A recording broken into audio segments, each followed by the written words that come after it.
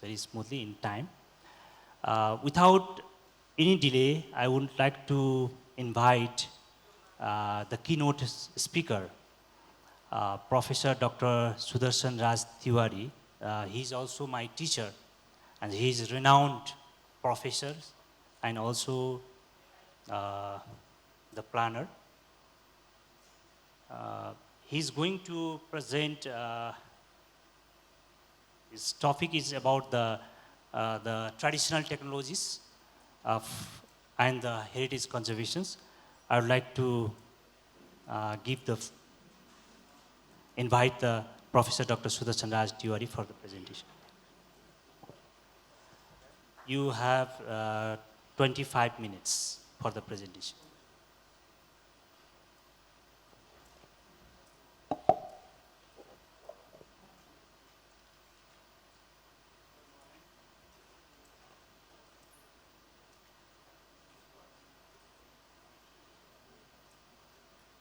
Should be working. Good morning. I'm going to speak about indigenous technologies and heritage conservation, mostly out of my studies and experiences. And I'd be mostly talking about building technologies, and I would not be going outside of heritage monuments. I think to begin with, it will be good to remember for all the Nepalese that we have been great builders since very long in the past. We built by 5th to 6th century, we had already built World Heritage class monuments. We were building Kailaskut Bhavan by 6th century. By 7th century, our builders were going to different places. We had started building the Jokhang temple in Lhasa. And in 13th century, we were invited to go and build very many monuments in China. And I think not only the technology of construction, not only technology of bricks and timber, but also technology of copper processing and waterworks, have been recognized as excellent achievements of our builders in the past. And now, today, of course, Kathmandu has many monuments which have been listed in the World Heritage list by UNESCO. And we would like to remember at this time that they have been listed basically for 3 criteria, like architecture, living culture, and our physical, tangible linkage to development of faiths in Buddhism and Hinduism. More than that, I'll be just talking about the architecture side, and I would like first to kind of talk to you about the monument architecture and what makes architecture, because technology, building technology or indigenous technologies are some things that it's not just technology to be used for heritage conservation, but is also a part of heritage itself. It actually defines the heritage itself. So there is a need to conserve the technology itself. So there are 2 aspects to this thought, that the technology has to be conserved, and then we conserve our heritage using that technology. That is the 2 premises my talk is based on. I think I have been a teacher for so long that I like to go into the basic definitions of architecture, and one of the most basic definitions of architecture was given in the West by Vitruvius and in the East by our Vastu Shastras. And if you look at them in detail, they emphasize that to make anything into architecture, 3 things are necessary. And Vitruvius said that was Venustas, Utilitas, and Firmitas. What that means is Venustas is the architectural aesthetic component of it, that it got to be beautiful. Utilitas means it must serve some good function. And Firmitas means it must be strong enough to last for centuries or at least for quite some time. So when you look at this, then the Firmitas component is what we're talking about, that to make buildings firm, we use the technologies, the different kinds of materials and methods that was available to us, and also developed those methods and in such a way that these buildings have been able to last to our present times. So they already show that they were really firm structures and firm technologies. Otherwise, they would not have come down to us by this time. For me, I think indigenous technologies, there is a need to know indigenous technologies for us. There is the aspect that we want to know is about the technology itself, about the materials and skill, as well as knowledge on which that technology is based. We sometimes tend to think that traditional technologies are just skill-based kind of activities. And they are not just skill-based activities, because there's a strong, whatever you want to call it, a scientific background or whatever background, a rational background for development of that thesis, of that technology. In Nepal, we have been generally looking at traditional technology more as a culture than as an technology itself. So I think for all of us sitting around in conferences like that, it will be important for us to emphasize that let us try to understand, know technology as technology, and try to use it as technology. Otherwise, what has happened is many of the studies of traditional technologies have been awarded literary awards like Madan Puraskar in Nepal. So I think that these technologies are still relevant, and the way to go about it is to seek out the knowledge in that technology and innovate on it. And innovation, we could probably do it in two ways.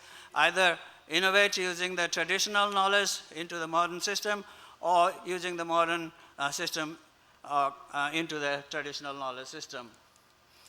There can be many advantages of studying traditional technologies. For me, there is the knowledge aspect that can be learned. Fundamentally, how the materials and methods are developed and work, this can be understood, and it can help in the regeneration of the thoughts and technologies, and also it can help in conservation and construction practices. To me, the most important aspect of indigenous technologies that are practiced in Nepal is their down-to-earth nature. They are not only using natural materials, but the method that has been developed and the principles that has been applied are so down-to-earth that they would probably have present us a great prospect of developing ecological technologies for the future, which is going to be very important for human societies to develop and not to kind of get extinct in the process if we do not go into the ecological mode of construction and living. So I already said that let's think of this innovation, innovate the modern with the traditional, or use the modern to innovate the traditional. So these two options could be used to me. So I want now to look at some of the things that we have done. We have seen in Nepal that introduction of modern technology, at least into the heritage, has not been innovative, actually has been disastrous to quite some extent. And I will give you some examples. Like in Kastamanda, for example, in 1968, the flooring of the Kastamanda building was changed. It had a timber flooring, or ordinary brick paving in some areas, and it was replaced by Telia brick and cement mortar, thinking that it will make that thing strong. And that is one of the reasons that led to the disconnect between the timber posts of the building and its stone supports. These tiles were introduced between the post and the elong. So that actually probably contributed to its failure in 2015 earthquakes. In 1970, the Yosi, or the central timber post of Bodha Chaitya, was replaced by concrete. At that time, it had been destroyed by a lightning strike, and the timber had burnt out. And instead of replacing with timber, they put kind kind of a concrete USC on the top. As a result, half of it was in timber and the other half in concrete. And in 2015 earthquakes, when it was affected again, then the restorers thought that the whole thing, concrete, had already been used, so they actually took out the USC altogether. And the new USC was built with a concrete pad as base, which is, I think the disastrous effect of it will probably be none in the next earthquakes, because the 2015 earthquakes gave us a lot of examples where the old technologies being replaced, how they actually were not compatible and led to disasters. In 1974, for example, in the 55-windowed palace, all the brick skin on the ground floor were replaced by what we call at that time the Chinese bricks made from the Chinese factory, which were supposed to be good bricks, and cement mortar was used. And the complication of it was when we were rebuilding it in 2003, we could not pull out even the outer layer of the brick. The whole wall had to be dismantled. I'll show you the slides, how bad that can be. And likewise, the traditional bricks on the outside were also laid on cement mortar at that time, and that actually caused a lot of problem. And in many hittis of Kathmandu, water was piped in using GI pipes, and that destroyed actually the hitti system altogether. And due to these kind of actions, in the 25th year of our listing, we were put in a list of danger by UNESCO in 2003, and it took us 4 years to get out of it. I'll show you some of these. This is what had happened after the 2015 earthquake. The building of Kathmandu had collapsed, and the archaeologists had removed all this, all the skin on the top, and you could see that this fourth column that I have shown there, that was actually, there was 4 layers of brick between the timber post and that stone pad. And so a column was essentially hanging in the air. We thought that, I think our misunderstanding of the technology, the way it was applied, it doesn't connect the timber with stone. That was not understood. So of course, when we use it today, we might not be doing this kind of disastrous thing. But what I want to emphasize is that incompatibility and compatibilities are something that got to be analyzed before we do anything. And this was what happened when we opened the 55-windowed palace ground floor wall. This is just the outside skin was opened, and you could see that use of cement is, what happens inside the skin is something that is not really well managed. And cement mortar was just put in, so much of it was put in that it kind of pulled out the other part of the wall. This wall was almost 90 centimeters, and the whole 90 centimeter wall had to be removed just because of 2 skins on the outside, which was using cement mortar, meaning too strong mortar. Use of too strong a mortar led to this kind of problem. And you can see in this sketch what we have been doing. We have been introducing GI pipes water supply system into our heritage cities. Now, when you do that, of course, what you do is you destroy the traditional channel, you destroy its filter contraption at the back, and also introduce local pollution into the water system itself. And we tend to think that this is a better way. This was actually very bad. This is one example I'd like to show you. In the 80s, we thought the best way to waterproof our roof is to put the tar felt roofing. Traditionally, we put mud to lay our bricks. And here, we put the tar felt and used some timber strips to hold the tiles. And when the earthquake happened, this is 2015 earthquake and an effect on one of the buildings in Bhaktapur, you will see that the whole tiles just slid away because there was no connection between the tile and the timber structure that was supposed to take it. And this kind of failure is what I mean by modern technologies. The introduction of it without proper thoughts and compatibilities would have led to such destructions. So to me, I kind of have been doing some kind of research in these kind of materials and methods. So I Most of these research have been on looking at the foundations, walls, floors, and roofs of buildings. I'm also interested in looking at the process and skills involved, how the construction processes actually held, and that I think is also a part of the heritage, because how we build what we built, and not just the methods and the materials, but also the process. And also, some of my talk is based on the observation from the 2015 earthquakes. And I have basically experience of working in two conservation works. One is the 55 Windows Palace Conservation, which I was involved between 2003 and 2008, and also Kastamanda, which is currently going on. So what I'm talking about is going to be there. So one of the interesting things that I found in the traditional technologies in Kathmandu is their way of dealing with dampness. We were not using waterproof technologies, but we were being affected by monsoon in such a way that the building crafts and building technologies and material use was actually aimed at dampness prevention, because they had to protect the wood, mostly to protect the wood. So they used elong or stone base for the timber column. They used lakasi or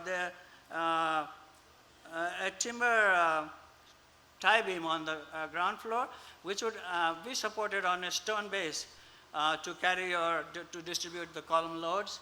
And we also find a use of tepuno, which is if we use paired columns, and all the time these double posts were always put on a single stone pad on the bottom. This you could see were all intended to protect the building from dampness. The other thing that we see is the development of what the locals call dachiapa. And dachiapa is an interesting development because it's wedge-shaped brick. And the reason why it was developed by the local technocrats was, I think, because they saw that they were using mud mortar and the rain was actually dampening the wall through the mud mortar.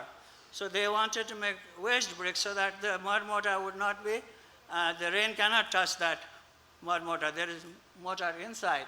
And they also used yellow mortar to seal the joints, whatever little joint was there.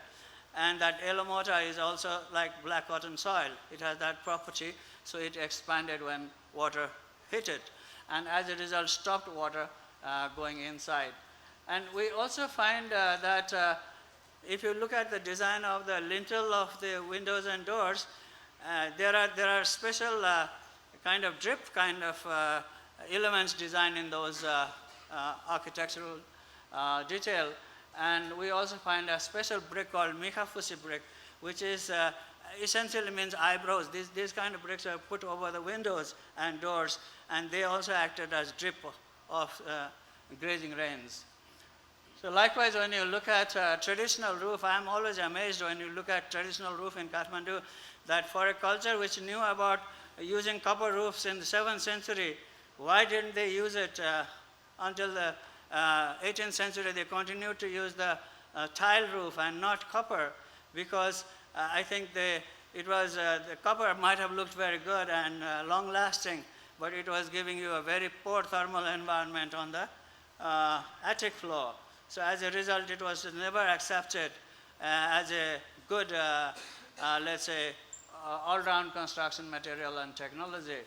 I already talked about this Tarfel disaster, but we also note when we look at these buildings that we have got at the corner of these roof of temples, you can see these kind of tiles which are actually saddle tiles, which looks like birds sitting there. And these saddle tiles, the only purpose they were serving was to avoid the rain falling into that corner where 5 or 6 pieces of structural wood come together, struts, rafters, eaves board, etc. So those are the kind of things where we think the material development itself was being looked at. And one thing about the mud backing of the roof was that they used the tiles, jingati, which was porous, and so water would go in and actually wet the mud. But they used a sufficiently thick mud so that it would not reach the timber members. And so when the rain stopped, the mud would start the drying process. When the drying process starts, it drew the heat from the attic, and as a result made it cool. So that thermal advantage, I think, was what was used by us. So you can see this thing. This is what we saw in Kastamanda, that you can see there is the use of suspended floor has been made. There's a gap on the floor there so that the timber floor is ventilated, and the timber posts are sitting, the inner posts are sitting on the elon, whereas the outer post was sitting on the lakase. You can see the timber base.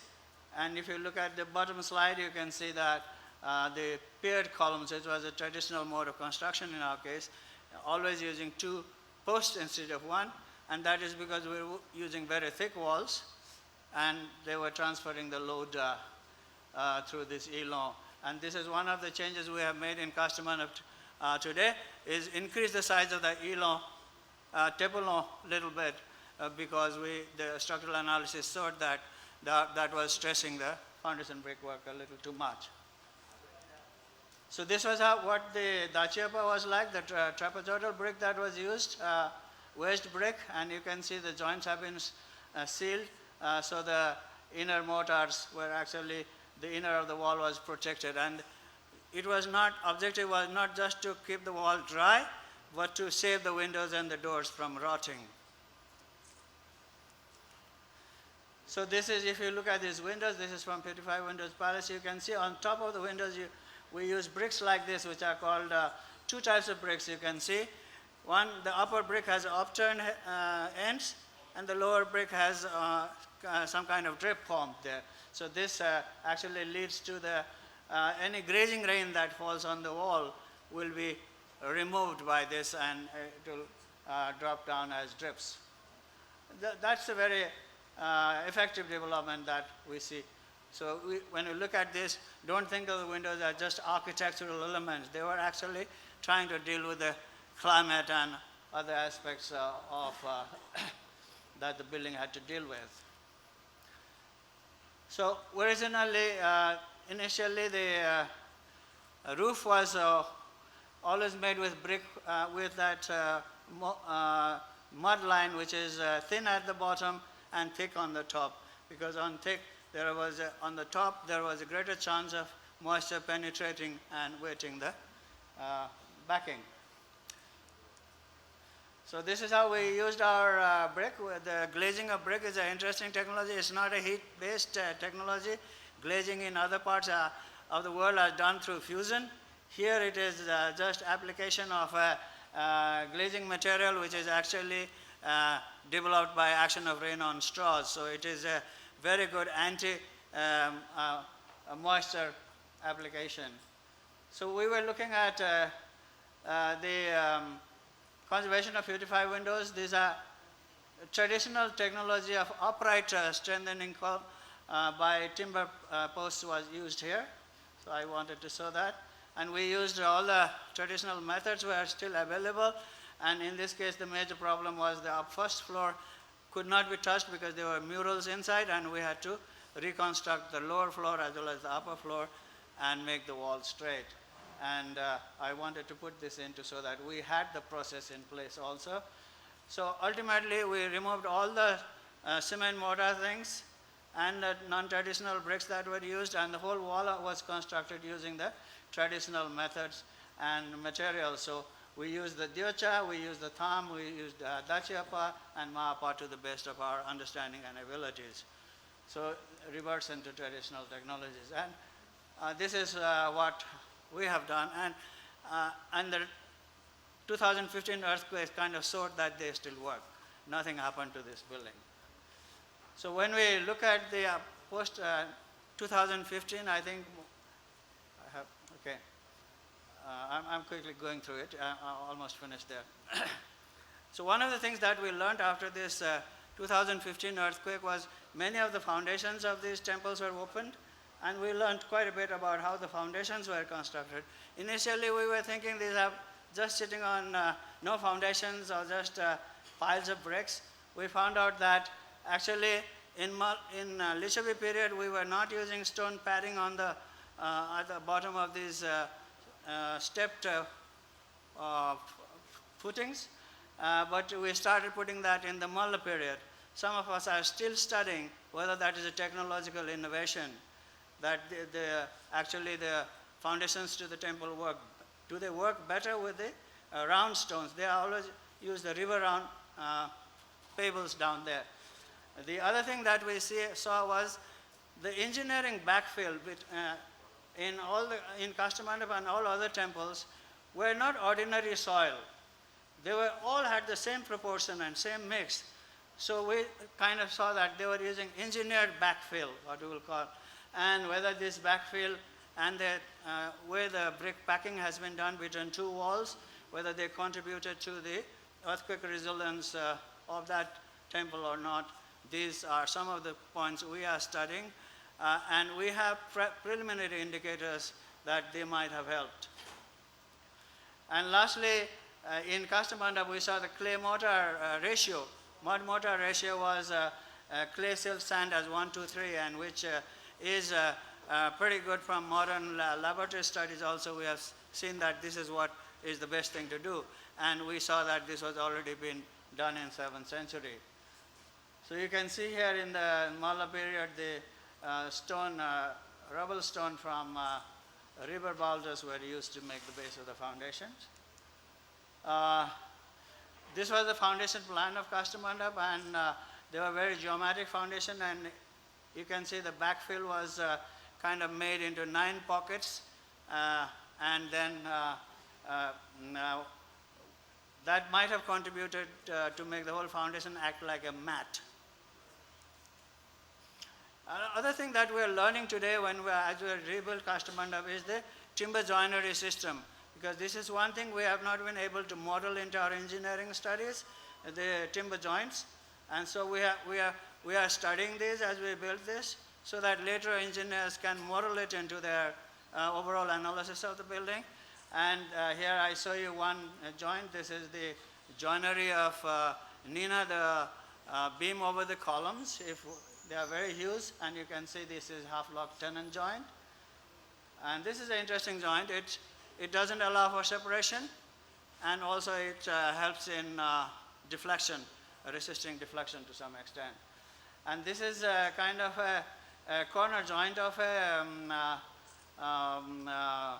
lintel tie, and you can see that this is a very complex joint. It uses mortise, lap, and meter together, and once it's put in place, it kind of locks itself in, and so there's hardly any movement. If you can save your timber, this joint lasts forever. So this is the general construction technology of the timber capital.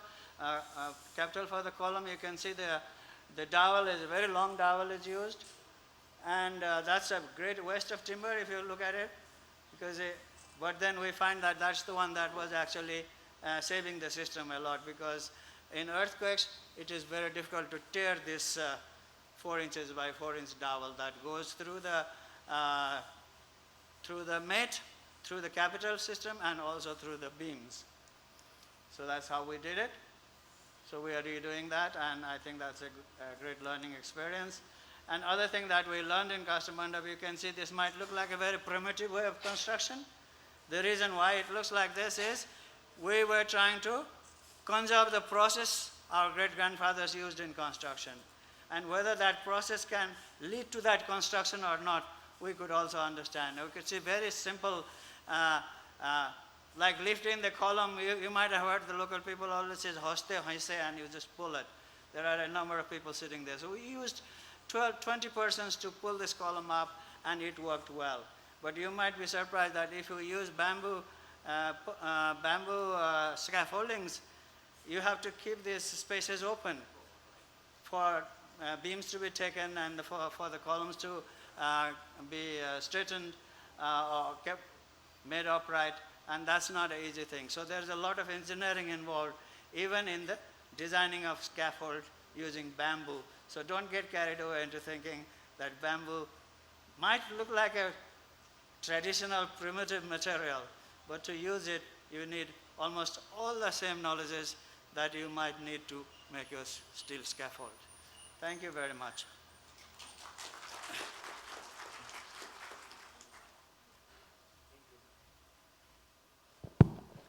Thank you very much, Professor Tiwari, for your interesting and very insightful presentations. It was really a eye-opening presentation. He made a very powerful statement. Indigenous technology is heritage. So as engineers and architects and planners, we must think, rethink about it, and while our practice, we must keep it considered for the reconstruction activities and the other activities. And he had given the very good examples how the this modern technology is embedding the traditional technology, which is reconstruction and repairs. Thank you very much, Dr. Tiwari, for your good presentations. Now I would like to request the next presenter, Mr. Arjun Koirala. He's from the CDM Smooth International, and he's going to present about the post-earthquake design lessons learned on resilient reconstruction of public infrastructure in Nepal. Your time is 15 minutes. Please. Thank you, Chairperson. Namaste and good morning. I'm Arjun Koirala from CDM Smith. CDM Smith is a US-based architectural and engineering consulting firm that offers services in the areas of transportation, water supply, environment, energy, and facilities. At the moment, currently, CDM Smith is engaged here in Nepal in a USAID funded project for reconstruction of health and educational facilities that were damaged by the earthquake. We're also partnering with local consulting firms and other organizations like ANOT, Creatiers, SILD, MRB, CORD, and also a couple of NGOs like CCDN, RHF, and the Sahakari Nepal, which work in the districts where we are engaged at the moment. Looking into the areas of USAID's reconstruction support, it widely ranges into different districts that were affected by the earthquake, but primarily in a project that I'm referring to, which is called Nepal Reconstruction Engineering Services Project. These services are limited to a number of districts, basically into Kathmandu, Bhaktapur, Makwanpur, and Sindhuli districts, whereas at the same time we are also offering services to USAID in other districts as well. But my presentation today will be taking references of our designs of the health and educational facilities that are spread in these geographic areas, particularly in 4 districts. My purpose of presenting this design lessons learned is to share with you the philosophies and the methods that we adopted in designing these facilities. And basically looking into the possibilities and the extent that we're able or we still need to work on that to achieve the framework set up in the post-disaster recovery framework. So basically I will be taking reference of the PDRF and comparing with the design elements and considerations that we try to blend into that. So basically the various Nepali guidelines and the standards have been the primary references for our designs. Of course, we try to take opportunity to complement with the international standards and the practices, but trying to also demonstrate how these guidelines can be translated into a doable form with the necessary details. This is, I think, one of the areas where we tried to put our efforts into. Looking to the PDRF, basically it outlines our strategies, objectives, and a series of framework for reconstruction. So I'll be taking the reference of these PDRF frameworks elements and then comparing that with or highlighting some of the design considerations that we took into account. So in my presentation you will be seeing on the upper part, these are the frameworks from the PDRF, and these are the kind of design elements or the considerations that we took into account. So, for example, as the first framework talks about providing shelter on site and maintaining and restoring local livelihood, culture, and traditions. So, we guided from the very beginning the community to set up the temporary service center or learning centers to continue their learning environment or health facility operation systems, possibly within the site, and if not, then in the proximity of the existing sites. We consulted with the management committees of schools and the health facilities, and we incorporated their feedbacks into our design. So some of the cultural elements, some of the traditions, for example, having Bhumi Puja or the groundbreaking ceremony together with the communities, and having the Saraswati temple in the appropriate locations as defined by the communities. These were a couple of elements that we took into considerations. For the in order to have social infrastructure constructed in a disaster resilient manner, we adopted careful selection of the sites that had hazards, rather multiple hazard situations were excluded, and then alternative sites were taken into consideration. If not, then mitigation measures for the hazards were also taken into account. The National Building Code standards were taken into considerations, and these designs comply with those requirements.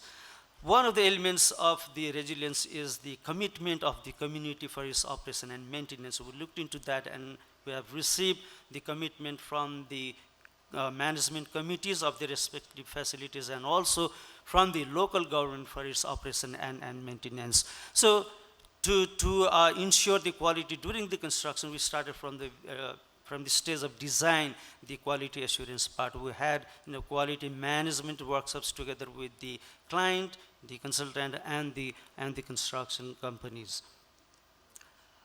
In order to promote the local use of materials and then use of the local skills, the specifications basically focuses into the construction materials that are widely available in the districts, be that pine aggregate or sand aggregate, cement, and the steels. And to look into the attempt that we're trying, in the case of the Kanyamadari school, this is the before situation. We are trying to maintain the same kind of facade and the architectural form in the new design of the reconstruction.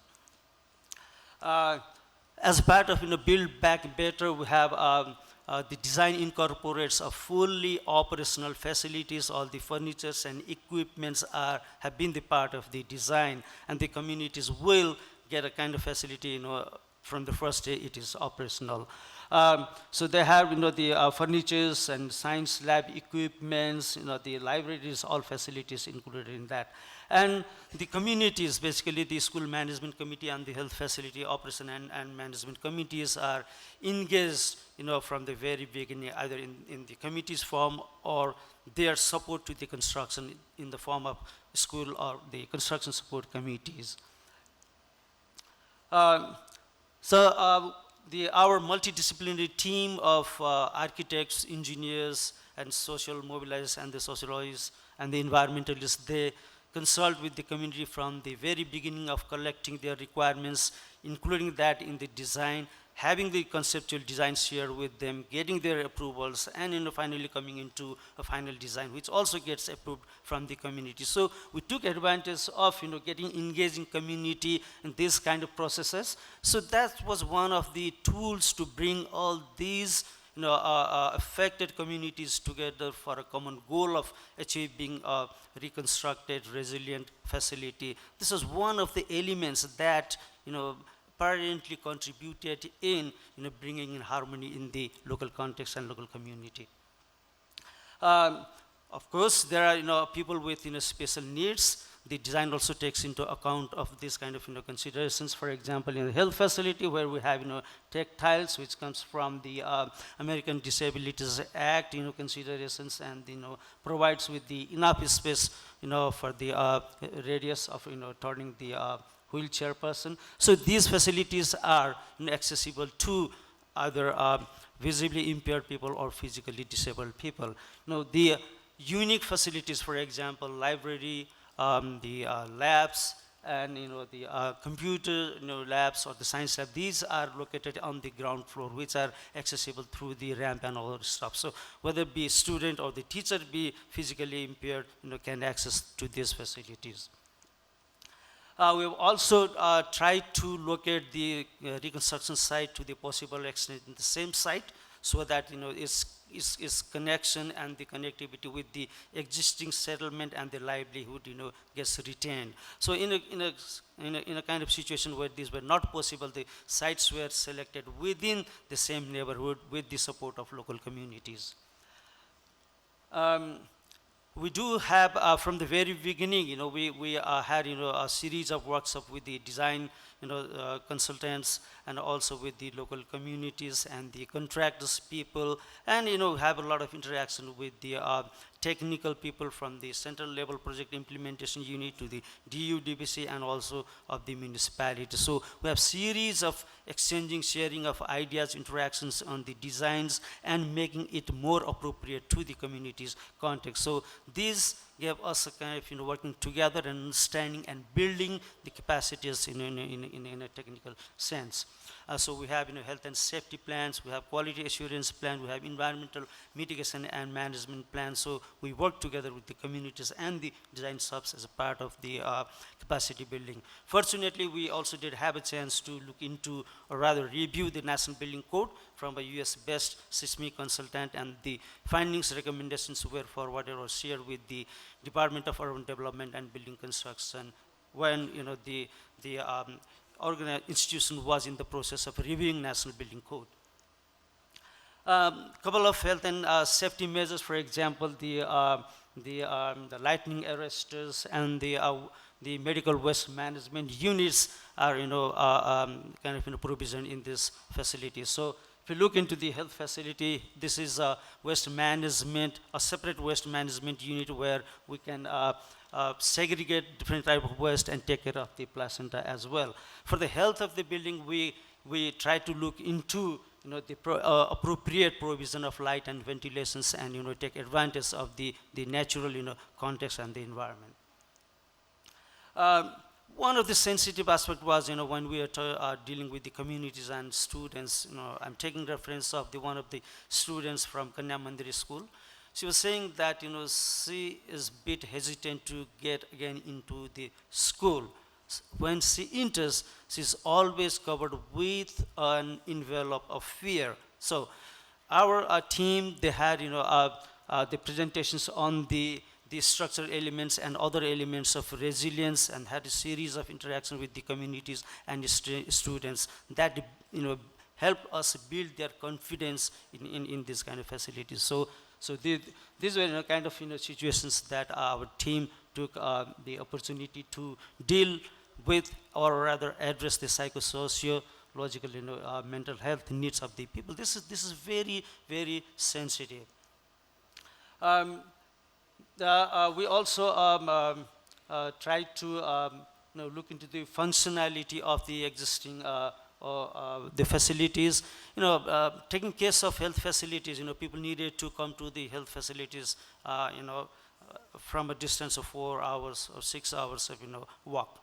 So whenever one the patient party comes in, they find difficulties in getting back, and that prevents them to have access to these kind of services. So in the design, with the feedback of the communities, we incorporated an element called caretaker's room, which provide the facility of 1 bedroom with kitchen, dining, and a separate toilet. So now any patient comes in there, and then who needs to walk about half a day to get back their home, and if they need to stay there for a couple of days, they do have this kind of facilities. So a couple of things, privacy for the maternity ward, and then gynecological patients, this kind of privacies have also been secured.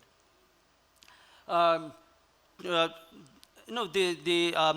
example, the students in the school, they are of different age groups, so we need to provide this kind of space, a separate space for the separate age group. So to the possible extent, we try to separate the courtyards or the play area for the students of different age groups. Similarly, the furnitures were also designed for different age groups. we also looked into whether we can incorporate the elements of preparedness in the risk reduction capacity. Then in a couple of examples on that, we have the every facility has the kind of evacuation plan, and after the handing over of the facility, the communities and the students or the beneficiaries will be given kind of training on that. That includes evacuation drills and fire extinguishers. You can see all these plans here. So, so there is careful selection, of the site, and the multi-hazard kind of scenario has been assessed, and the mitigation measures, devised accordingly. One of the major challenges was, to address the gender equity and social inclusion part. So the site selections in these districts, primarily Makwanpur and Sinduli, turned out to be, with high concentration of disadvantaged communities. So we work into that, and within the district also, while identifying the health and educational facilities, we looked into the number of the disadvantaged population, and also in case of a school, the number of girls students, and also the students from disadvantaged communities. So these were the basic criteria in the identification or the selection of the facilities. So these were incorporated into that. And if you look into the design part, it includes the separate arrangement for the male and the female students. Basically, not only the blocks are different, but the entry points are also different, which we got kind of input from the communities to have that way. There are changing rooms, and there are sanitary napkins, disposal bins. Additionally, we also provided an JC advisory support to National Reconstruction Authority, to support in their activities.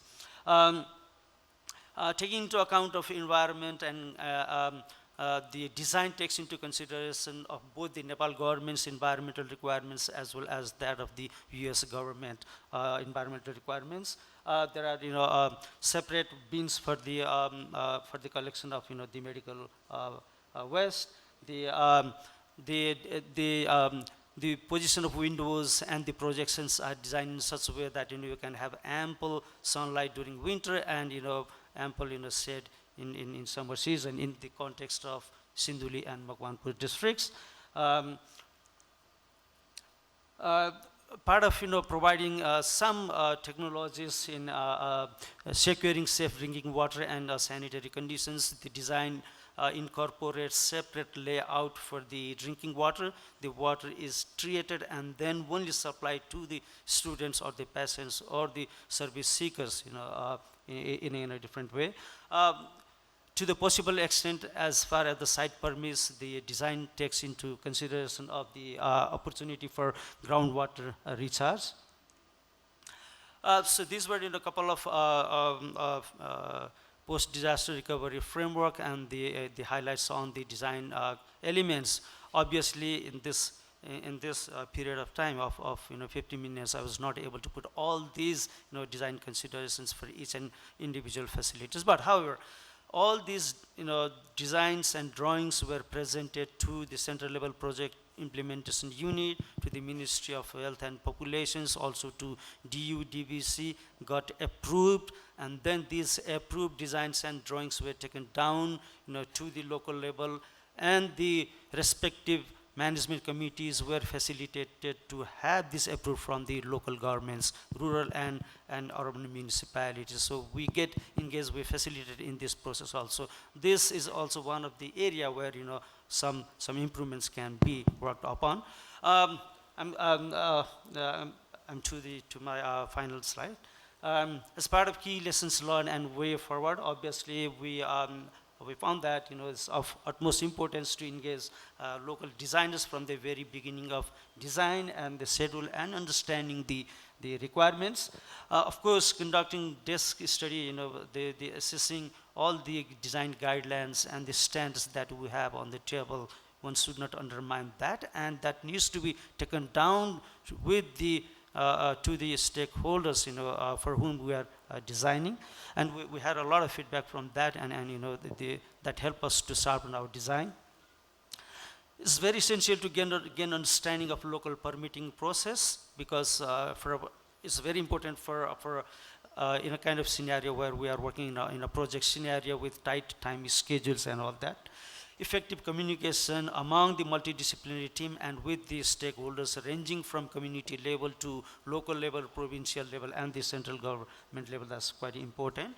These facilities are designed, constructed, and will be handed over to respective families. So respect their culture, traditions, and incorporate that in their design is also one of the essential elements. And as a part of way forward, I would like to propose to hold similar kind of design lessons learned sessions among the agencies and stakeholders to jointly work on identifying the improvement areas and propose accordingly. Yeah. Thank you very much for your patience. Thank you. Thank you very much, Planner Arjun Koiralaju, for your very comprehensive presentations. It's really a lesson learning presentations. We can take message how we should consider the different factors, including the community engagement, disabilities, environmental disaster during our reconstruction project. Thank you so much for your nice presentations. Now I would like to request for next presenter. The next presenter is Dr. Hariram Srestha, past president of SCAF and chairman of Advisory Council of NEA, immediate past president of NEA, and he's also the executive director of CDF. He's going to present about the pedestrianizations for the sustainable urban mobility for better tomorrow, a vision for harmonized resilient society. Floor is yours.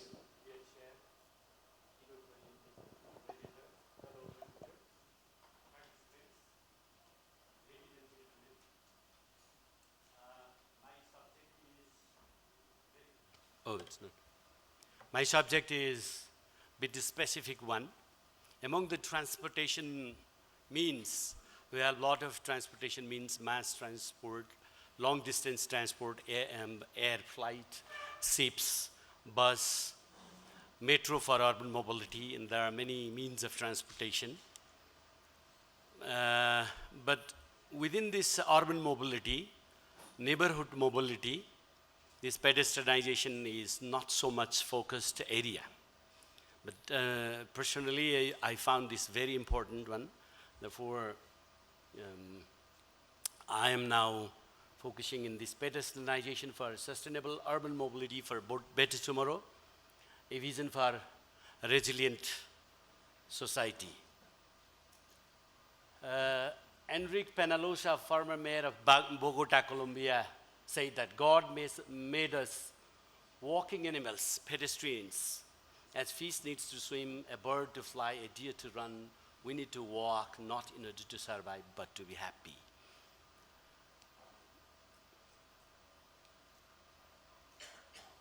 Oh,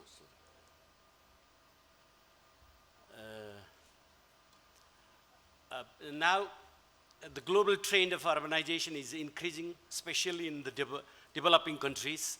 Developed countries have already more than 80% urban population. Countries like Nepal, we have very less than 1/3 urban population, but it is increasing rapidly. Therefore, by the time it 2050, almost 3/4 of world population. That time it will be 9 billion population. So that population will be in city area. Therefore, this urban mobility is very important for us, and then for its sustainability also. And for urban mobility in developing countries, the new trend is coming, that is for BRT and metro transport, rapid transport, mass transit system is going on. That's fine, because when the population grows, it justifies for that. But in developed countries and developed cities, now they are going for non-motorized transport, that is basically pedestrianization, walkability, and the cycling. And then, well, in developed countries, car is not a symbol of prestige, but that is still the case in developing countries.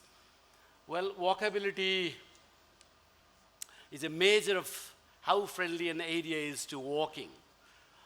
In whole area, this walkability is now a tools to measure the quality of life in different cities. There are a lot of parameters developed to measure the walkability index. Therefore, let me not go much in detail about that. But walkability is the function of mobility, whereas pedestrianization is the means of walkability that considers during the planning in implementation of providing favorable infrastructure. Therefore, this walkability and pedestrianization is a very synonym item. This walkability is the fundamental of sustainability of urban mobility. And let me go to the figure. Walkability is an important factor in livability because it promotes active forms of transport. Increasingly physically inactive and sedentary lifestyle are a global health problem and contribute to around 3.2 million preventable deaths every year. Therefore, this built environment, let me not go in the built environment also, what we developed in our settlement, in our area, neighborhood, that is the built environment. There are a lot of papers, research going on in this walkability and pedestrianization. One book from Adele Peters, and that is very important. I found it, and there is a 50 benefits of walking and walkability. Let me not go much in the details. Only I will focus on some research findings only. The health benefit is definitely one very important one. Inactivity is the fourth leading cause of mortality worldwide. Physical activity dropped 32% in 4 decades in the US, 45% in 2 decades in China. For people over 60, walking 50 minutes a day can reduce the risk of dying by 22%. So there are a lot of these data available. It helps loss of weight. It reduces the risk of chronic disease, and it makes people happier. See, and after this, there is safety benefits. Safety benefits, the more than 270,000 pedestrians are killed worldwide every year. For that, better street design and policies that reduce the speed and can obviously help reduce the risk of crashes, just shortening a long crosswalk, reduce the risk of pedestrian death by 6%. It brings by eyes on the street. The eyes, more the people, pedestrian people in the street. So there'll be more safer area because those streets are looked after by many eyes. With 5.9 million cameras in public spaces in UK, whereas encouraging more people to walk is a cheaper way of increasing surveillance and making still feel safer. And it reduces crime as well. You see, in Kansas City neighborhood, the crime dropped 74% after the street made vehicle-free zone. Social benefits, you see, it makes more vibrant, definitely, and then sense of places, and also the driver, it's a driver of creativity, and then it is universally accessible to everybody because it is the one we don't have to learn driving skills and take license. This is a universal access, and it fosters social interaction, and it strengthens the community identity. And then you see, in Ireland, one study found that people in walkable neighborhood had 80% more social capital than those living in car-dependent areas. And it is a connection of cross generation. It connects cross generation. You see, the young and old youth, all we meet in the street. It builds inclusiveness also. And there is a more economic benefit as well. Pedestrian spends 65% more than the car drivers or in area. And then in Dublin, you see, employment also increased. The redesigned pedestrian-friendly neighborhood led to a 300% increase, threefold increase in employment. Overall, biking and walking provide an estimated return on average of $11.1 every $1 invested in pedestrianization.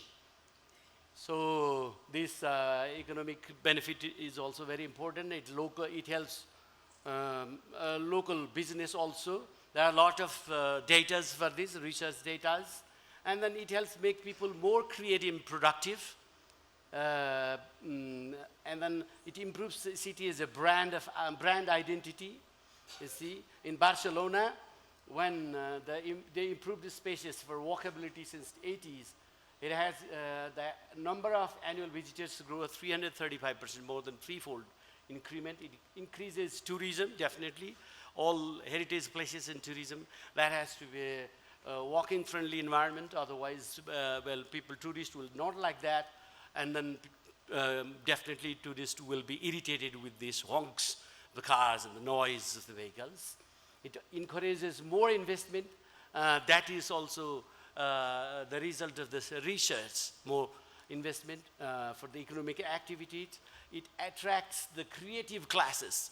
There are a lot of events that organize in the vehicle-free zone, pedestrianized zone. It increases the land and property values, definitely. When there are more economic activities, that will definitely increase the property values as also. It sinks the cost of traffic congestion. When we spend more time in the congestion, that will definitely reduce the economic cost and value of traffic congestion. And it saves money on construction and maintenance, definitely, because it will have a less damage than other big infrastructures for urban transportation. It reduces healthcare costs, definitely, when we are more healthy. And the US spends $190 billion on obesity-related illness only. So globally, it has a big cost. And then it reduces dependency on non-renewable resources. When we walk in the short distances, instead of using other motor vehicles, that will lessen the carbon emission, the greenhouse emission also. And this is the big contributor of the carbon emission and then global temperature rise. And environmental benefit also, you see. One car-free day in Paris got 40% of the part of the city. The smoke reduced by 40% in the car. You see, and then ambient noise, definitely there'll be less noise in car-free zone. No honks of motorcycle, no vehicle noise, everything. And then it improves microclimate. It reduces to maintain the city temperature. It builds, other than that, an enhanced livability. There is, every year the world cities are compared, the livability index, you see. It was Melbourne earlier, now since last 2 years it is Vienna, Australia, and many other countries, other cities are following that. And this livability also increased by the pedestrianizations and walkability. This promotes public transit. It increases permeability. It bridges the barriers of the big infrastructures like these highways and then big bridges. Also, it connects and it makes cities more competitive. You see, Melbourne redesigned its center for pedestrians. It saw an 830% increase in residential area. And then people will definitely love to stay in the more livable cities. And it builds political support also. The city where the mayor is more focused on non-motorized transport like cycling and pedestrianization. They are more liked by the people and they prefer repeating them. For example, you see the mayor of this Spanish city, Pontevedra. In 1990, when he started doing car-free zones, pedestrianized in the cities, he is still running for a 5th term, and people like to continue him. It's a political benefit for them also. And then it builds engagement in many areas when the pedestrianization is happening, and the crowdfunding, the people themselves automatically when they started funding for the pedestrianization and many other added walkability related infrastructure also other than the government funding. So it encourages most stakeholders to participate. In Los Angeles, where commuter was 64 hours at traffic, you see every 10 minutes of commuting costs community involvement 10%. So the stakeholders is participation is more likely there, and it inspires civic responsibility because people gather, talk, discuss about the community, and then civic responsibility increases. It helps to create resilient society. In the this time of disaster also, you see, the sustainability behavior, greenhouse gas emission reduction, a more resilient society, and then it's a tool of urban generation. In Madrid, walkable park along the river led to investment in new sports areas, plazas, cafes, and then renovation of historic landmarks, all those things. And then follows flexible micro solutions. It has a very easy customized solution that can be produced, devised within the discussion among the neighborhood. And then you see the cultural and heritage site support and prevention. In Beijing, you see, when it quickly modernized and many new buildings, infrastructure came in, the pedestrianization, the pedestrianized several ancient areas and narrow streets, bringing new visitors and saving part of the city that otherwise might have disappeared.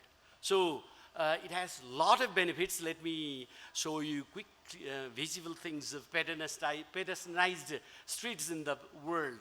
And now there is a measure to measure for the walkability.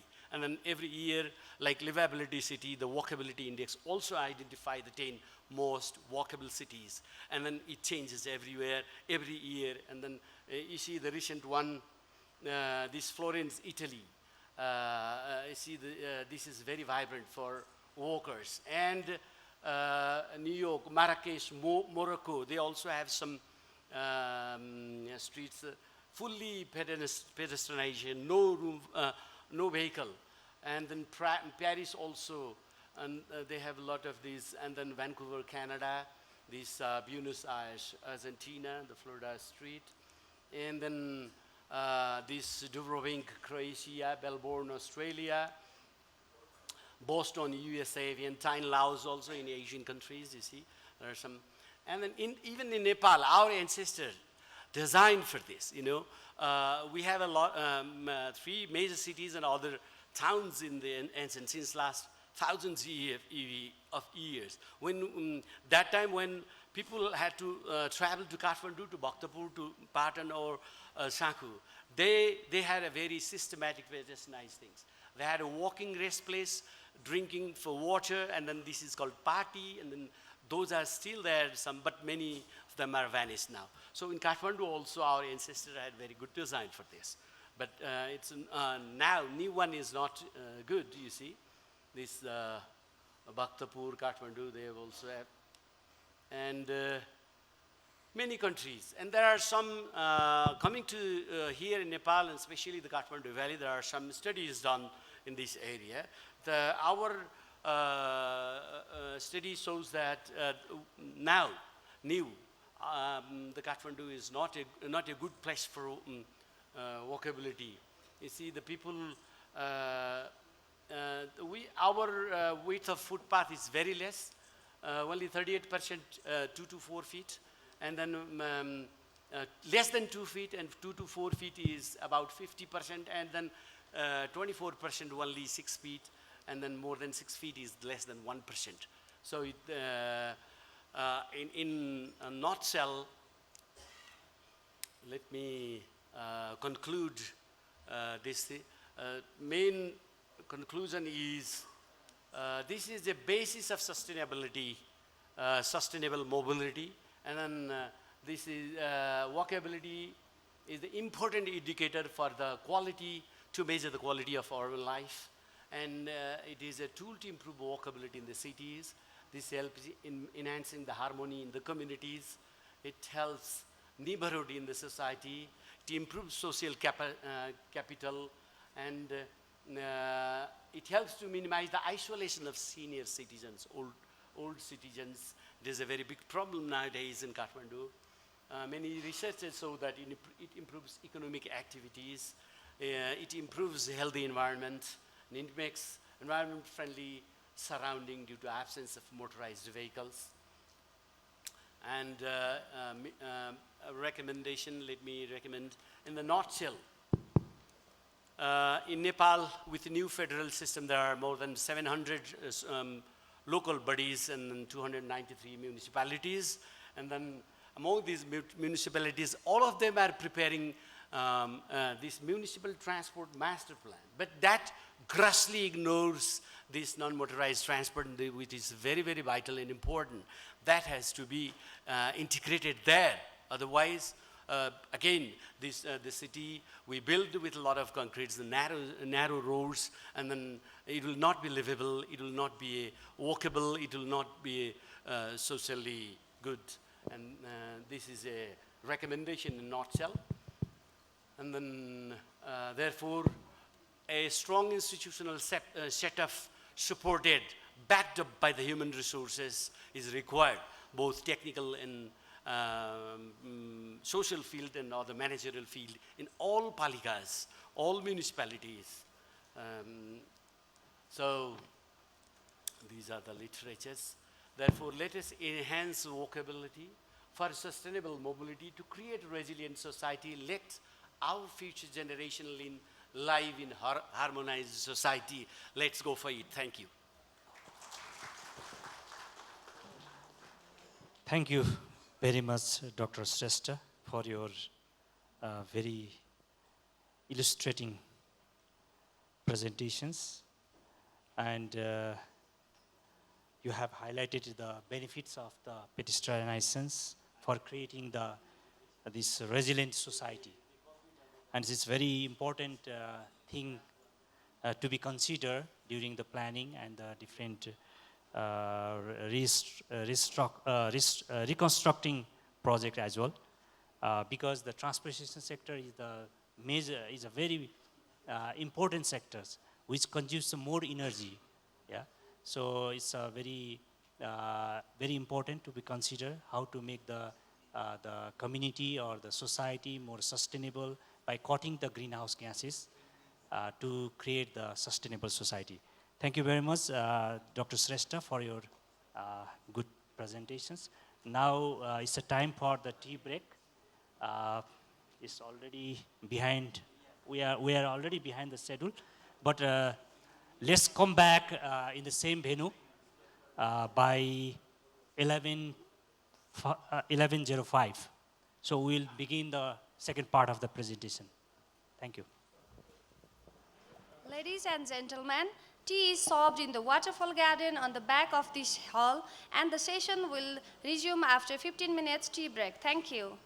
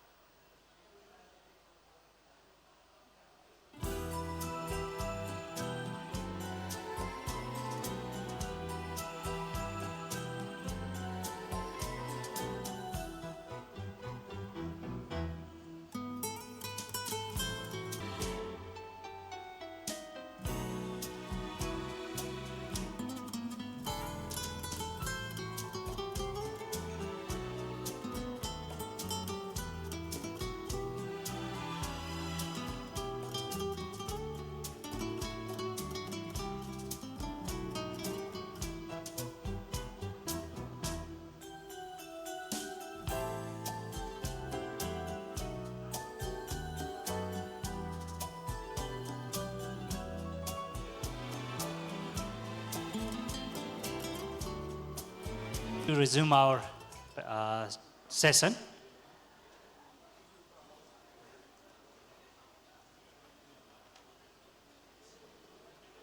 So in the second part of these sessions, we have only the two presentations.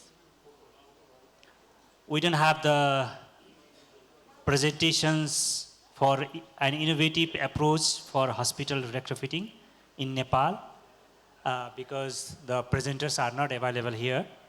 So we just have the two presentations, so we have a little time for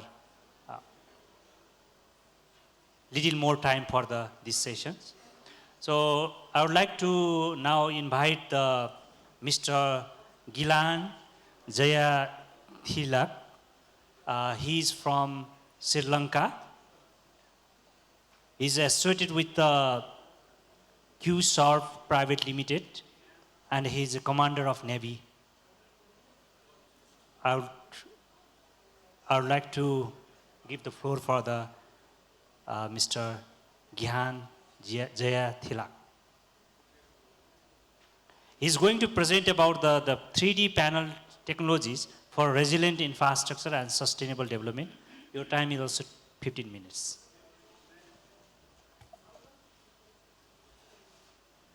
Namaste. Namaste and good morning to everyone.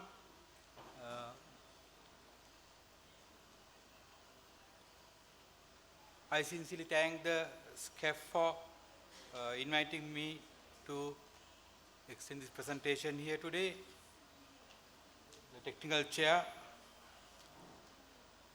ladies and gentlemen, I am going to present on 3D technology for resilient infrastructure and sustainable development.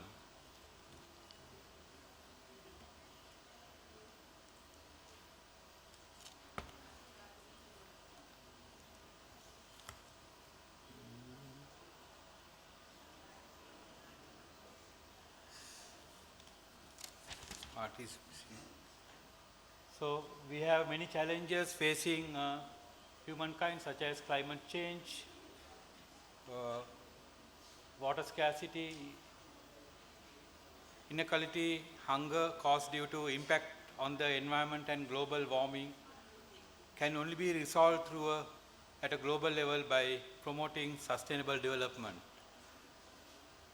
So all the countries, not only Nepal, the countries in the region as well as the countries in the globe, we face earthquakes, floods, then hurricanes, typhoons, tsunami, etc. The scarcity of natural material and skilled manpower, development of new technologies, facilitating design of infrastructure resilient to natural disasters, financial constraints, etc. are the main challenges faced by the developing countries in their goal to economic development and sustainability. So impact of natural disasters. So over 4,000 natural disasters impacted communities around the globe from 2006 to 2016. So on average, this equates to more than one disaster event per day. The number of disasters and their impact on the social and infrastructure systems has increased steadily, affecting more than 75% of the world population since 1980 and caused staggering economic and human development setbacks. These events killed nearly 1 million people, left over 21 million people homeless, and cost nearly US dollars 6.3 million in damage worldwide. So according to study, Nepal is ranked the fourth most vulnerable country in the world in terms of climate change induced hazards. A survey of 200 countries ranked Nepal in 11th and 30th places as the most vulnerable country in terms of earthquakes and floods respectively. Unfortunately, Nepal is not responsible for producing toxic gas, but it's affected due to the other action of other countries. This is the disaster trend in the world, and with action taken during after year 2000, it has been reduced by the action taken by developed countries. So in order to find a sustainable solution, we need to study the causes that impact on the environment and global warming, resulting in natural disasters and catastrophes.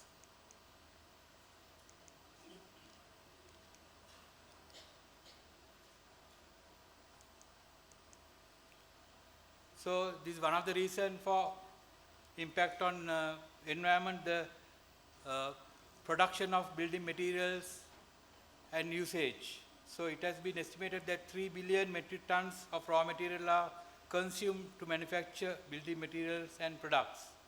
The building industry is second largest consumer of raw materials after the food industry. So if you go through these slides, it says the amount of energy consumption, atmospheric emissions and material use, water usage, solid waste and liquid waste generated by the construction industry. This can only be solved at a global level by promoting sustainable development with resilient infrastructure that withstand natural disasters. A commitment to social progress, environment balance and economical growth. So these some of the definitions in the resilience and sustainability. I will not go through this because lot of presenters have defined this one.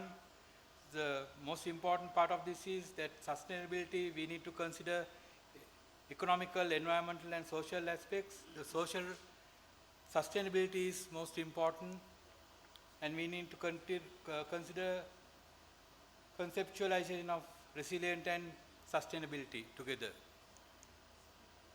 So these are the factors that affect resilience and sustainability.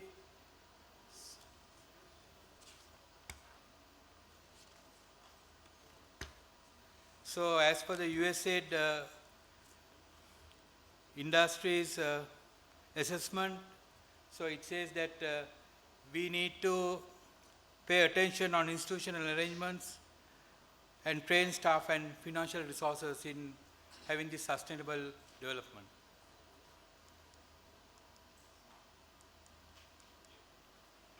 Hence, we need to find resilient and sustainable solutions that is low in cost and affordable for developing countries like us, technically feasible and practical in implementation or construction, which preserve the nature and the environment.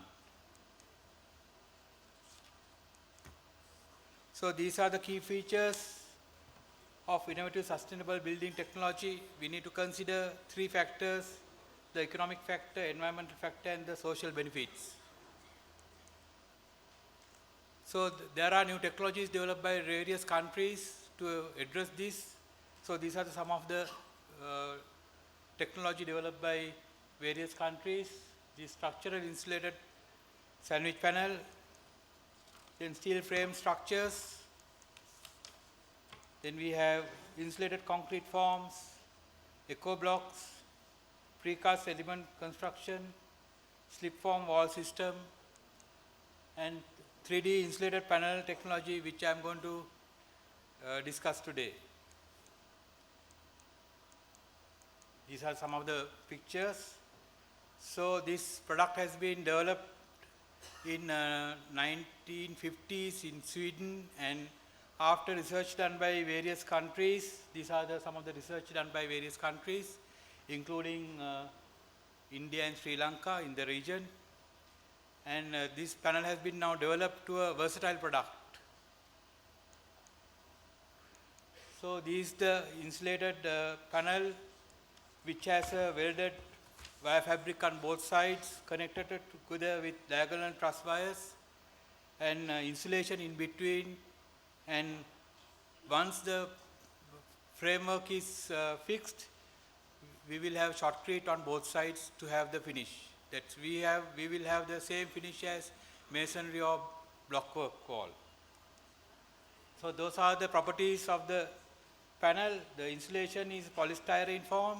It's a byproduct of styrene. The thickness varies from 50 millimeter to 150 millimeter depending on your structural requirement. The material for welded steel fire is low carbon grade galvanized wire. The diameter varies from 3 to 4.5, and the mesh size also varies according to your design requirement. And the diagonal wire, you can have either stainless steel or galvanized wire, and the steps longitudinally and laterally according to your requirements, design criteria. So generally the number of diagonal bracing rods, it's 100 pieces per square meter. So once that panel is installed, you do the shotcreting and second coat plastering, which forms to about 50 to 60 millimeter in thickness. So these are the design manuals, some of the design manuals developed by the various countries. We have taken the technology from Nicaragua, and we have produced our own technical manual, and even in India they have, last year they have published, 2017 they have published a manual on this technology. So this is the construction procedure. This video will just give you a glance of what the construction is. So once the foundation is laid, you can have dowels driven to the foundation. For the foundation you can use the panel itself, and the vertical wall panels are fixed to the dowels and aligned and connected together with clipping tool, and your services are sent through the panel by heat gun melting the foam polystyrene sheet. So you don't need any heavy equipment. The panel can be handled by 2 people, and additional strengthen if you need. You can have reinforcement connected to the welded mesh, and once it is done, you cover the panel with shotcrete. This is a cement sand mix of 1:3. So you reduce your material usage during this construction, and the panel you can turn it to any shape. Architectural requirements, you can use the panel for different shapes. And with the connection of walls and slabs together, this forms a monolithic structure which will act as a shell. So it's resilient to the earthquake, tsunami and other natural disasters. So this is environmentally friendly and low in cost.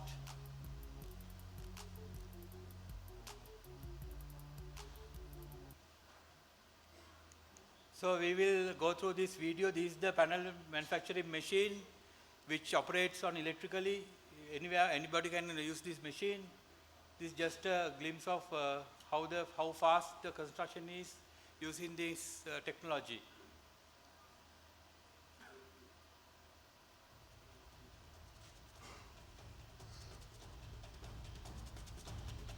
This video taken from Chinese construction.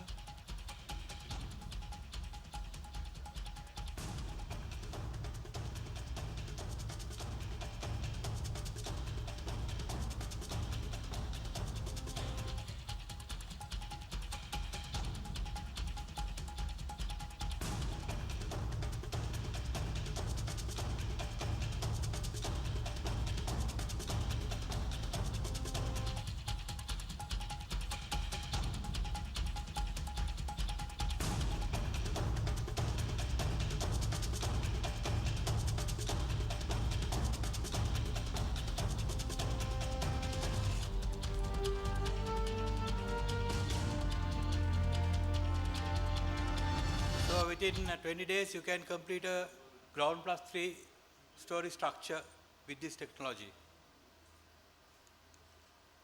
So these are the advantages of 3D panel technology. So fast quality construction, strength, you have a more greater strength because the entire structure acts as a shell. and it resistance to fungi, mold and insects, pro-environment and energy efficient because it saves energy, 50%, 50 to 80% of utility cost on heating and cooling. And durability, this has about serviceability of 50 years. And fireproof, under STM E84 it has been tested.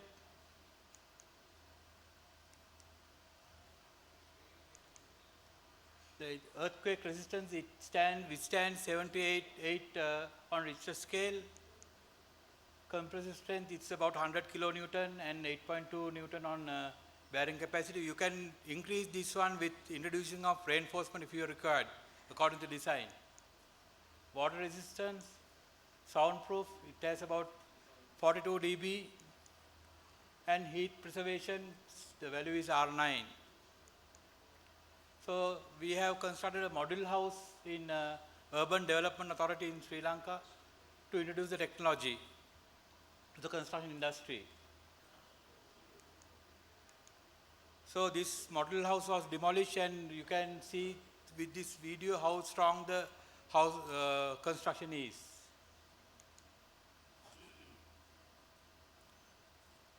See, even after breaking the bottom part of the building, it still withstand.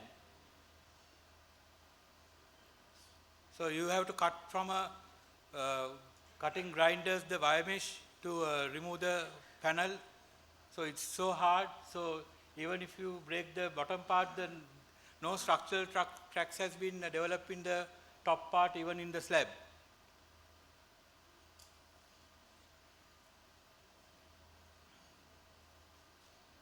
See, with this video you can see the person is hammering from this side, but nothing is happening to the other side. No cracks has been developed from the other side of the wall. Because the panel itself will absorb the hammering action. So this can be usually applied to residential buildings, even for floors, walls, roofs, stairs, and public and commercial buildings. For pools, sound absorbing protective fences, warehouses and vegetable stores, etc. These are the few projects completed in Sri Lanka. The first project was we have built 242 type houses for tsunami affected SOS Children's Village in Kayankani, Batiklo, that is the eastern side of Sri Lanka, which was heavily damaged due to tsunami in 2014 December. This is another project which we have done extension to the existing hospital with another additional floor with the same, using the same safety margin for the existing building. So the lightweight of the panel will facilitate this type of additional floors to a existing building. And this was constructed while the hospital was in operation. So this is some of the projects. Hotel in Mahayangana, Northern Central Hospital in Jaffna. The entire hospital was built with this panel, even the slabs, balconies, stairways, everything was done with this panel. This is the project done in southern area of Sri Lanka, in Yala. This is a Wild Coast Central Lodge. This actually won the Archdaily Best Project for year 2017 and DFA Design for Asia Award 2018. So the 3D panel have advantages of construction in following places. So you can have it in marshy and sandy soils where the bearing capacity is low because the panel weight is less, so that your foundation requirements are less. Earthquake prone areas, construction in underdeveloped and inaccessible areas for transport, such as the places in Nepal where you have hilly areas where the accessibility is not possible. Reconstruction and refurbishment of existing buildings in high dense urban areas where you don't have to have big equipment. What you need is an air compressor, operating the pneumatic tool and the hopper gun and cutting tools.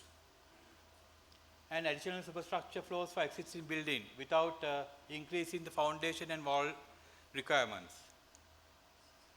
So this product has been recognized, product and the technology. So we have received the Sri Lanka Architects Institute of Architects Award for the product and the National Award for Innovative Technology. Conclusion.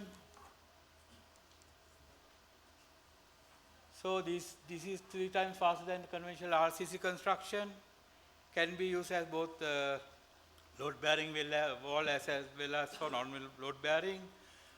12 to 14% cheaper than the RCC construction, and strong to enough to resist earthquakes and other natural disasters. Low carbon footprint, as the material used in the construction is sustainable in nature, and this energy saving capacities, reduction of construction material wastage. The technology facilitates LEED certification, and this durable solid construction technology, which has been proved over time in more than 35 countries such as USA, Nicaragua, China, Mexico, Trinidad, Pakistan, India, Sri Lanka, and Europe and Caribbean, Hong Kong, Venezuela, etc. So we have been in the world, around the world, this has been using for more than 35 years, 50 years. So my recommendation is this resilient and sustainable building technology with solution for accessible issues, ability to withstand earthquake, hurricanes, etc. with affordable cost for construction. Thank you very much for your patient listening, and I'm happy to answer any questions during the question time. Thank you very much. Thank you very much, Mr. Jaya Thilak, for your interesting presentations, introducing the 3D panel technology for the sustainable development. Thank you very much for these technological based presentations. I want to move the next presentations. It's final and the last presentations. Mr. Manish Man Shrestha is going to present these presentations. He's from the Cosmos College of Management and Technology. And he is going to present the development of intelligent ultrasonic device for damage detections of metallic structure. The floor is yours and the time is 15 minutes.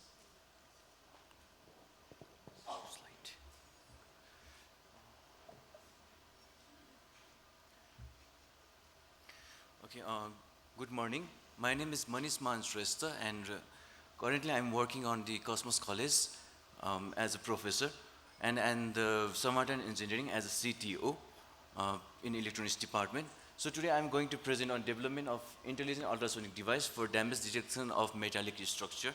So I will start with the introduction. So what motivated us to do this research? As we all know, the structures are prone to damage. So there are many types of damages that can occur in the structure, such as crack, corrosion. So the idea to develop a device that can detect those damages at the very beginning, so can save lots of accidents. So with that in mind, we wanted to develop a device, an intelligent device that we can place on the structure, and it can find out if there is crack or not. So with that motivation, we started this research, and there are several ways to achieve this, and we choose to use piezo transducer to achieve this. So what piezo transducer does is it converts electrical signal to the ultrasonic wave. So the ultrasonic wave can travel to the surface of the structure. So by analyzing that ultrasonic wave, we can find out if there is damage in the structure or not. So that's the basic idea for this research. And there are many algorithms which have been developed to achieve this. The one we use in our research is TDRMS. RMS is time domain root mean square. So what it does is it compares two signals. Ultrasonic wave from intact condition, that is before the structure are damaged. And after some period, we again collect the signal and we compare those two signals. If there is vast difference in the signal, then we can say that the damage has been generated in the structure. So that's the basic algorithm for detecting damage in the structure.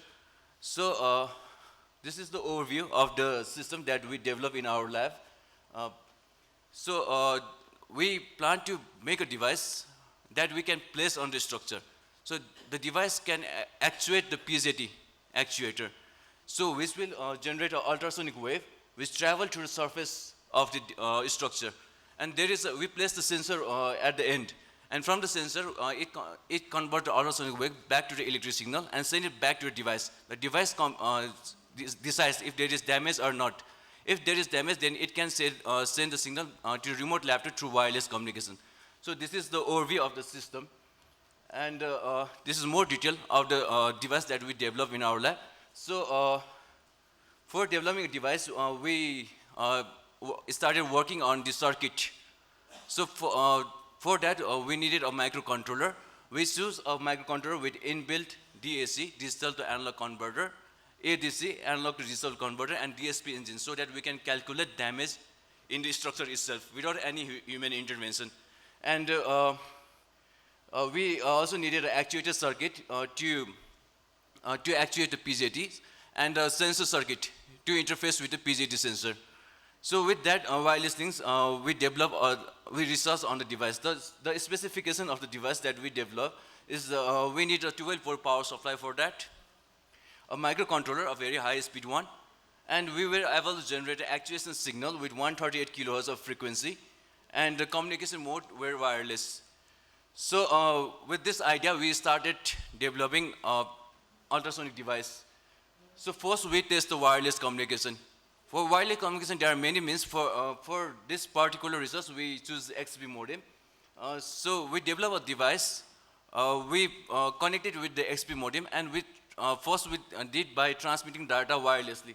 So we were successful to get the data.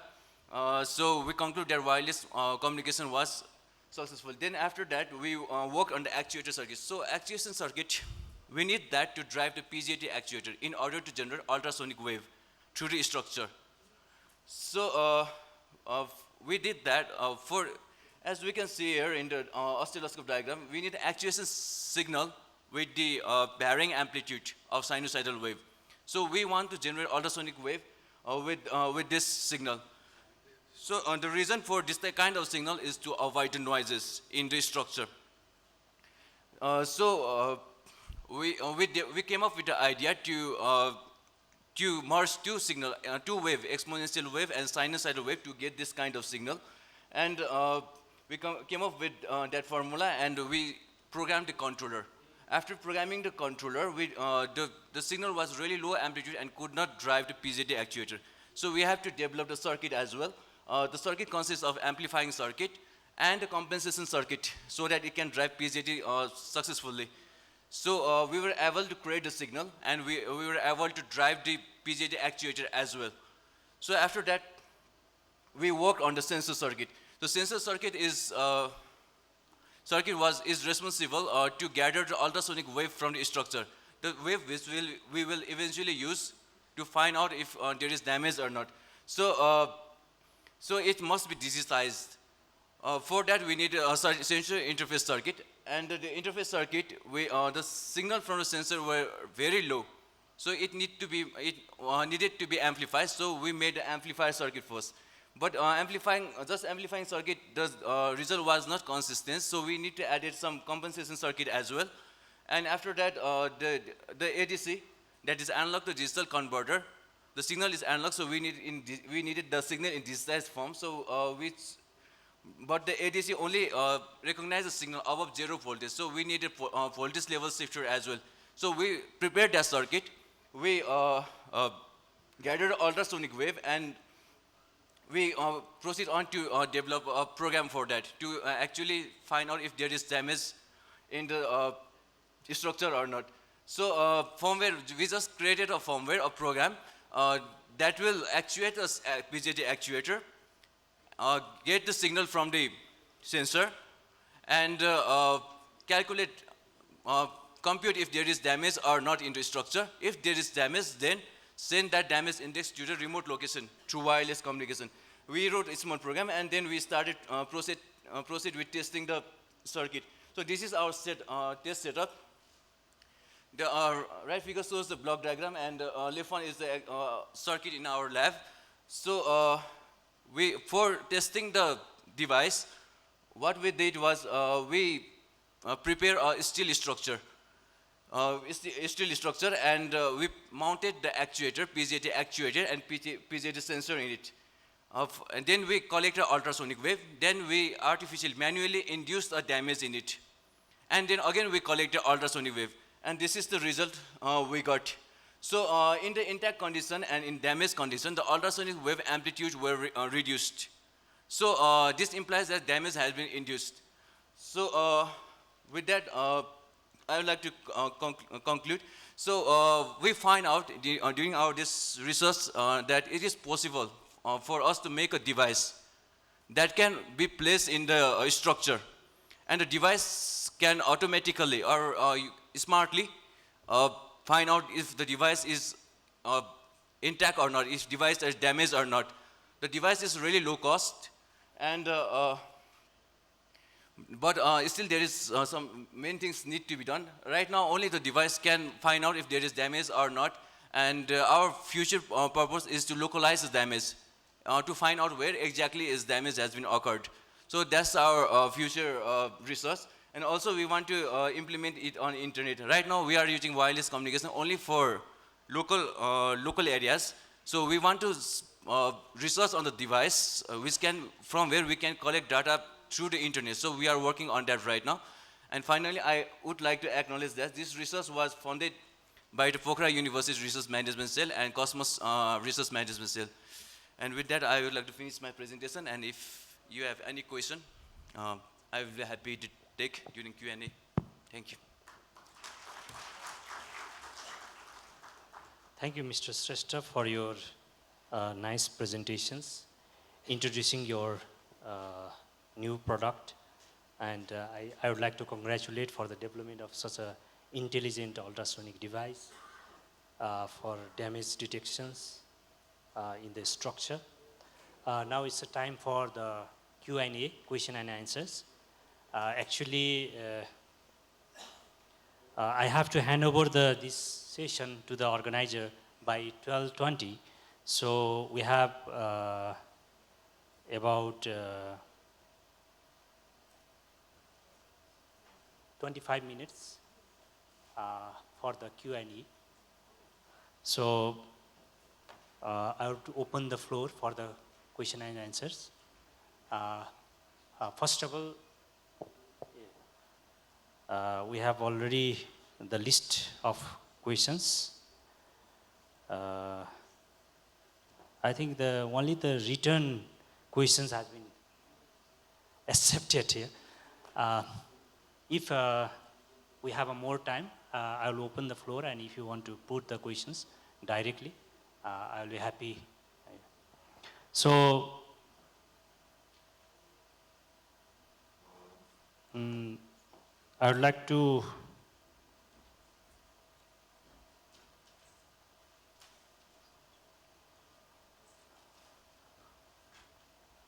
I would like to take the first curiosity from Bal Sundar Malla. This question is targeted to the Dr. Hariram Shrestha.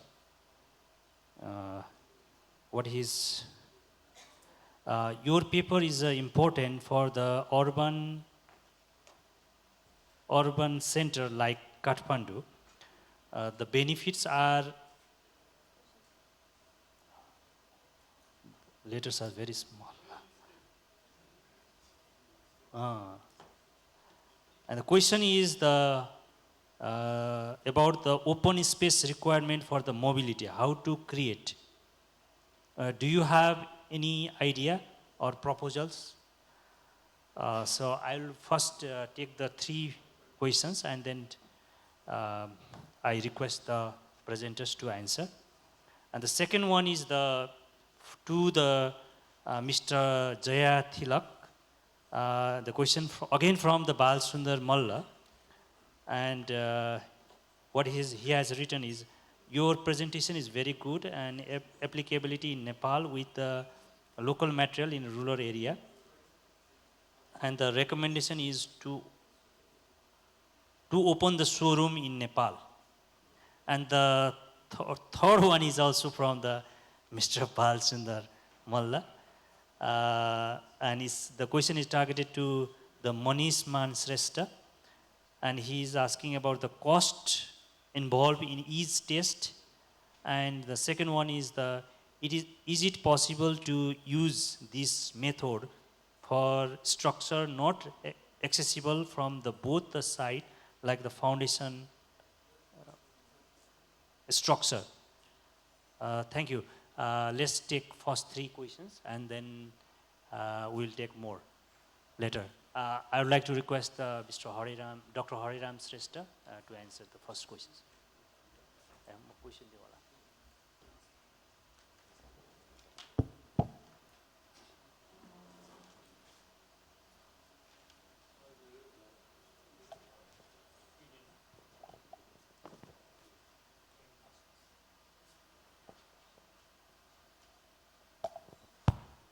Thank you. Thank you, Bal Sundar Malla, past president of SCAF, for putting the questions. It is very interesting. In fact, I didn't have the time to elaborate this. This is very important questions.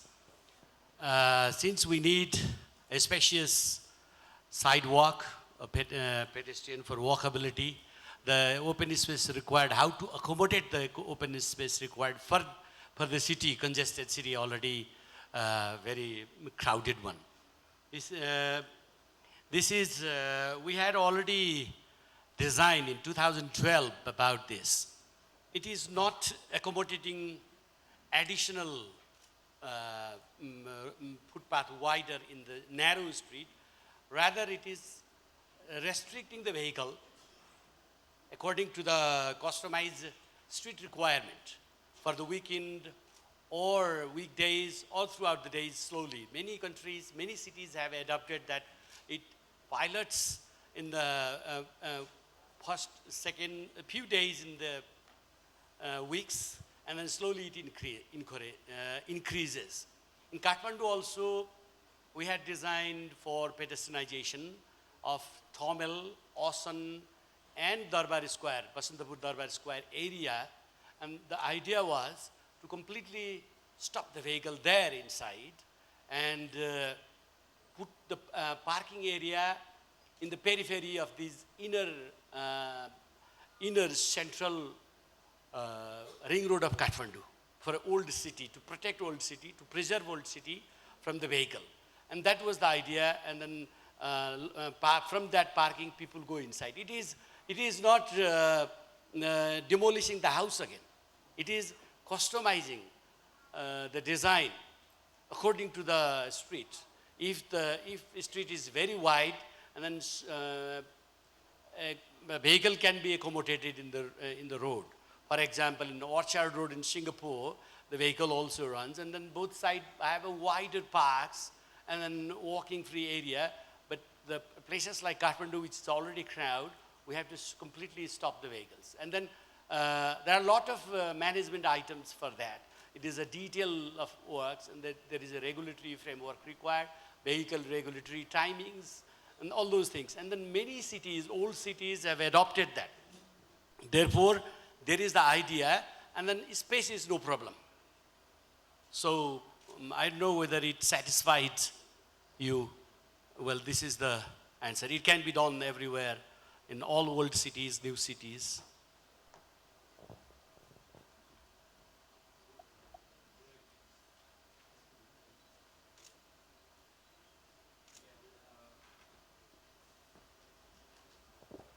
This, I think, the question from Mr. Balasundar Malla.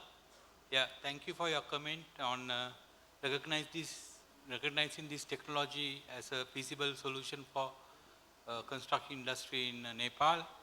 I think you have a recommendation to open a showroom in Nepal. Yeah, but what my suggestion is, I think the SCAF is planning to sign a MOU with Association of Consulting Engineers in Sri Lanka. I would be glad to provide the technology transfer to the Nepal so that you can do your own construction. So whatever the assistance you are required, I am ready to provide that. for the construction industry in Nepal so that the technology can be transferred, then you can have your own panel manufacturing machine here so that you will save some money without going for foreign investments. So this technology can be systematically transferred to your construction industry so that you can utilize this one effectively for your projects where it is feasible.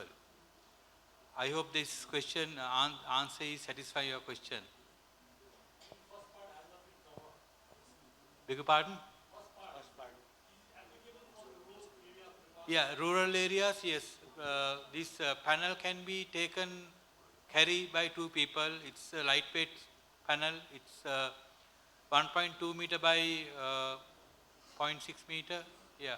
So it can be carried by 2 people. So you can, it's easy to transport to rural area, and for the construction you need only few equipments: air compressor, pneumatic clipping tool, and the heat gun where you have to melt the styrofoam sheet where you have to place your service lines. And the rest is the air compressor and the hopper gun where you can do the shotcreting. So the equipments are, you can carry it in hand, small air compressor, which can be either a motor driven, engine driven, or electrical driven, so that it is feasible for in the rural area also for you to utilize this where the electricity is not there. So those are the advantages you have in applying this technology.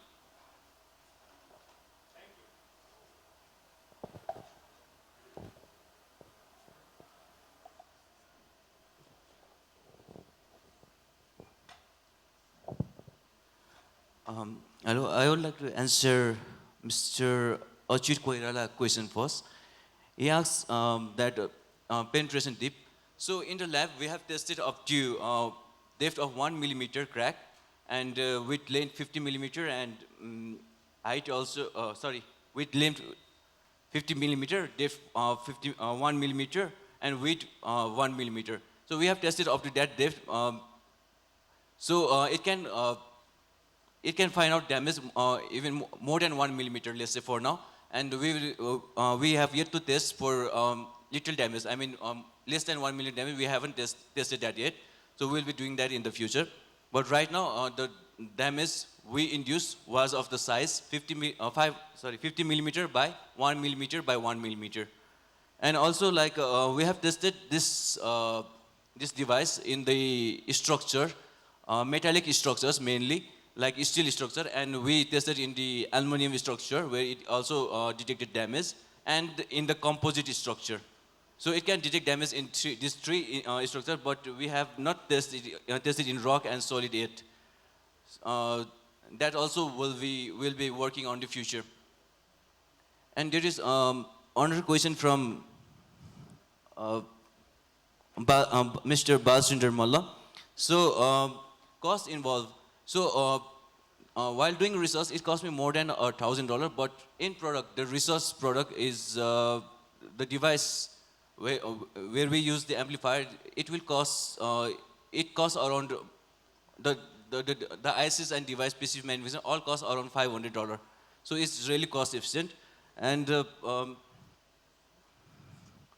yeah, inaccessible part. Right now, only we have done the testing in the superficial phase, not the behind the structure. So in the past, we have done testing with enclosed in the composite structure. So we were successful to get the damage index from that. But what fully enclosed, I mean, with the concrete, we haven't tested that yet. So currently, we can conclude that for the device to be to detect damage. Slightly enclosed structure, we can get the damage index, but not fully enclosed one. So we still need to do research on that. I hope this cleared the questions, and thank you.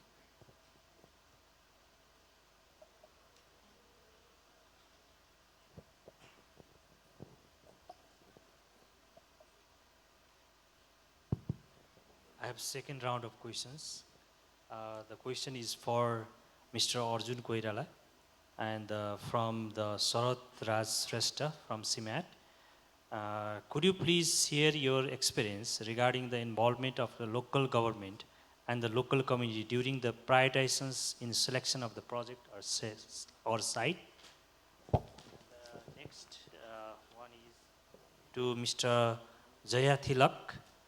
What are the drawbacks in the 3D panel technology and how expensive is the technology in Nepal? Do we need to import or assemble in Nepal? And the third one is to Monish Man Shrestha again from the Badan Lal Nacho. And what is the size of the materials under the investigation? And is it only steel only or the other materials that have been tested? So I would first like to give the Mr. Thank you, Chairperson.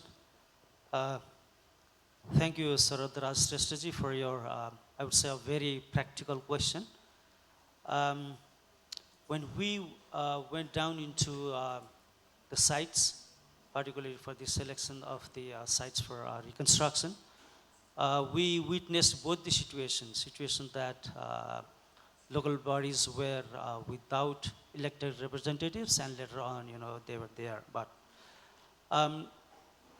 this requires a more kind of other background as well in terms of procedure. So what we did was we collected the list of facilities to be reconstructed from the Central Level Project Implementation Unit and the Ministry of Health and Population. The list was updated at district level with the district level project implementation unit and the district public health office, the then office. Then we went into the communities. So we had certain screening procedures. We wanted to avoid duplications. So any of the facilities that were already in the list were screened out. So it was kind of a situation that, then, we had difficult time to get the facilities, none of the scale facilities were remaining because these all were, reserved by governmental or non-governmental organizations. However, our field visit revealed that, there are plenty of facilities that still are awaiting, some support. And we also did have limited resources, so we needed to have kind of, screening criteria, discuss with the community. So we adopted technical criteria, basically looked into the extent of damages, and also the social criteria, primarily how active is the school management committee or the health facility operation and management committees.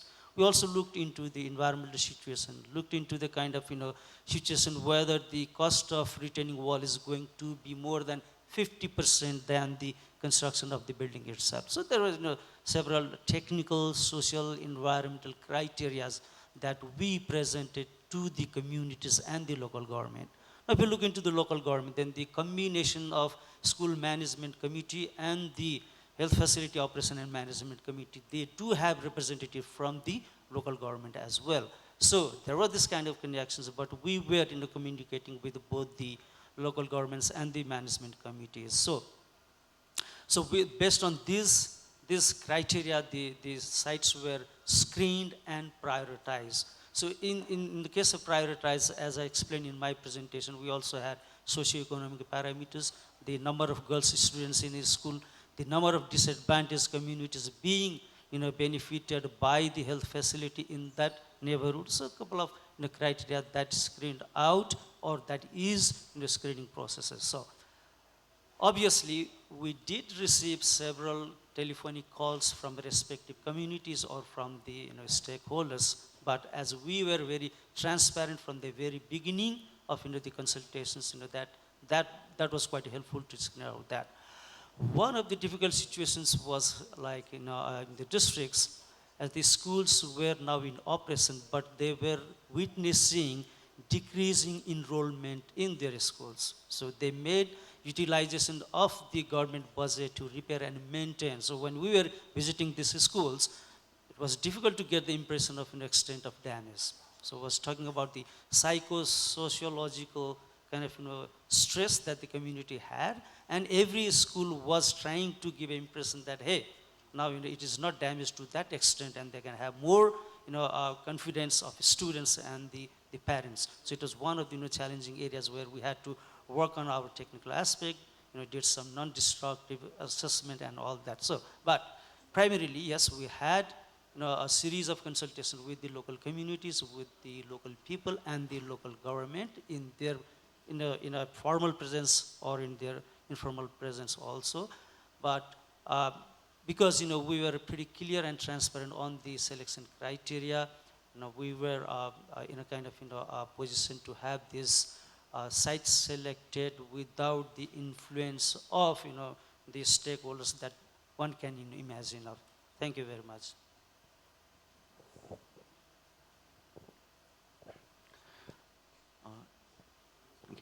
Thank you for the question. The structure which we tested was steel structure, and the size was the size of the structure was 400 millimeter in length, 150 millimeter in width, and 2 millimeter in height. So the sensor and actuator was placed in the distance of 100 millimeter. First, with that intact condition, we collected ultrasonic wave, and damage was induced at the distance of 50 millimeter from the actuator. And again, we collected ultrasonic wave, and we find out the damage index. So, in the past, we have even tested with distance of sensor for more than 150 millimeter, and it was successful as well. But right now, we have only tested for the 100 millimeter distance apart. Thank you.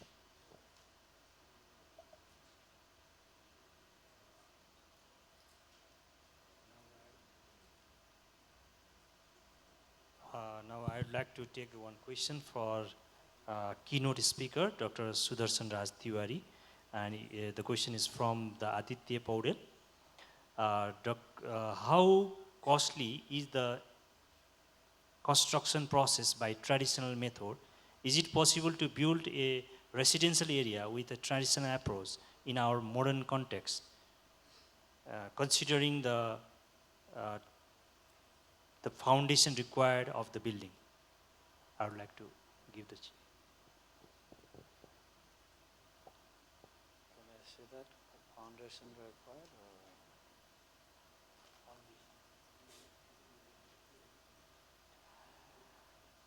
Well, I don't know. I think what I was talking about was about traditional technologies and where they can be used, mostly in heritage conservation. But of course, these are working technologies, so they can be used for any kind of situation as long as the general, these technologies have developed for 3 or 4 storage structures. And if you go beyond that, then you might have to do the analytical studies. And actually, when we are doing the reconstruction in Kastamandap or in 55 Windowed Palace, they were all subjected to the modern analytical processes. And we find that most of the technologies are sufficient to respond to the, let's say, the requirements as brought out by the models. In Kastamandap, for example, there are only 2 areas where we have made some changes. One, I just said in my presentation, the tepuno, or the stone base of the paired columns, that the size of it was increased because analysis showed that the amount of stress on the foundation brickwork was concentrated onto those columns quite highly. The other area where we have introduced some changes is we have put in vertical and horizontal ties in brickwork, and this is an innovation that we put in, but we put in also in 55 Windowed Palace. But while we were working on the 55 Windowed Palace, we also found that our ancestors had already put in these timber reinforcements inside their walls. So I would suggest that the use of traditional technologies are are still practical, and I think in the future they might be actually necessary more, not so much because of the capacities of the technologies, but more because of the kind of materials that are being used. So I was kind of talking that if you use your traditional methods and materials, then you also do a ecologically sensitive reconstruction, which is going to be required for general sustainability and as a response to climate change and things like that. Thank you.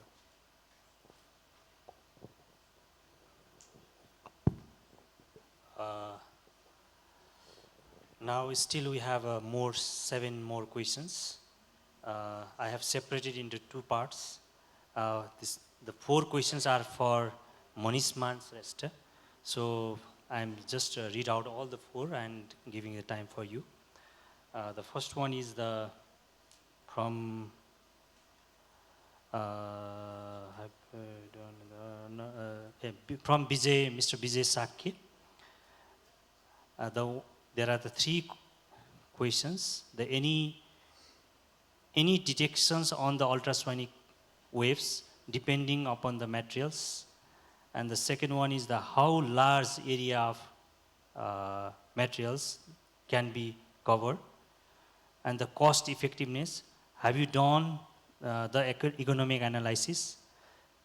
This is the question from Mr. Vijay Sakhi. And the second one is from Mr. Nami Bhattarai, Tech Studio of Engineering. And what kind of the defects were introduced in the metallic structure for testing your device? Third one is from Mr. Ananta Vaidya. Please, can you clarify the scope of damage evaluated by your project? What kind of the damage will be detected? The fourth one is from Mr. Kiran Maharjan. And there are 3 questions. Can device find the location of damaged or the cracked portions? Can it find the properties of the crack, width and length? Relative analysis test on sound and damaged specimen. How can one assure the sound specimen in the right one? These are the 4 questions. I would like to hand over to you, and please try in very short.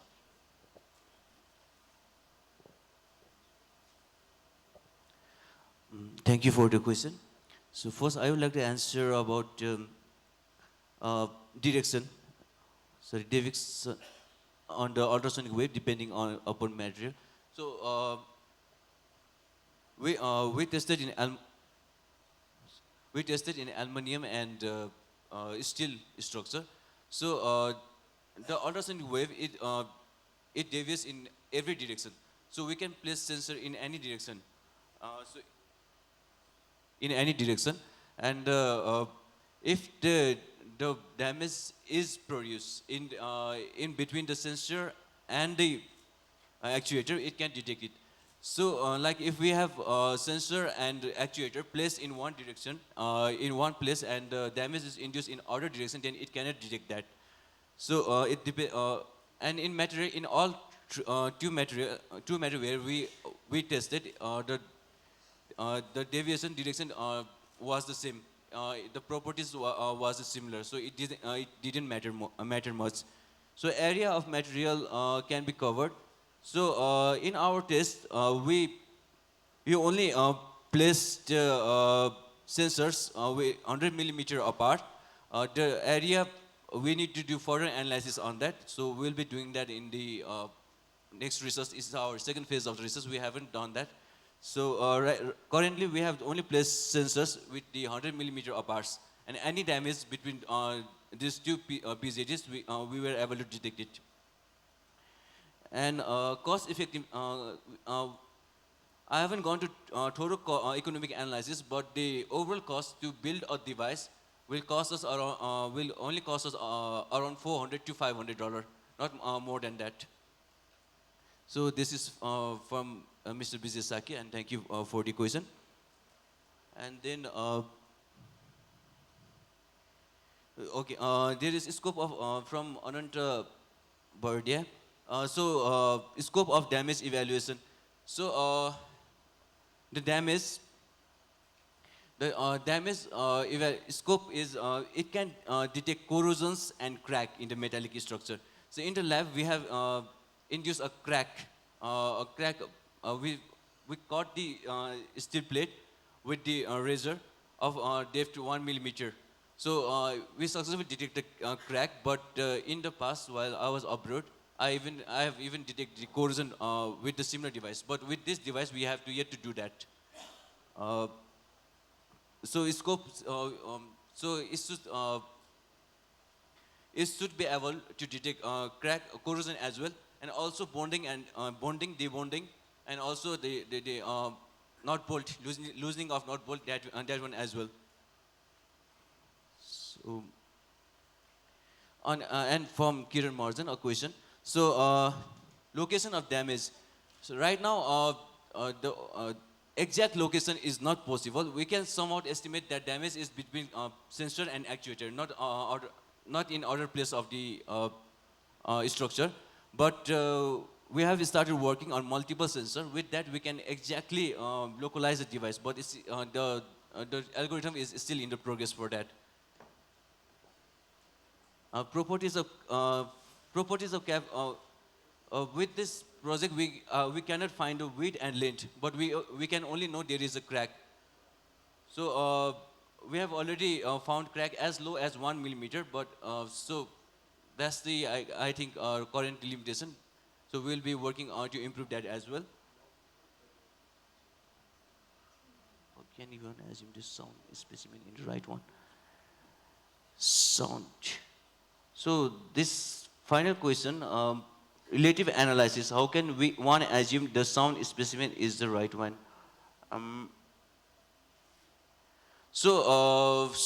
I take it as an intact specimen. So at first we have to install a device.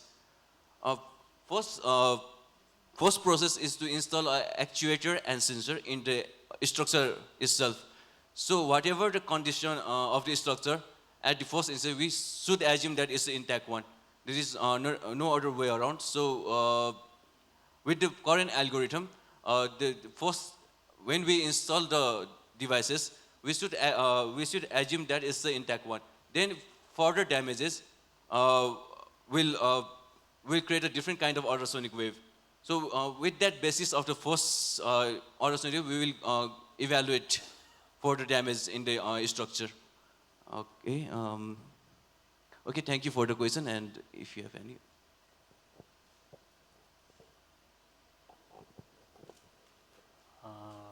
Now still we have a 5, 2. We have now total the 5. And the three questions are for Mr. Jaya Thilak. The first one is from the Kiran Maharjan.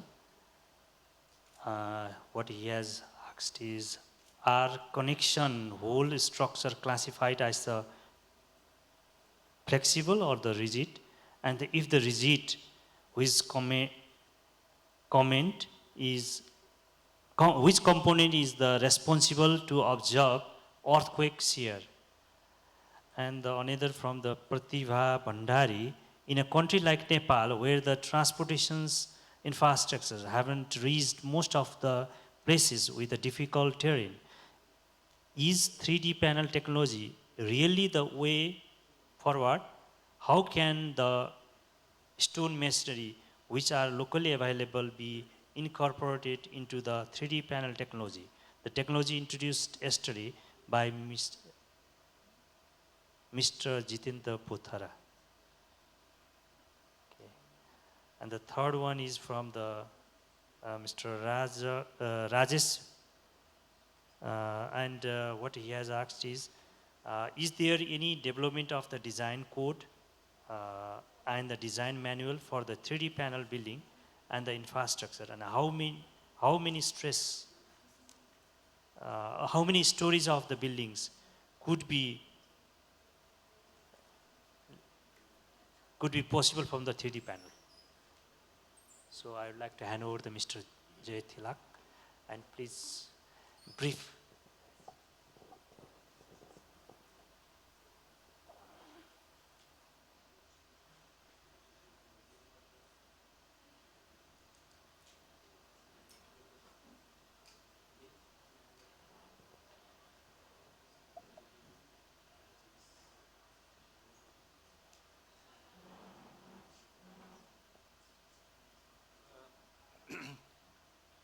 For the question from Mr. Rajesh Bochia, so the question is there any development of design code and design manual for the 3D panel building and the infrastructure? Yes, there are different manuals developed in Sri Lanka and in USA and recently in India as well. So I'll be handing over the design manual prepared by Sri Lanka to President Scarf so that anybody can refer those manuals for any for implementation of this technology in Nepal. So how many stories? Yeah, to have the technical financial advantage of this 3D panel, the maximum that we can recommend is 4 stories. Because going beyond that, we need to have introduce columns, additional reinforcement for the columns and beams to withstand the stability of the structure. So maximum that has been recommended is only 4 stories. I hope that answer is satisfy your requirement. Then the second question is from engineer Pratibha Bandari. In a country like Nepal where transportation infrastructure haven't reached most of the places with difficult terrain, is the 3D panel really the way forward? There are several new technologies developed around the world. I think one of the technology, that's a traditional one, we had a presentation yesterday to go with this mud and mud mortar and stones with covering with biomesh. So this is similar to that. So depending on your location and the accessibility, this is also one of the method that you all can consider implementing, because this panel can be carried with 2 people, one panel 8 by 4, 8 feet by 4 feet. It's lightweight and it's feasible because the machinery you require is, as I explained to the previous question by Mr. Balla, I think machinery you require for this one is air compressor, which can be run either by electricity or motor engine driven, and hopper gun, clip tool, then the heat gun, and the material. So the material also you can either produce it here or import from India. It's currently being produced in India as well. So the technology introduced yesterday by Mr. Jitendra Botra, yeah, these are different technologies introduced in most of part of the countries in the world to address this sustainability and resilient requirements. So depending on your location and availability of resources, you can utilize this. I hope this, Mr. Bandari, this satisfy your question. And the third question is from Mr. Kiran Mahayan. Are the connection and whole structure classified as flexible and or rigid? It's a flexible because the Warren structure, it has certain amount of flexibility. It rather acts as a shell withstanding most of its the stresses it acts upon due to vibration or other external natural environment. It partially acts as a rigid structure and partially acts as a flexible structure. So the earthquake, shear, everything is absorbed, the stress is absorbed by the, it's a joint action by the styrofoam sheet which absorb the shock, and the Warren structure will withstand the deformation. So the shear and everything is taken by the Warren structure together with the cement plaster. You have it on with compressed air provided with the hopper gun. So it's actually forms a rigid face along the two faces of the panel, which gives the shear resistance.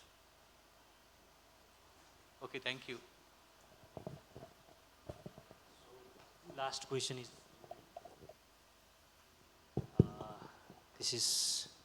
these questions are for Dr. Hariram Srestha. The first one is from the architect Baburam Bhattrai, Sona.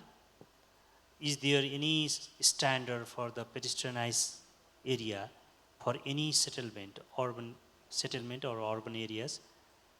And the second one is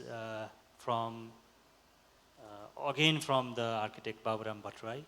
And could you please highlight the key efforts for the transportation management which encourage the pedestrianization in the city core? So I would like to hand over.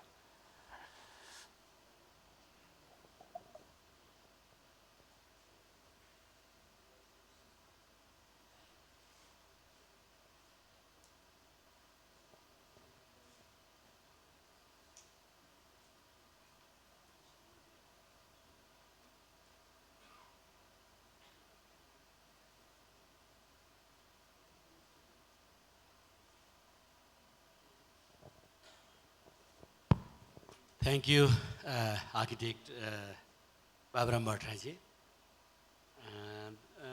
Many municipalities have prepared about the standardization of pedestrian. First, any municipality that has to adopt the policy, to what extent they are interested to adopt the vocabulary, enhancement of the vocabulary. And then now there is a lot of standards available. Many countries have adopted this standard. And then according to the standards, they have developed a vocabulary index also. That index includes the width, the differently abled, people-friendly pedestrianization, and then other social amenities like public toilets, and there are many things. And they have given different weightages. And then recently I saw a book from China. They have put different standards and weightages. And according to that weightage, and they measure the vocabulary index. And then according to that index, the vocabulary quality of the particular city is measured, or and that is given the score.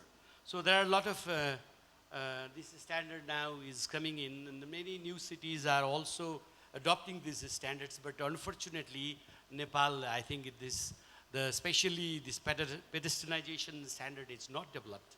Therefore, in my recommendation, I have put a recommendation. There is a municipal transport master plan, MTMP, is now practiced in all municipalities in Nepal, but it is not included there. Therefore, it is required now. This is the new recommendation. And then another one is, could you highlight the key efforts for transportation management which encourage the pedestrian city core? Yes. Many cities have now put effort for that. Even the Manhattan in New York, they have a very good grid system in the Manhattan for walking also already there. But they have, again, putting efforts to increase the walkability standard, especially for the two-way traffic and many things. So many cities are now trying for that. There are numerous things. And for Kathmandu also, in my previous slides, I had put that, and then, but unfortunately, it was my draft one. I had put everything. In Kathmandu also, there was this Kathmandu Sustainable Urban Transport Project funded by Asian Development Bank. Unfortunately, government, well, I don't know, the stakeholders was not very enthusiastic to adopt that. And then That project is now no more there. So that project has designed to improve the walkability component of the Kathmandu Valley, especially in the inner core, the core area, the historical core area. That is there. And then contract was also given. And at meantime, this 2015 earthquake erupted, and then we, to support the buildings, and then that area could not be implemented after the construction also, and it was terminated. Construction was terminated. Therefore, some effort was made in Kathmandu also. Therefore, I think these two issues are there, and then there is not much of time. Maybe I'm very much interested to do this, and then even for walking as a personal, my interest also when doctor advised me to walk 5 kilometers a day. And then I have a more personal interest also in this. And I found a lot of research is going on, a lot of standards found. And then with our president Rajesh Thapa and myself, I visited China, a city called Xiamen in Fujian province. And then we traveled, there is called Gulangyu Island. It's a completely pedestrianized street. We had together walked around, and then a lot of a small area, but 2 million tourists visit every year, and then it's so vibrant and very interesting place there. So many in Frankfurt also, many people have visited there. The Goethe, the big this literature, very famous laureate, and then there also in that area you had to go, and then you stop somewhere in the bus or car, and you walk around. All things are walking area. So all, especially in the developed countries, they are more going in this area. Thank you. And then this, whatever your concern is there, that is available. Thank you. Thank you so much. Actually, we are already running out of time. Thank you so much to the presenters and the distinguished participants from the floor who participate in the question and answer sessions and making this session more lively. Now it's time for me to conclude this session. I don't want to take the much time of because everyone is now hungry.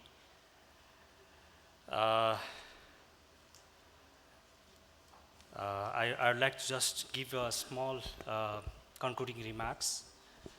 Distinguished keynote speaker, distinguished presenters, and the distinguished participants, ladies and gentlemen. First of all, I would like to thank our organizer, Society of Consulting Architecture and Engineering SCAF, and Nepal Reconstruction Authority, NRA, for giving me this wonderful opportunity to share this theme, very important theme, the indigenous and the innovative technologies and heritage conservations, and giving this wonderful opportunity to speak a few words in this August gathering.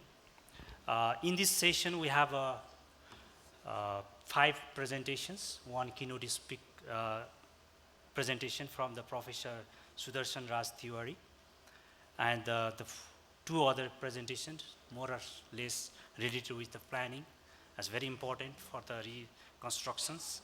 And the 2 presentations in the second half is very interesting, and it is like innovative products and the technologies. All the presentations are very wonderful and very much worthful to this international conference. I would like to give a big hands to all the presenters. Please join me. I don't want to much describe what they have presented because we have already discussed a lot of.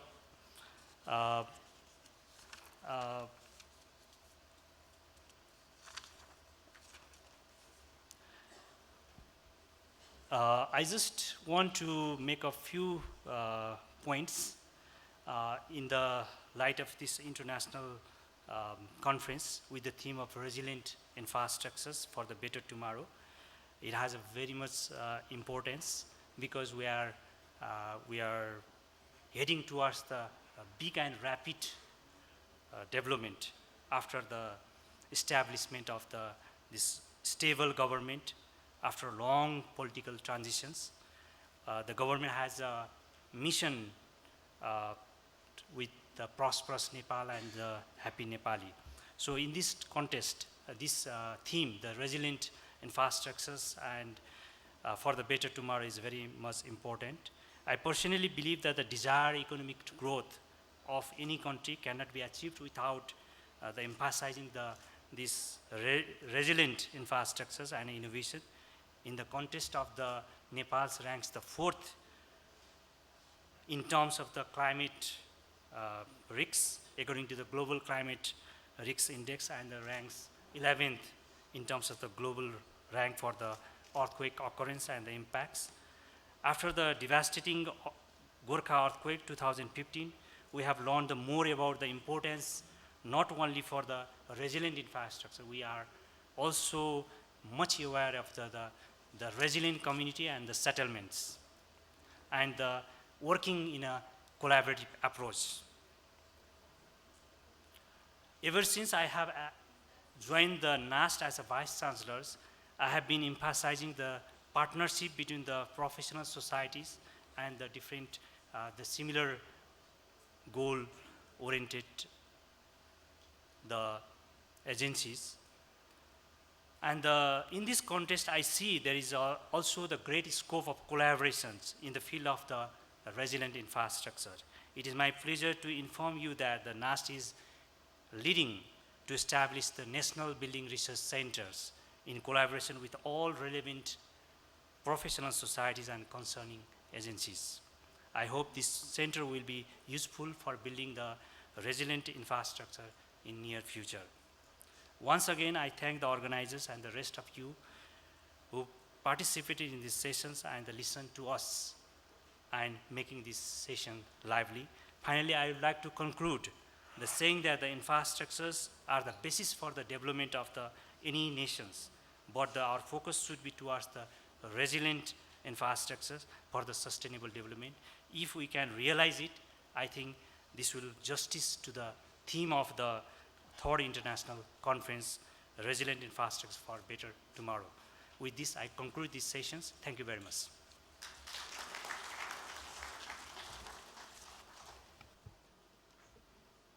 Thank you, our session chair, Dr. Sunil Babu Shrestha, Vice Chancellor, Nepal Academy of Science and Technology, NAST, for the wonderful session.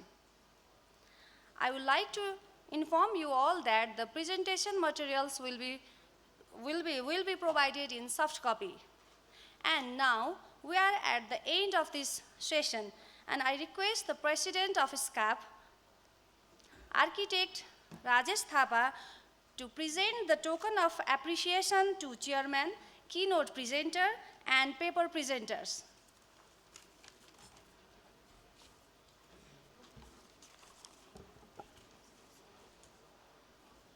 Thank you, sir. Chairman Dr. Sunil Babu Shrestha, Vice Chancellor, Nepal Academy of Science and Technology, NAST.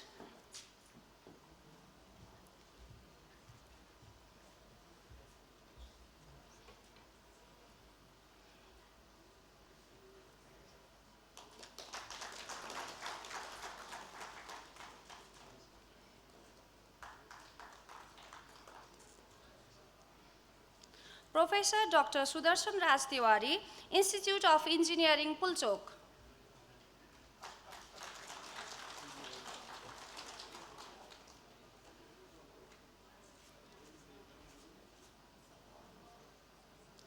Mr. Arjun Koirala, CDM Smith, International Incorporation, Kathmandu, Nepal.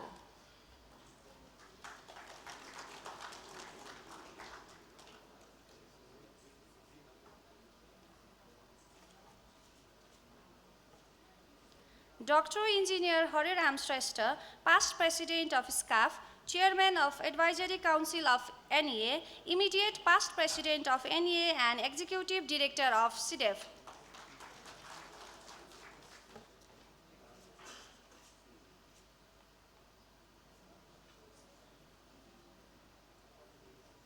Mr. Gihan Jayathilak, Cues of PMU Private Limited, Colombo, Sri Lanka.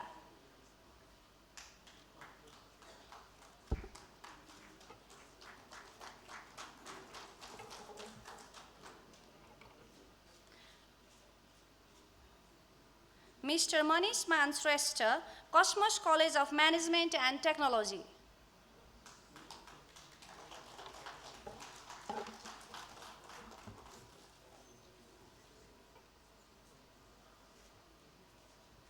Thank you, sir.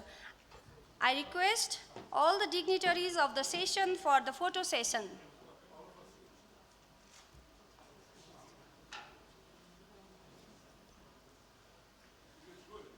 I invite all the dignitaries of the session for the photo session.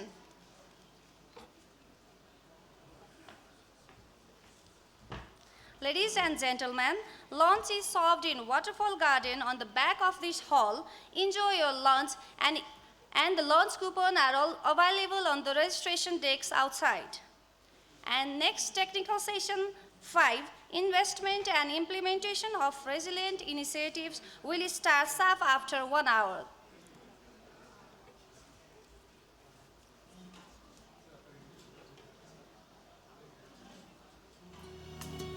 Thank you, ladies and gentlemen.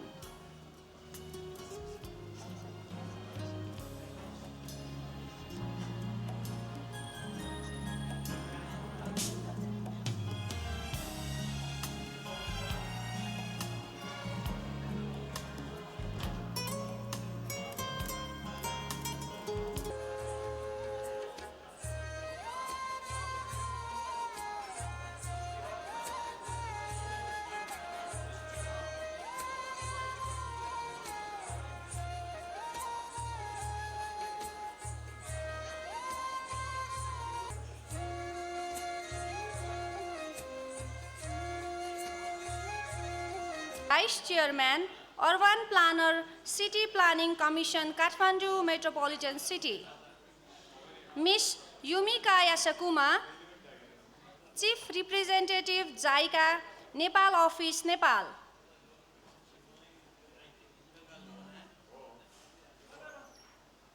Dr. Chandra Bahadur Shrestha, Executive Member, National Reconstruction Authority, Nepal.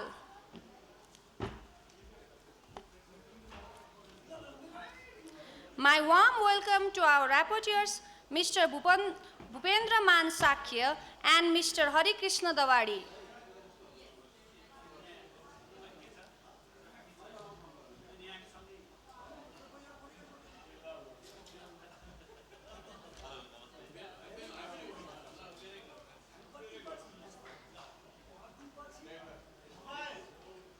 I would like to call our I would like to call our keynote presenter, Dr. Bindu Nath Lohani, former Vice President, SN Development Bank, ADB, to present his paper. Thank you. He's on the way. Our chairman is on the way. So we will start from our keynote presenter, Dr. Bindu Nath Lohani, former Vice President, Asian Development Bank, ADB. Thank you.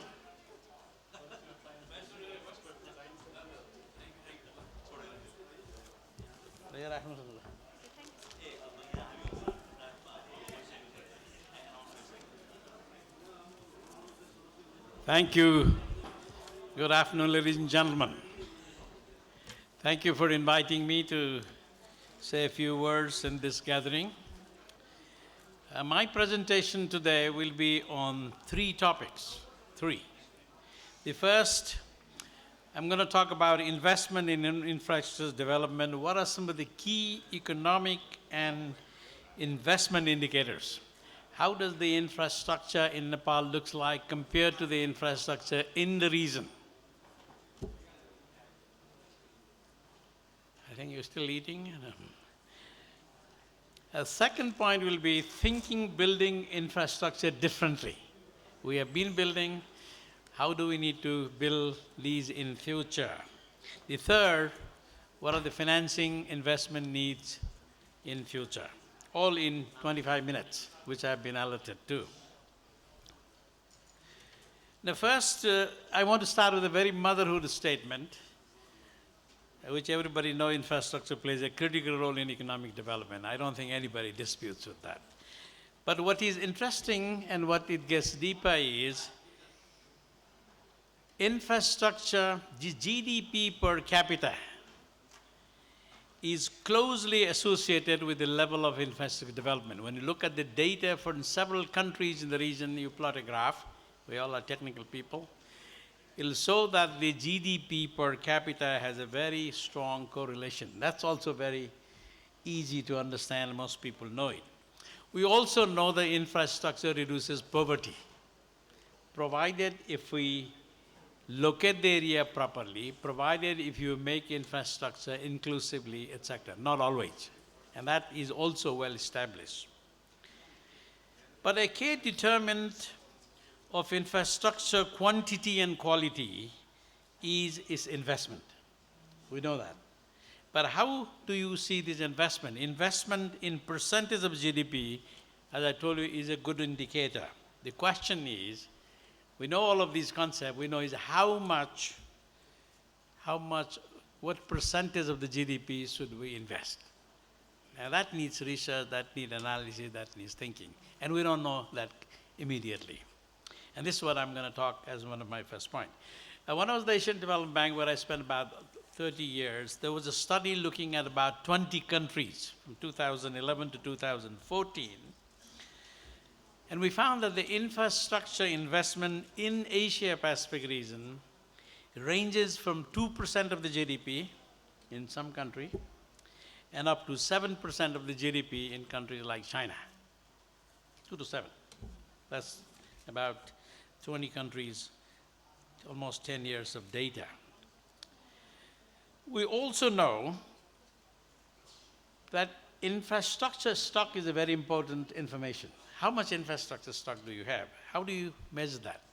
The capital expenditure and gross fixed capital formation, we call GFCF, gross fixed capital formation, this is what is used in the infrastructure, are very good proxies for investment in infrastructure. And then we do a score. If we look at several countries and then found out that the infrastructure stock of Nepal is very low. In a scale of 1 to 100, it's 17. And countries like Bangladesh have 31.5, and countries like Thailand have 62%. All these data tells you one thing. We have to do more infrastructure. Our infrastructure quality is low, investment is low, stock is low in the whole region. And that's the baseline information that I want to tell. Now, we need to therefore think this infrastructure development with a new thinking. I would like to say that the infrastructure, even when I was working 50 years ago in building department, road department, local development department, my mind was that as a civil engineer, I used to think, oh, infrastructure, brick and mortar, cement and concrete, plan and money, then I know what to do it. I think it's no longer brick and mortar, no longer concrete and steel, no longer plans and money only. The quality, technical, highly technical information, technologically new opportunities that come in are exceptionally important, often well understood, not executed. This is where I think we need to focus. Why we're not doing certain technologies is so easily available. For example, take the water supply system. If the water supply system is leaking 30% in this 21st century, I think it's pathetic. You have sensors today which you can see to be able to say where it is leaking, how I can address, etc., etc. And let me also tell you that today, the artificial intelligence, computers can manage the traffic better. The way of managing traffic by hand is no longer the most efficient, believe me. and it cannot do that. And why we have not moved to forward is a question to me. So my observation, and I may be wrong, and I hope I'm not wrong, is we need to adapt these technologies, we need to adapt, and we need to leapfrog where it is required. And this is a missing link that I see it in my short time here. The second thing is looking at the infrastructure from demographic and spatial dimension. I said demographic because if 60% of the people or 70% of the Asians are going to live in cities, that's what one of our studies says. And in Nepal, Shankarji said 62% in the cities, 62%. If people are going to live in city, the urban infrastructure is going to be important. As simple as that. Equally, and that is true because the Asian data shows 60-70% of the Asians will live in cities, 60-70% the GDP will be made in the city, employment will be in the cities, greenhouse gas will be in the cities, pollution, consumption of energy, water, transport in the cities. So we need to have a special focus, a demographic and a special focus. The second thing that we need in a country like ours is the regional infrastructure, the connectivity.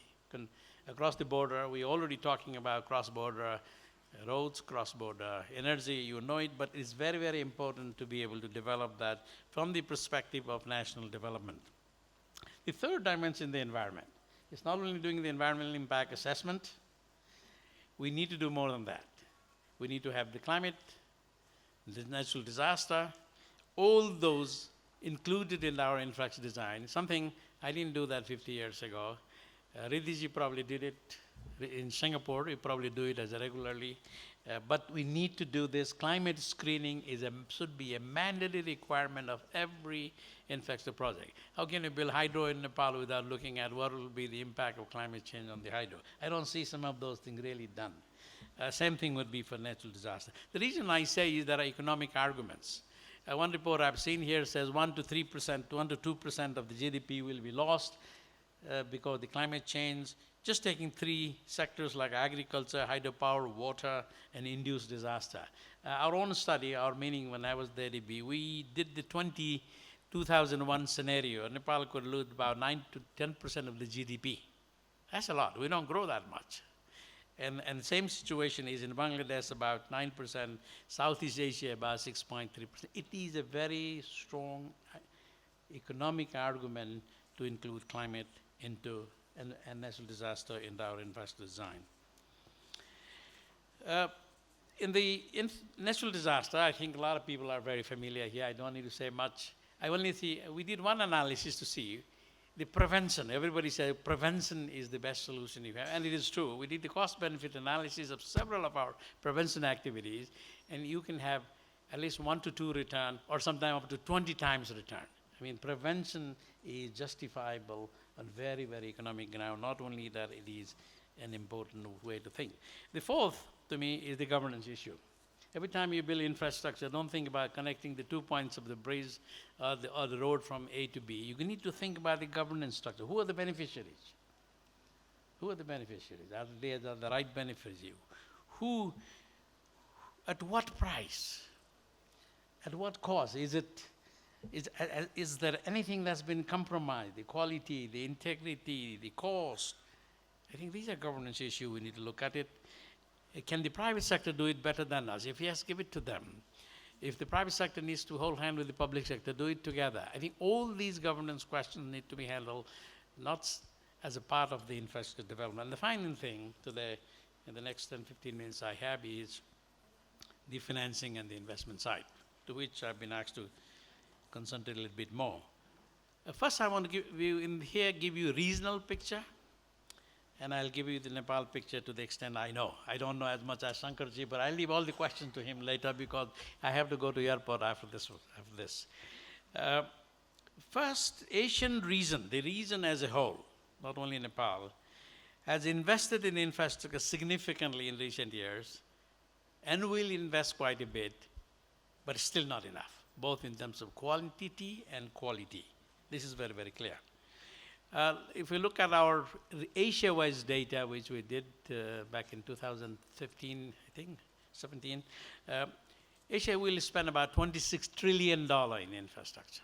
26 trillion, very big, which is about 1.7 trillion, because that amount is for until 2030. And out of that, almost about 3.4 trillion in for climate proofing the infrastructure. The cost of climate proofing is about 10 to 15%, and on average we calculated, which in the past had not been included but should be included. $26 trillion. And the largest, that in terms of the GDP, the South Asia, that's our region, looking from again from the region, will spend about almost 8 to 9% of our GDP. Quite huge. The Central Asia will spend about 7.8, and Southeast Asia about 5 to 7%. Again, when you look at the regional data, most of the investments are going to be in the energy sector and transport too. But when I look at the Nepal data, transport is number one. I'm always looking at Sankarji to verify that. And energy as our number two. Then I look at the fiscal data, 2016-17 of the government. In one of the reports, the CNI IIDS had prepared it. It's a very nice report by the infrastructure and investment needs in Nepal. I was partly involved. The transport sector, the capital expenditure in 2016-17 in Nepal was about 3% of the GDP approximately. Energy was 3%. Water supply sanitation very low, almost less than a 1%, and sanitation, that comes in very, very small decimal point. So it shows that the approximately 2.6% of the GDP has been spent by Nepal so far in the infrastructure, which is low, which is not adequate. Then we look at the various growth scenarios in the same report. What happens if the country wants to go 5%, 7.5%, 10%? We have heard all these numbers all the time. But of course, if you have to grow, there is also you need to increase your investment in infrastructure. We found out that if it's 5%, you need about slightly more than 8.14% of the GDP. And if it is 10%, it's 9.85% GDP. Today we're talking about about 6, 7. If it's 7.5%, we're talking about 8.7% of the GDP. So from 2.6 to 8.7, we need to step up if we really want that growth. That's not enough to say we would want to growth, but you need to do that. If you take the minimum annual investment need from 2019 to 2030, the calculation showed you need at least $2.63 billion for the 5% growth scenario. Then we also look at, after doing all this modeling, we'll also look at what are the actually projects listed by the various ministries, energy, transport, urban. They are very huge. They go out of bounds. That means we're listing a lot more projects that we can do it, that we can fund it. And one project goes down is 1 billion less. So there is this kind of a planning versus the actual list of the project. I don't know what the word to use, mismatch or overestimate, which is there. But the conclusion to me is while we need these planning numbers, we also need to look at the actual sectoral projects which are listed by the government, by the various government officials to see whether those make sense against the money that you really have. And the next question we always say is, how much the money government has, can the private sector do? It's a standard question. We all know the government doesn't have enough money to do all this infrastructure. And then the question is, can private sector do it? We did a survey and found out the private sector also doesn't have enough money. And these guys said, in the CNI review that we did, they are willing to spend $5 to $50 million and stay 3 to 7 years. That's not enough. 50 million will not build you a big hydro or a big road or a sector, nothing. It's very small. And similarly, if you stay 3 to 5 years, 7 years, is your ability of the bank to stay on, that's not enough. Infrastructure has a long life. Hydropower has a 50 years life. A road has a much longer life. So who is going to be able to stay that longer for the infrastructure investment? Only public sector can do. And the public sector has limited, therefore you need to bring the FDIs, the multinationals probably can stay longer and outside. Without the multinationals, without the FDI, I'm of the opinion, and I hope I'm wrong, that we will not have enough money to build the infrastructure we want to do. And that leads me to the next questions. how does it look like in terms of private sector in the region? Like I look at Philippines, and I lived 30 years in the Philippines, the private sector spends almost 50% of their money. But in Nepal, I think when I look at it, how much private sector in this country has spent in infrastructure in the last 6 years, 0.66% of the GDP. Nothing. So talking big, just the local private sector, in my opinion, is very, very limited. The banks are very, very limited. So if you want to do big thing, once again, we need to bring the money from outside. That's what I'm finding. How about FDI bringing has a lot of course, the government has made many, many rules, regulations, made them easier. The question they're still asking is, if I bring some money as a FDI, what is my political risk? I want to do a power project. I have a PPA for 20 years. Can I trust this government for 20 years? Not meaning the country. Next question. Can I trust that the policy? Can I trust the policy? Sometimes it's take and pay, sometimes take or pay. This is very huge difference in how you do that policy. And you flip it just like that. Now, can I take some policy guarantee? Will these guys pay me for 20 years? And who is going to guarantee my investment? What is my foreign exchange related gap? Because we don't have swap market. I mean, these are the questions the private sector is asking for big investment in infrastructure. I think these are fair questions as far as I'm concerned, but doable. Doable. We just, as long as we try to do that. My last point is going to be, how many minutes I did it? 15? 15, okay. She says 10 minutes, I don't need 10 minutes. I can take questions. Another thing is that we do not have enough financial instruments. Besides the loan from the bank, besides the equity, there is nothing. We don't know how to leverage. We don't have debt market here. We don't know how to do the project bonds. We don't do it. We don't securitize our asset. Like a good hydro, which has a PPA for 20 years, can be securitized. You can leverage that money today to do it. You can have a municipal bond. We don't have one. So all kind of tools that is possible has not been developed. And this is also that we put in the report, infrastructure report of CNI ideas. I think a country like this with a 28 million size, same size as Malaysia, I think approximately 28 million, we don't even have a very big private equity infrastructure fund. You go to India, take a look, you go to Malaysia, you go to Singapore, 5 million, 6 million people, where Ridley comes from. This is needed. You need to have the private equity fund. You need to have even public infrastructure fund if you need, or combine multinationals, government, private sector together. All these instruments have been developed and used in the region, but somehow we have not been able to develop the new instrument. There are also countries which have gotten together and created a fund, like ASEAN Infrastructure Fund. I think that ADB helped to put it together. Similarly, if we have a South Asia, I think on Friday we're talking about the power summit here. If only South Asia had a power fund by all these countries involved, then you have a stake. You need to be a stakeholder as a part of that investment, and these are possible. Finally, the blended finance we need to take advantage of, because climate requirement for Nepal infrastructure for the next 2019 to 2030 is about $2 billion. These kind of adaptation costs, climate proofing costs, can be, in some cases, obtained from Global Climate Fund, which will provide you free, which will provide you soft terms, and you can blend it to make it cheaper. And when I look at the GCF profile, I was there last month, 3 weeks ago.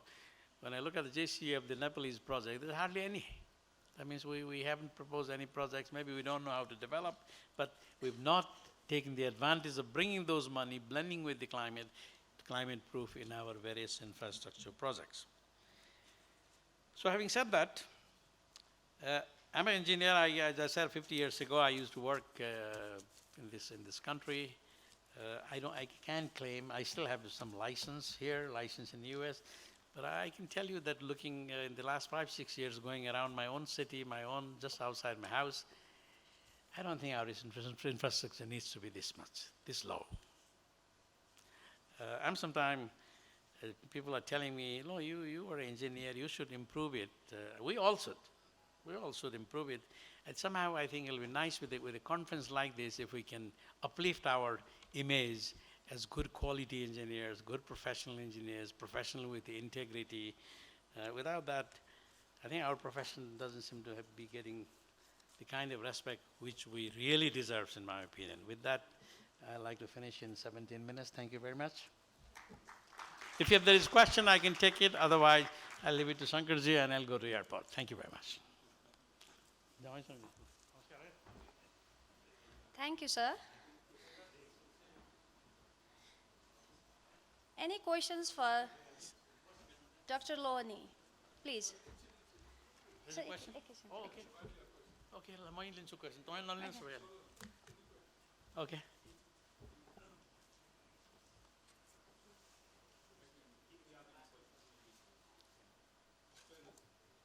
China? Mike Dinesen. Oh, no question. Okay. I would like to permission to leave? Or I would like to request the President of SCAF, Architect Rajesh Thapa, to present the token of appreciation to Dr. Lohani. It was Please, not sir. the question. It was the appreciation. Yes. Okay. This is even better.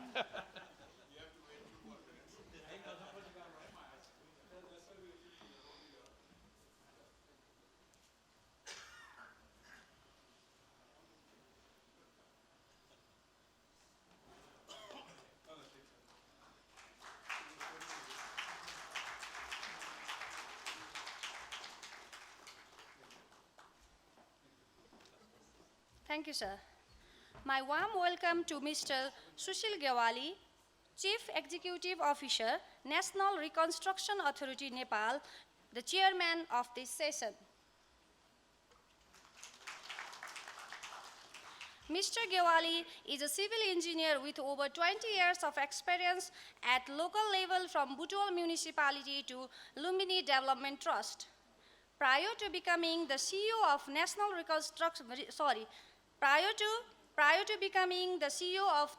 Reconstruction Authority, Mr. Gewali was serving as the Executive Director of the Town Development Fund.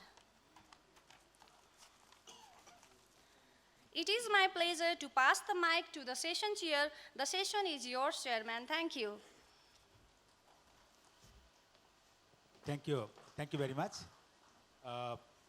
Again, welcome to you all. And I think without any delay, I would like to go to the next.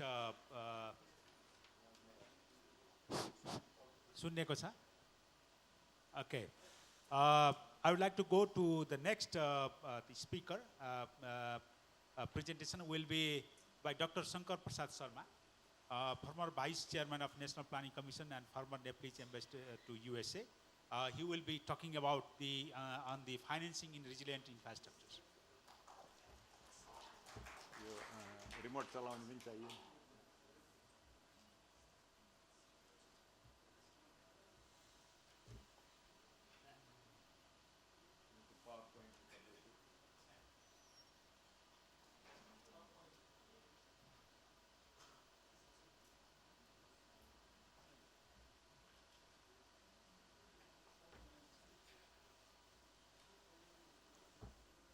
Respected Chair, respected panelists, distinguished participants, ladies and gentlemen.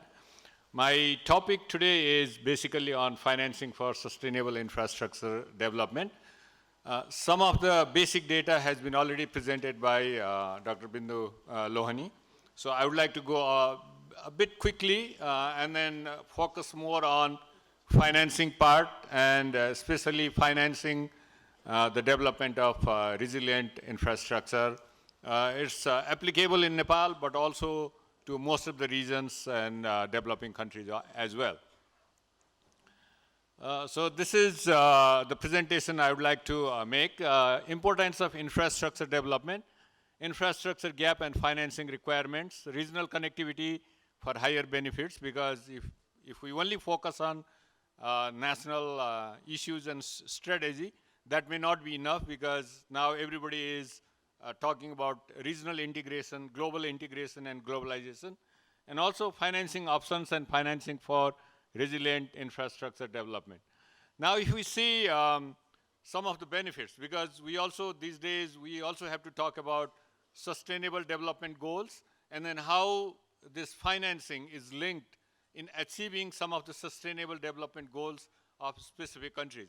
There are many targets and goals, but I would like to specifically talk about some of the SDGs related with infrastructure development. As for example, intermodal transport connectivity contributes to increase in investment. That's in 2A, and will also enhance the international cooperation in infrastructure. That's 2A, 6A, and 7A. Similarly, the good quality road can reduce the number of traffic deaths, double the rate of energy efficiency. I think it's also one of the targets of SDGs, and facilitate sustainable infrastructure, provide access to safe, affordable, accessible, and sustainable transport system for all. So that's 9. And it not only linked with SDGs, but also linked with poverty reduction as well as the economic growth. Some examples, I think it may not hold true for Nepal, but contributes to poverty reduction, as for example in Indonesia, that's the provincial level data, they did the analysis. Probably in case of provinces, it's also true for Nepal, for most of the provinces, because they have a huge deficit in the area of infrastructure. So in Indonesia and some of the provinces, 1% increase in road investment is associated with 1/3 drop in poverty incidence in provinces. So similarly, if we see its relationship with the economic growth, the 1% increase in infrastructure investment may lead to anywhere between 0.01% to 0.39% of economic growth. If we are talking about some of the well-developed area, maybe I think it's only 0.01, but if you go to some of the underdeveloped areas, it could be much higher, because I think roads and nodal points, the growth centers, I think they are all located around the road heads, the road area, highways, basically. I think this is just, I would like to give the highlights of where Nepal is in terms of ranking. I think we have Pakistan, Bangladesh, and Nepal is way below in the 3rd rank, meaning compared to most of the countries in the world, Nepal is in the bottom in terms of infrastructure development. This is about Logistic Performance Index 2018, because being an economist, student of economics, what I would like to say is that road is good. I think we need accessibility, we need quality roads, but it also should be able to generate economic growth, reduce the poverty, and generate the economic activities. So when we say they generate the economic activities, it's not only national. I think you have to talk about regional economic activities, and you have to link up with the regional activities. So to link up with the regional activities, road heads, highways, they should also be linked with other logistic arrangement in the country. As for example, how long do you take basically to clear the customs? I think this is one of the indicators in doing business, indicator published by the World Bank. Similarly, international shipment. I think what is the facility to reach to the international shipment for that matter? Logistic competence, tracking, timeliness. So I think these are all linked to the infrastructure development. If they are not linked to the infrastructure development, the countries cannot reap or maximize the benefits out of the highways connecting to different regional roads. Now I think this is very interesting. I think this was published in the recent report published by CNI/IIDS. This is about China. If we see the graph here, the yellow one is the GDP per capita. GDP per capita is increasing very rapidly in China. We all know that. But if we see the urbanization index, this is not the urbanization rate, but urbanization index, this is very slow. I think compared to, let's say, Nepal. Nepal is just the other way around. The urbanization rate is, although I think we can challenge the definition, by the new definition of the municipality, it's up to about 61-62% in Nepal. But anyway, if we see over the last several decades, 3-4 decades, the urbanization rate, growth rate in Nepal is one of the highest, or the highest in South Asia, one of the highest in the developing countries. So the urbanization rate is much higher, but GDP per capita is growing very, very slowly. So compared to China, I think it's entirely different scenario, meaning that we have not been able to keep up our infrastructure development in the urban areas, basically. I think these are some of the figures. I don't want to go into details. This was done by very recently CNI and IIDS report, how much more money is required in Nepal to have some kind of higher level scenario in the infrastructure development in the country. Based on the data, I have done some calculation. In a business as usual scenario, the total from 2016 to 2030 is something like 105 billion US dollar, but there will be a deficit of 101 billion US dollar. So I think we need to find out how we can get these resources, additional funding for the infrastructure development in Nepal. In fact, this is not the high growth or highly optimistic scenario. This is only the medium case scenario. So means we definitely need that much of money if we really would like to have moderate level of development in the area of infrastructure and link this one with the economic growth of the country and regional connectivity. So issues, infrastructural gap is still high and accessibility is still very weak, inadequate. Quality of infrastructure, we all know, I don't have to discuss about that. Not resilient to natural disaster. Infrastructure development has to be linked with the private sector development and investment. Similarly, the development must be complemented with other development activities like logistic performance related with the trade and investment areas. And the challenges are getting bigger and bigger, especially in the urban areas. I think just before coming here, I got an email saying that for the last 3 days and over the next couple of days, we are not supposed to go outdoor, basically. Stay indoor, have the mask 24 hours a day. So that's the kind of email I received just before coming to this session. So I think there are so many challenges, especially in the urban areas. I think this, I would like to skip this one, some of these. This is something that Dr. Lohani mentioned earlier. This is about 45 developing member countries from ADB, how much money we need for the next 15 years. So the highest number basically in the power area, 11 trillion, transport area about 8 trillion, telecommunication 2.3, water and sanitation about $1 trillion. Financing, as Dr. Lohani was mentioning, the private sector contribution to the infrastructure development in Nepal is very, very minimum, 0.66% of GDP. So, but I think there are opportunities. I think I'll show you some figure from Philippines. I think he was referring the number from Philippines, but there are opportunities as, for example, even in the public sector, the tax GDP ratio, although in case of Nepal, I think the tax GDP ratio is the highest among the South Asian countries, but Nepal is now doing, changing the base of GDP. So we would like to see what is the GDP and GDP per capita of Nepal and what is the tax GDP ratio. Most of the economists, I think what they say is that the tax GDP ratio in Nepal is high, but that's not realistic.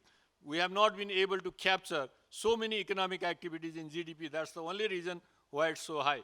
But anyway, I think increasing the national, state and local budgets and harmonizing their investment plan, there is zero harmonization among 3 tiers of government at this point of time. The municipalities, I think their mandate is to work on the smaller projects, but provincial governments, I think they are spending close to 60 to 70% of their budget in the smaller projects, not the medium-sized projects. That has been, I think, indicated in the Constitution of Nepal. In case of the central government, I think central government has increased the resources in infrastructure development. But the thing is that I think if we really do the economic analysis of these infrastructure development in Nepal, probably most of them, they will have the negative return, meaning that anything that we plan to complete in 5 years, if it takes 10 years, then economic analysis will say that the economic rate of return is probably negative or zero. So I think that's the problem in different areas that needs to be improved. I think this figure I just received from one of the presentation done by one of the Americans in town. I think she made a presentation in at least 6 different places. So on an average, I think 30% is lost on the process in the infrastructure development. That's not specifically gone to the infrastructure development, real infrastructure development, but this is gone in the process. Probably in case of Nepal, this is even higher. So how can we reduce this wastage of 30% or higher in the country? Increasing users fee, I think this is not very popular in most of the developing countries, poorer countries like Nepal, but I think users fee is a must. I think without that, how can the municipalities survive? How can the provincial level government can survive? How can they develop the infrastructure? So I think this has been specifically mentioned even in the Constitution of Nepal. So building resilient infrastructure, I guess, although this is one of the reports that I came across, according to this report, spending better is not spending more. Benefits of building more resilient infrastructure is low, and middle income countries should be, I think they benefit $4 benefits out of every dollar invested in the resilient infrastructure. Probably this is for the middle income countries. This could be true even for countries like Nepal and poorer countries and least developed countries. And because it saves expensive repair and maintenance, minimizes the consequences of natural disaster, and increase productivity and quality of life. So I think ADB, World Bank, they have already trying to incorporate the climate resilient design and infrastructure. Just like what Dr. Lohani was mentioning, I think Nepal has not given any project as of now, I guess. We already received several projects from GIF fund, but as of now, I think Nepal has not applied for other projects. Probably Nepal should do that. And attracting private funding, I already said that, and expanding PPP models. I think Nepal now very recently has PPP policy as well as the PPP Act. So, and then the municipalities and provinces, they also, some of them, I think they have also approved the PPP Act. So that will also open up the private sector investment in this area. PPP arrangement, I think there are different modalities. I don't want to go into details from very, the basic procurement to fully private, I guess. This is some of the PPP projects done in Philippines. There's a huge share in transportation where Nepal is lagging behind, way behind compared to many of the developing countries. Now, if we go, I think I'll skip this one also. Because of regional connectivity, regional integration, and globalization, I think we'll gain more if we can harmonize with the regional plan. South Asia, I think there has been some study done by ADB, but we have not approved the South Asia-wide connectivity plan, but ASEAN countries, they have done that. So nations, if they can connect, harmonize, standardize their infrastructure development with the regional strategy, regional approach, the multiplier effect, I guess, the gain will be much higher compared to what we are gaining today. I think it's not only for today, I think it's the medium to longer term. Now, I think my last 2 slides, especially on resilient infrastructure. I think people talk about resilient infrastructure. How do we finance resilient infrastructure? So first one is, first of all, I think government should spend enough money in analyzing the climate and disaster risks of important projects in important areas. I think that will help the private sector in minimizing their design, minimizing their cost of doing the detailed project reports. I think that's one strategy. And this is much easier today for Nepal. The reason is that most of the development partners, if many of our projects, if the projects are linked with the climate resilient environmental change in the country, you can get enough money from development partners today, bilateral, multilateral. So there's enough money lying with the development partners. If we can tell these people that, okay, this is for infrastructure development, but we would like to do the analysis before we agree with the private sector for the development. So I think there's no deficit of resources. We can, and then I think we should have those resources. Support for project preparation to the private sector, I think this basically cost-sharing kind of thing. If the private sector is doing some analysis, project design, if the government agencies can say that, okay, we'd like to upgrade this one by doing the further analysis on climate resilient infrastructure development, that can also help. The tools using the decision making under uncertainty, I think those people who are used to it, stochastic process, uncertainty analysis, decision making process, I think this is, you can do it through the modeling work. Nature-based, flexible or innovative approaches to climate resilient infrastructure can be cheaper. Although I think in this area, Nepal has lots of experience, but no research, I guess. Because the people in Nepal, people in the developing countries, they are doing something for ages, for decades, for centuries, but that has not been taken into account in upgrading lesson learning in different other places, and then incorporate those traditional nature-based approach in our design. Public policies that promote resilience, including public procurement process, I think that's also important. While doing the procurement, if you can see which bidder or which company is doing some kind of climate resilient design, probably government should be should give priority to those kind of design. I think that's also one of the areas. The choice of discount rate, I think we all know the discount rate will change the figure for economic rate of return, financial rate of return. Public-private partnership in contracts is important to clarify the allocation of responsibilities regarding climate-related risk planning.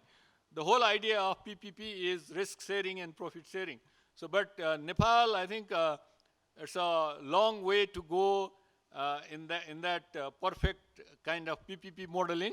When I saw when I presented that PPP different modalities, Nepal is still in the rudimentary phase, but this needs to be, I think, exploited. Blended finance these days, I think we talk about blended finance. So that's meaning that either it can come through philanthropic organization, development partners, but it is blended with the private sector and public sector money. So this modality is also being adopted by the government of Nepal, but we don't have the real framework for that. But I think this is also being developed. Thank you so much.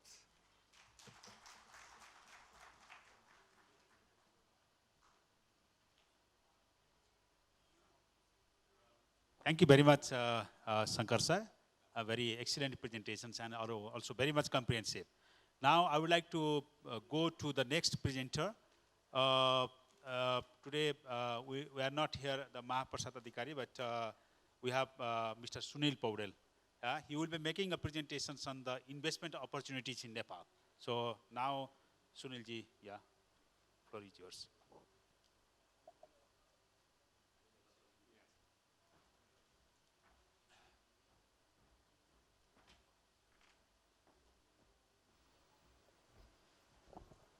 Thank you, sir. Respected chair, respected panelists, and distinguished participants. Today I am going to present a few of the slides about the investment opportunities in Nepal.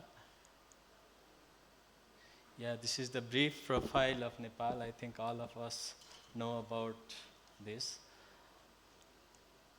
Yeah, we have to, as per the sustainable development goal, we have to meet by 2030.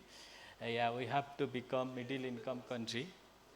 Then for the realities are, we need to increase the investment in infrastructure, energy, transport and manufacturing and other sector. We need to invest approximately 20 billion US dollar year by year, every year. Then considering this fact, our aspiration government realized the role and importance of FDI, and therefore has brought several policy and legal reform to attract FDI in the recent year. Yeah, our target for the next decade are 2,000 kilometers of the railway, then 2,000 kilometers paved way, 5 international airport, 15,000 megawatt of energy, and 5 million tourists per year. Then why invest Nepal? Actually, we have improved the rank of doing business, ease of doing business by world, which is published by World Bank. Now we are in 94th. Then in the repatriation, we can allow the repatriation of 100%, and 75% can be repatriated on employee salary. Then this is Nepal is located in the strategic location in between India and China. So for the market of the product, there will not be any problem. And we don't have any discrimination. We treat as a national treatment for the foreign investor also. We provide tourist, non-tourist, and business visa for the foreign workers on recommendation of the respective agency. Residence visa are directly granted to the investor who invests more than $1 million in convertible currency. Then the foreign investors are allowed to have 100% ownership in all the sector. Land ownership in company name is allowed. Improved labor relation in recent year has been improving. For the protection of investment, signing of project development agreement or concession agreement is being done for the PPP project, and project investment agreement for private investment is also in practice. Document developed and signed as per the international best practice. We try to make the project internationally bankable. Obligation of the both developer and government are clearly spelled out in both PDA and PIA. Protection from change in law, non-discrimination, and non-nationalization among others are ensured. In these tax incentives, we have different tax rate for different entities. Normal tax rate for entities is 25%. For manufacturing, it's around 20%. For the enterprise operating roads, bridge, railway, hydropower station, transmission line, and wood, PPP modes, it's 20%. Then bank and financial institution, it's 30%. General insurance, 25 to 30%. Enterprise involved in petroleum business is 30%. And saving and trading cooperative, it's around 20%. And we are the lowest corporate income tax country in our, as compared to our neighboring countries. As we see, Bangladesh 27.5, China 25, India 22, Nepal 25, Pakistan 34, Sri Lanka 28. We are we are the member of regional agreement and regional organization. We are member of SAARC, BIMSTEC, and we have also the member of multilateral investment guarantee agency, World Trade Organization. We have already signed the BIPA agreement to Finland, France, Germany, Mauritius, United Kingdom, and India. India is not ratified yet. Market access, duty-free and open border market access to India, and duty-free market access to China for 8,000 plus product, and duty-free and quota-free market access to European Union under everything but not EBA agreement. Duty-free US market access for 677 products. Then we have already signed the double taxation avoidance agreement to Austria, Pakistan, Bangladesh, Qatar, China, Sri Lanka, and other countries. Yeah, the Constitution has guaranteed the property right issue, and Constitution has mentioned the role of private sector for the national development also. And Nepal welcomes and nurtures the foreign investment. Foreign investment is also a high priority. Yeah, we have recently made very policy and legal reform. Recently, PPP and Investment Act has been enacted. Similarly, FITA, Foreign Investment and Technology Transfer Act has come, and the SAGE Act and integrated intellectual property right policy has been came, and hedging policy is also in practice. Then other various acts, Intellectual Property Right, Company Act, Industrial Enterprise Act, Labor Act, BAPIA amendment has been done. Different guidelines has been already in place. Guidelines for construction for industrial infrastructure, actually it's in process. Mines and mineral regulation, it has come, and land selling waiver, forest land acquisition, these are already in place. These all are for the vision of prosperous Nepal and happy Nepali. And I like to go to Investment Board Nepal and its function till now. It's the high-powered board chaired by the Right Honorable Prime Minister of Nepal. Office of Investment Board is led by CEO. We have the two different types of employee arrangement. We have few government employee and consulting staff. They are from private sector. There is the merge of government experience and private sector experience. Our mandate is a project cost equal or greater than 600 billion. It comes under the IBN. In case of hydropower, project capacity greater than 200 megawatt, it comes. Hydropower and others energy projects are also above 200 megawatt are in IBN mandate. This should be developed by the private sector investment.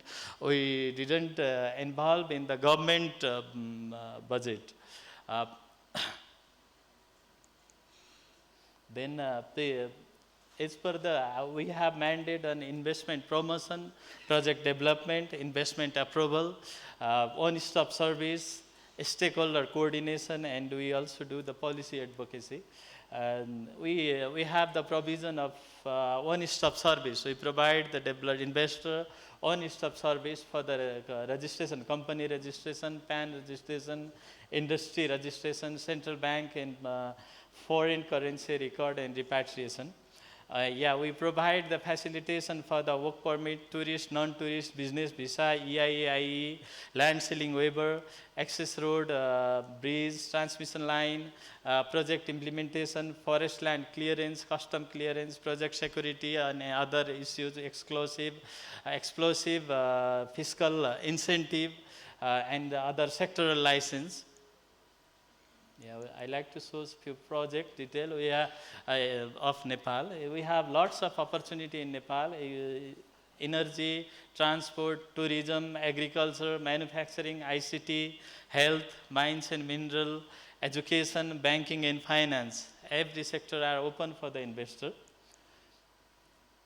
I like to show a few projects which are an IBN for the investment. In industrial infrastructure sector, we welcome for the investment of Block B and C of the Simara Sage, it's in Province 2, Industrial Park in Motipur, Butawal, it's Province 5, and Industrial Park in Naubasta, Baake.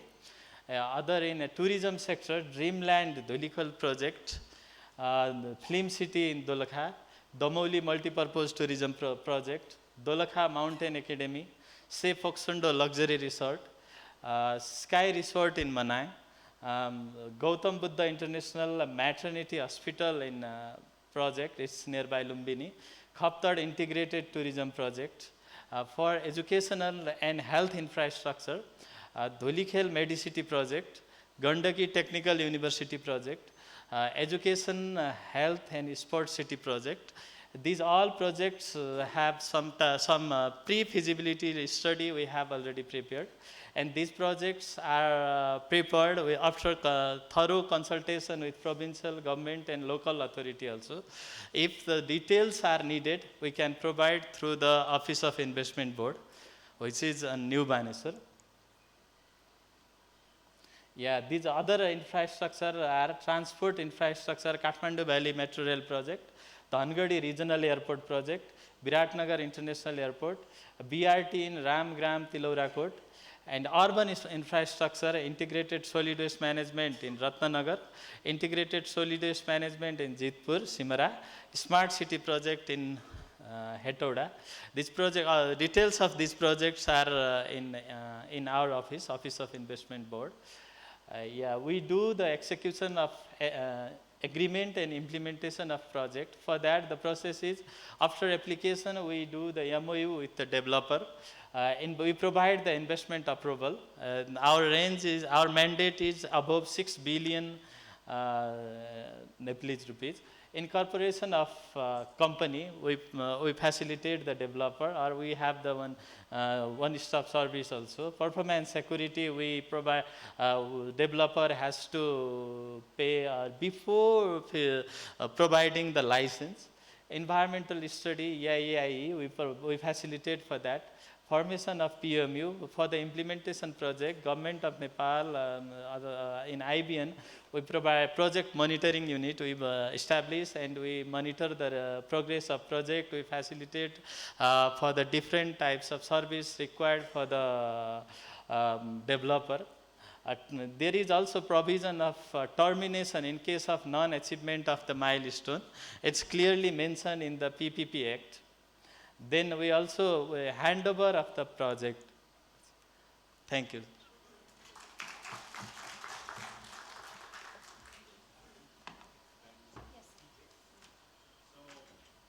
This is the time for tea break, and we'll be having, it is around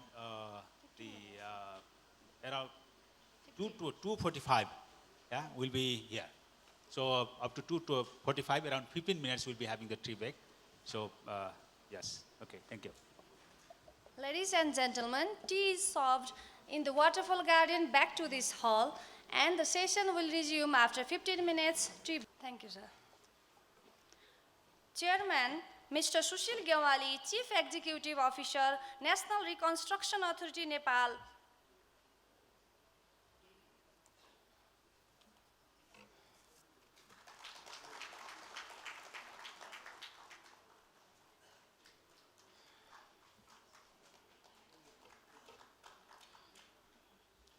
Dr. Shankar Prasad Sharma, former Vice Chairman of National Planning Commission and former Nepalese Ambassador to USA.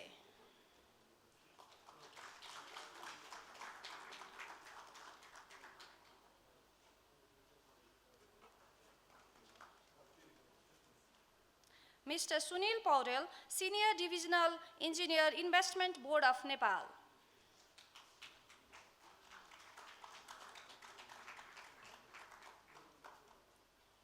Mr. Saroj Basnet, Vice Chairman, Urban Planner, City Planning Commission, Kathmandu Metropolitan City.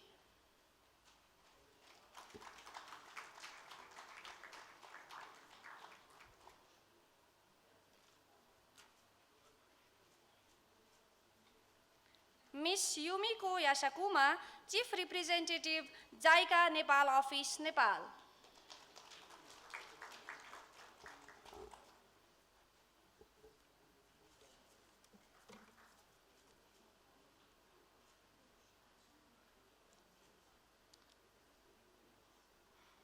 Dr. Chandra Bahadur Shrestha, Executive Member, National Reconstruction Authority, Nepal.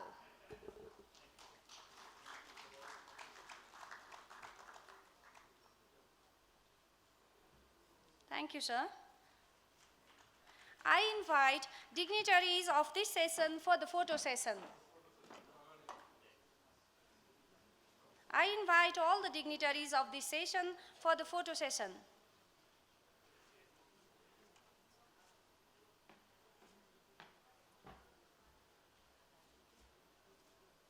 Ladies and gentlemen, we have tea break for 30 minutes. After that, we have our session 6, that is closing session. The seating arrangement of the hall will change for the next session, so please take care of your belongings. Thank you.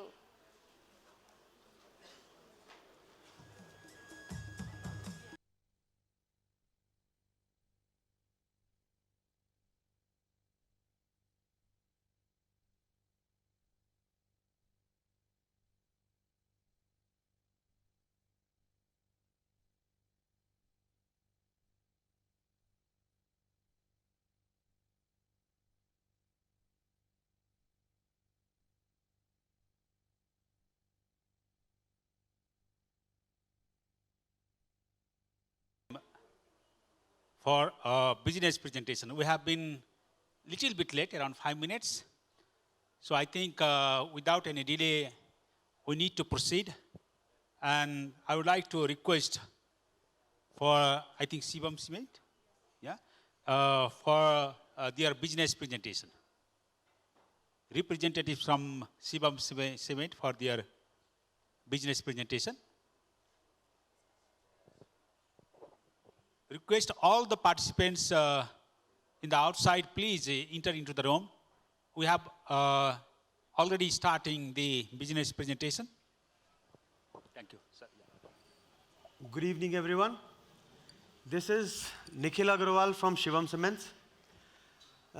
We are the platinum sponsor for this event, and we come with a small business presentation, which is basically an introduction about our company.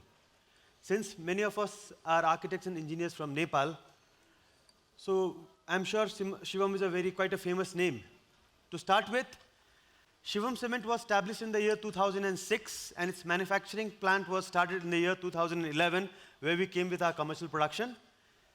We are located at Hetauda, a pretty close destination to Kathmandu and the upcoming industrial area, which is one of the probable closest industrial area which we have out of the valley.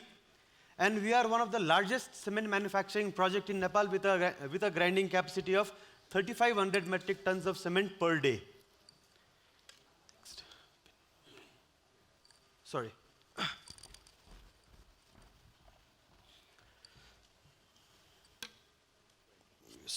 Still missing the pointer.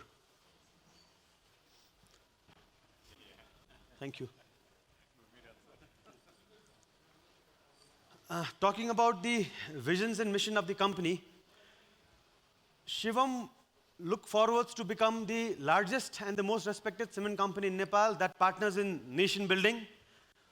Since a nation building is all about construction and infrastructure, so we would like to partner in that. Similarly, we have a mission to establish ourselves as a leader in the industry, providing outstanding values to our customers, to provide a safe and stimulating work environment for our employees and community, to provide superior returns to the nation as a whole. This is the mission and vision which Shivam carries, and we are moving forward with. Towards the next slide, I would want to show a small corporate presentation which would give you a brief idea of what we are trying to explain and what Shivam is. To start with the video.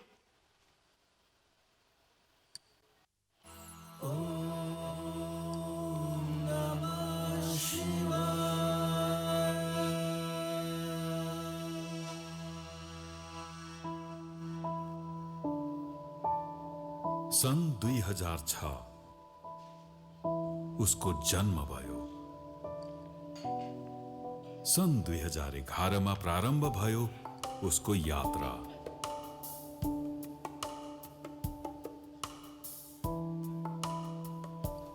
स्थापना भयो एउटा अग्रणी उद्यम जसले पूरा गर्नेछ राष्ट्रप्रतिको आफ्नो दायित्व।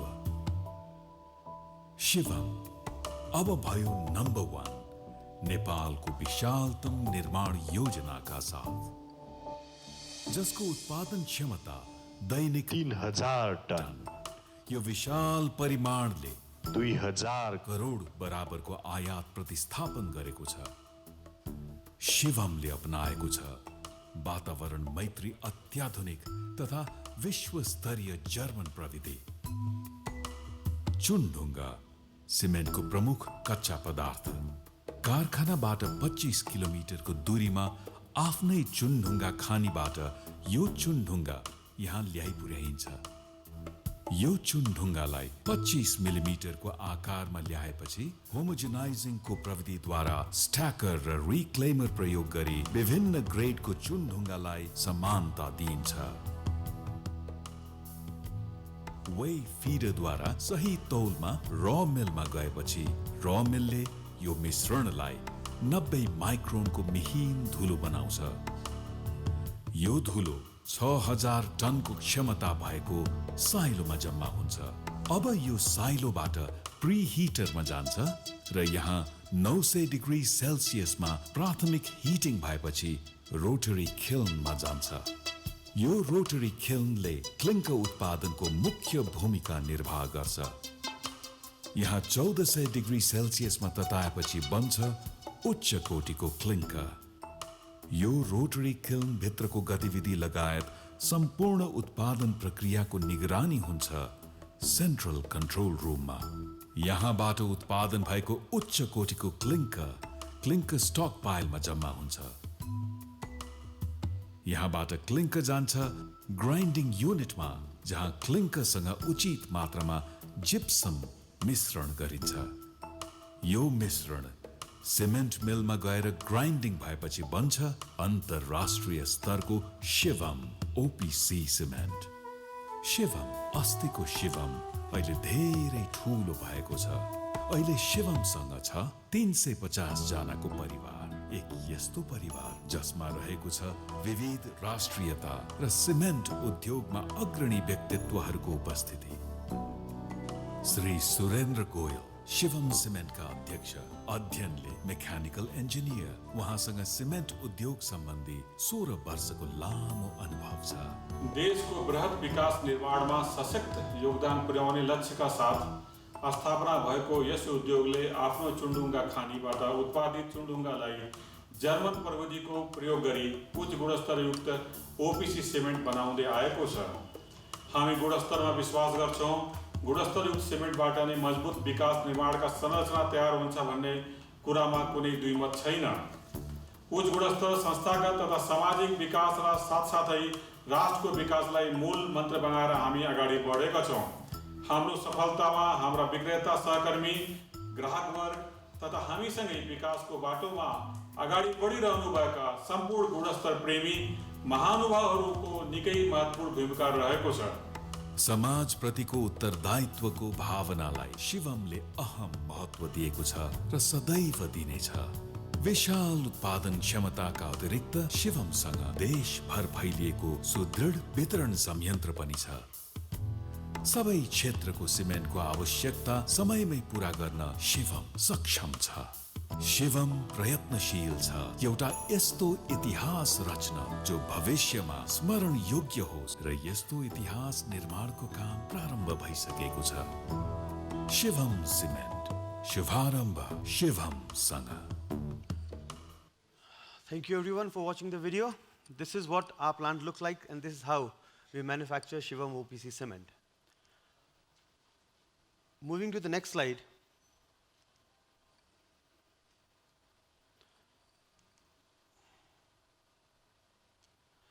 Shivam was one of the first industries in Nepal with the league to have its own limestone quarry. Quite some time back, if we see the history, a lot of industries were there in Nepal which were operating on a module of grinding units, for which the clinker was being imported basically from India, and then cement was grinded. The clinker was grinded to manufacture the required quantity of cement. We came up with a vision of making good quality cement with 53 and 43 gauge standards. We are having 9 limestones of our own, which is the reason why we can maintain our consistency and quality. And we have been acclaimed as one of a very fine cement in Nepal. Our limestones, high-grade limestones are located all around Hetauda, which makes this transportation easy for us. Similarly, the next, the another technology which we have used, I think there is some technical problem with the quality of Shivam cement. When we talk about quality of Shivam cement, we are very,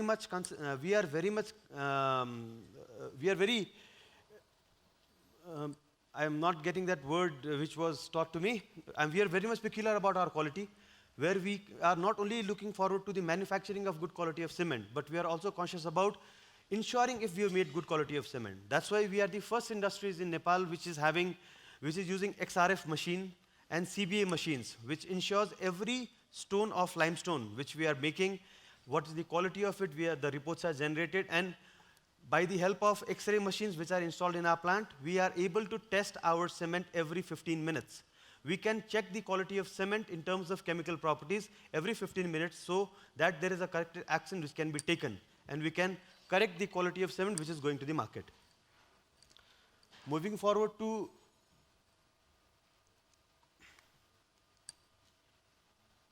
I think this remote is not very working properly. the technology which we've adopted.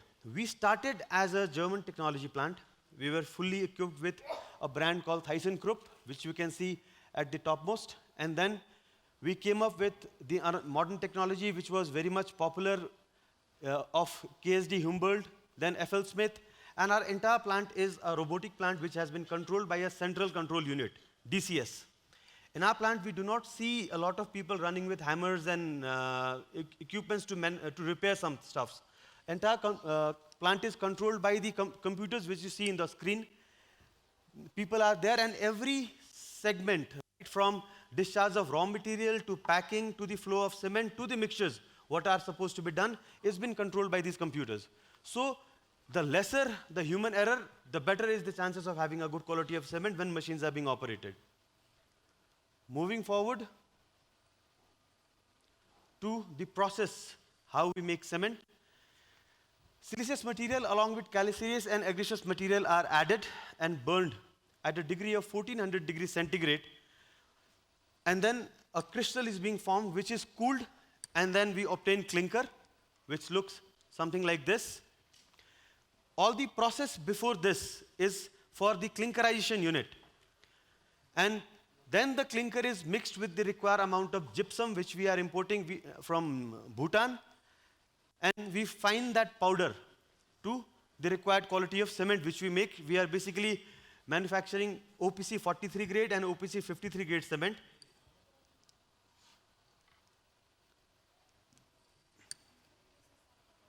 On a fine note, our flow chart looks like this. From our own lime we bring our stones, then we crush it, we blend it, we homogenize it, then we burn it to make the clinker, we store it. Then the second part comes where we blend it, mix it with gypsum, we grind it to a certain level, and Shivam OPC cement is being manufactured. Moving towards, as a company, we have been certified with a number of certificates like ISO 9001 2015, ISO 14001 2015, OSAS 18001 2007, NS ISO 2001 2015, NS ISO 14001 2015. These are all system certifications. And towards product certification, NS 49 is a mandatory certificate which is required from the Nepal government to manufacture cement.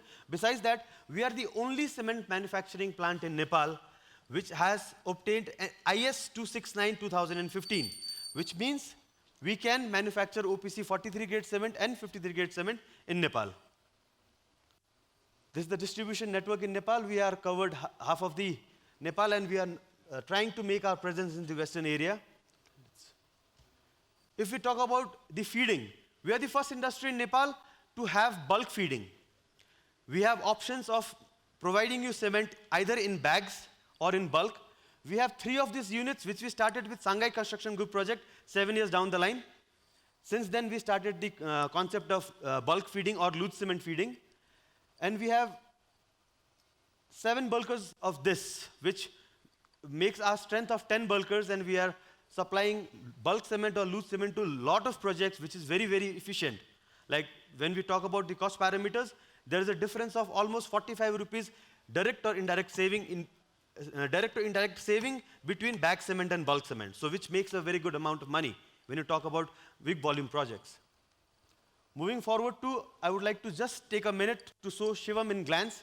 We started in the year 2067-68, and we just completed 2075-76, where we are close to 1 crore 60 lakh bags. This shows our success. You can see we have been growing every year, and we are very thankful to all the architects and engineers and construction partners for making us achieve the numbers. Moving ahead, since the budget is always there, would like to also present a small scenario of market size of cement projected in Nepal. As per the estimate in 2018, the entire market was of 9 million tons. Projected market for 2019 would be 10 million tons. We're not growing a lot in terms of sales, but the installed capacity is 17.115 million tons. The demand is 10 million tons, and the capacity which we can produce is 17 million tons. So there's a huge gap between demand and supply. And the production, if you talk about, if I bifurcate that production capacity into two parts, the clinkerization units are close to 12 million tons, and the grinding units are 5 million tons. Coming very close to my presentation, just two more slides. Achievements. We would like to acknowledge that we are the first Nepali cement company, or the first cement company in Nepal to achieve NS Quality Award 2019, which was just awarded to us last week. And we are thankful for all our associates and partners for making this dream come true and making us the first cement industry to achieve this award, which defines the quality of cement which we are making in Nepal. Similarly, we are the first company in Nepal to have a license from Indian Bureau of Indian Standards to manufacture OPC 43 and 53. We are the first cement company again to issue public shares. And we made our company a public limited company. Moving ahead, we are the first company to receive Energy and Environment Efficiency Award, which was again received last week with a check of 1 crore, was given to us by the donors against being one of the most efficient industry in terms of consuming energy and controlling the environmental issues. For Shivam, the license. The Shivam, we have what Shivam offers to our public, what Shivam offers to our customers. We offer consistency in our product and quality. We offer regular supply. We are the first company to have OPC 43 and 53 marking from BIS. That means we are as good as Indian cement. Option for packed and loose cement. If you talk about product, we are a very low MgO product. We have low insoluble residue. We have marginal sulfur and marginal alkali. Besides that, technical services, after-sale services, and mobile van settings are always our priority. This van you might have seen at many of sites and locations where we travel. Our engineer, Mr. Chaturvedi, is there. He travels to all out of site. He guides people for the good manufacturing practices and bad manufacturing practices regarding raw material and uses of cement. This is a CSR activity which we have been doing since past 5 years. And not without taking a lot of delay, I would want to say thank you to staff and to all the members and to all the engineers and architects who are here for making us one of the best cement of Nepal and helping us to achieve the numbers of figure which we want to achieve. By the love and support of all the engineers and architects, we are here, and by the opportunity provided by SCAF, we are here presenting you about our brand. We thank you all for all the support which you provided, and would request for this continuous support to stand as the #1 cement in Nepal. Thank you. Thank you very much for your presentation. And now, without making any delay, I would like to request Mr. Saroj Basnet for his presentation. He is the Vice Chair in the City Planning Commission of Kathmandu Metropolitan City.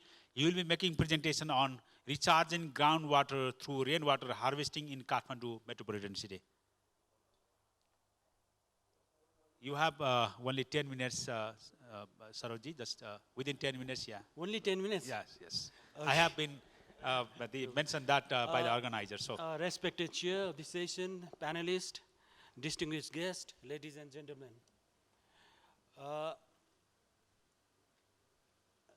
Today I'm going to talk about the recharging groundwater through rainwater harvesting in Kathmandu Metropolitan City. I work in City Planning Commission as a vice chair of CPC, KMC, what we call it. And this institution is relatively new institution which was established some 6 months ago, but it was functional for the last 1.5 years, where the institution or the setup is being operationalized through the act called City Planning Commission Act, and where we are now doing or making plans of Kathmandu Metropolitan City relating to heritage conservation, relating to open space management, relating to small-scale community infrastructure work, and other innovative initiatives that we are starting.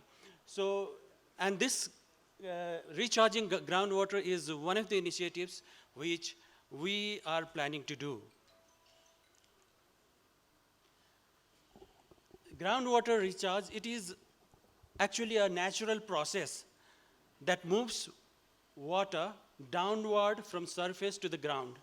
Groundwater is recharged naturally by rain and snow melt, and to smaller extent by surface water. Water is an important water source for many communities in Nepal. But when you talk about rainwater harvesting, it refers to the collection of and the storage of rainwater for local use. Upon use, the water may drain and re-enter the hydrological cycle through evaporation and percolation to the aquifer. So, actually, groundwater recharge is a natural process. But when we deliberate to do the groundwater recharge, when we are deliberately doing it, then we call it as a groundwater recharge through rainwater harvesting. We have to harvest the rain for the use and also for the improvement of water table in the ground. So the water demand, the valley's water demand at present is around 375 million liter per day, and the KUKL supplies only 120 million liter. The gap, the demand gap is made by the groundwater, and it is said that more than 200 meter deep down the water is extracted, and now it is being heavily extracted. And the overall groundwater extraction rate exceeds the natural recharge capacity by 6 times. So if this extraction continues, then we'll have really a very, very critical situation in the few years to come. So average rainfall in Kathmandu is around 1900 millimeter, more than twice the world's average. And 1.2 billion cubic meter per year, or 3,353 MLD of rainwater falls in our valley, which is around 640. If you calculate the ridge level of the Kathmandu Valley, it is around 700 square kilometer. But on the lower level, it is around 640 square kilometer, and which is around 12 times the present water demand. But the situation is like this, even if we have the sufficient amount of rainwater, we still have the spouts being dried up, and the people are being queue, there's a long queue, and even the KUKL is not being able to supply the water as per demand. In Kathmandu, when we talk about the KMC, it is just 1/14 of the total area of Kathmandu Valley. The administrative boundary of the Kathmandu Valley is just about 50 square kilometer. And according to 2011 census, it is around 1 million population. But the population it serves is very high. The population, the Kathmandu metropolitan city itself serves around 2 to 2.5 million population at present. And there are so many, water sources like the tube well, private well, public well, stone spouts, and the supplies is only 72%, and that also is very intermittent. So the people, a large number of people, have to rely on the public taps, wells, stone taps, and also the ground water. So according to 2009 data, about 70 million cubic meter of water was extracted from groundwater sources, depleting the water table by 2.5 meter. So this statistics is around 10 years old, but now it must have increased. So in 2015, catastrophic earthquake damaged the entire development infrastructure, including water supply system, and it was estimated that around US $107 million of water supply system was affected by the earthquake. And there was also the huge effect on the groundwater system. And there was a shift in the distribution line of the stone spouts, which resulted in so many, sources, and among 382 in Kathmandu Valley. So this is just a recent picture. I think this was a picture taken a few months ago, and also in last year also we had the similar situation, so which is called urban flooding. So urban flooding is basically due to the use of concrete floors on the ground and due to use of so many other impervious materials that prevent water from percolating into the ground, and there is a huge runoffs. So in the Sustainable Development Goal, 6 number Sustainable Development Goal, if you look at target 6.6, it said that by 2020, protect and restore water-related ecosystems, including mountain, forest, wetlands, rivers, and aquifers and lakes. It means that it also, we suppose that it also includes the groundwater system, not only the mountain, forest, and wetland, but we should also promote or protect the groundwater. So Kathmandu Metropolitan City is planning to have a kind of campaign called Recharge Kathmandu, where we are planning to form a consortium participated by the different stakeholders, and also there is no such mapping and the information regarding the groundwater system, where we want to now do the mapping, update, and develop the plan of the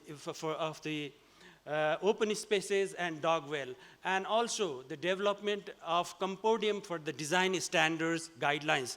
There is no such design standards, but just recently the guidelines of rainwater harvesting is published by Department of Water Supply and Sewerage. Besides that, and there are very few studies made so far. So we really have to work hard on this regard. And also we should initiate the research and development and also the maintenance and rehabilitation of pond, addition of rainwater harvesting bylaws, addition of rainwater harvesting policies, and also awareness and training. So these are the few activities which we want to initiate. But why formation of consortium? Because it strengthens the system-wide technical capacity.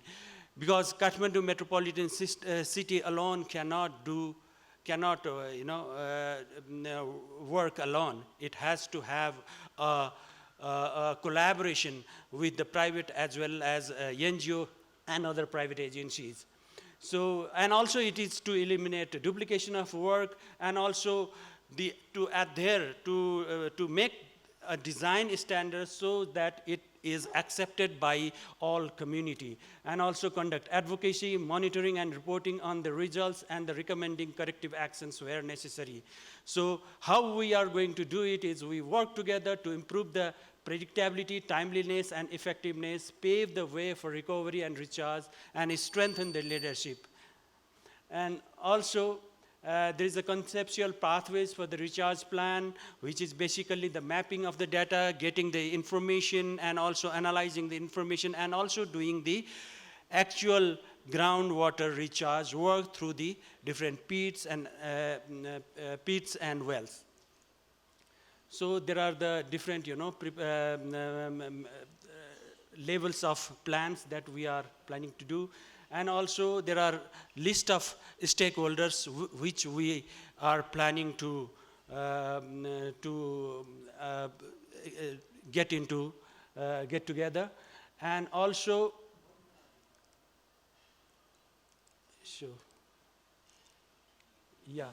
and also there are some international case studies. We have the case studies of Australia, Ethiopia, India, and Nebraska, USA. And also we have some case study in our country itself, where just a couple of years back in Ranibari, there is a system installed for groundwater recharge through the rain garden, recharge pit, and bamboo check dams. And this is a kind of cross-section we are proposing in Gongabu area, where 10 such units is planned in this year. And also, this is a system for the household pit, where for the ground recharge. And also we have the rainwater harvesting guideline, and there are expected outcomes. Basically, our ultimate aim is to improve the groundwater situation. So with this, I end my presentation. And we have, in the past, extracted so much of water from our Mother Earth. Now it's time to give back to our Mother Earth. Yes, thank you very much.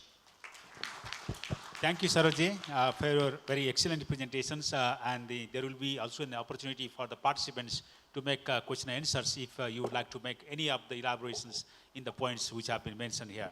So, without delay, I would like to now request to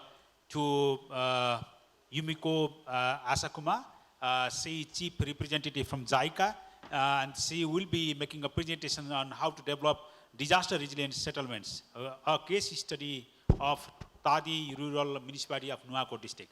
So now the floor is yours, and then you will be also getting 10 minutes. Okay, thank you, Chairman, and namaskar. Very good afternoon, ladies and gentlemen. And first of all, I would like to say congratulations on the SCAF's 29th anniversary. So it is my great pleasure to be given an opportunity to show my presentation here. So today, I would like to explain Japan's ODA and JICA's cooperation. So I would like to express what is our vision and philosophy, and then what is the characteristic of our cooperation, and then why JICA and Japan cooperate to Nepal. So this is what JICA. So the JICA is one of the world's largest bilateral agency in the world. And we supported through the flexible combination of various types of assistance. So financial assistance as well as the technical cooperation. So the point is we are carrying out all of these methods and combine them to achieve the objective. So we dispatch volunteers here, more than 50, almost 60 all over the country, and also grassroots cooperation with NGOs. So this also JICA's cooperation. So both approach we are doing now here. And then this is our vision. So I personally like this vision, leading the world with trust.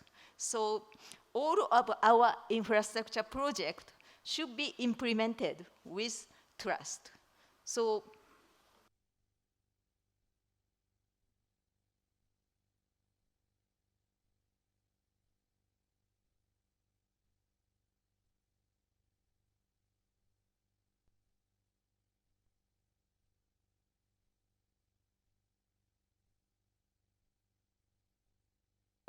to achieving our mission and vision. So we are very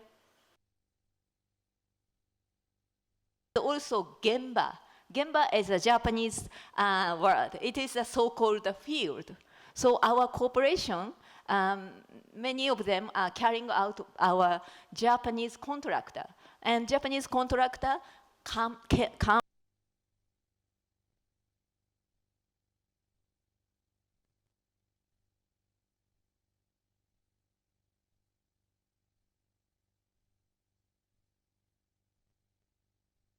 through our cooperation, not only the technical cooperation, but also the financial assistance.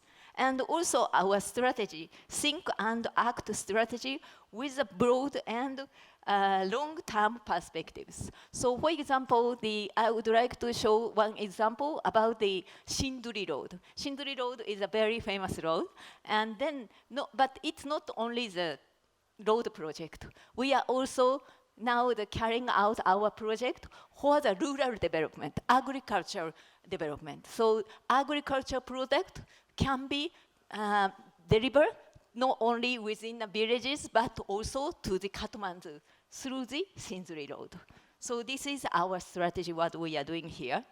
And co-creation, bring together diverse wisdom and resources. I will tell you later.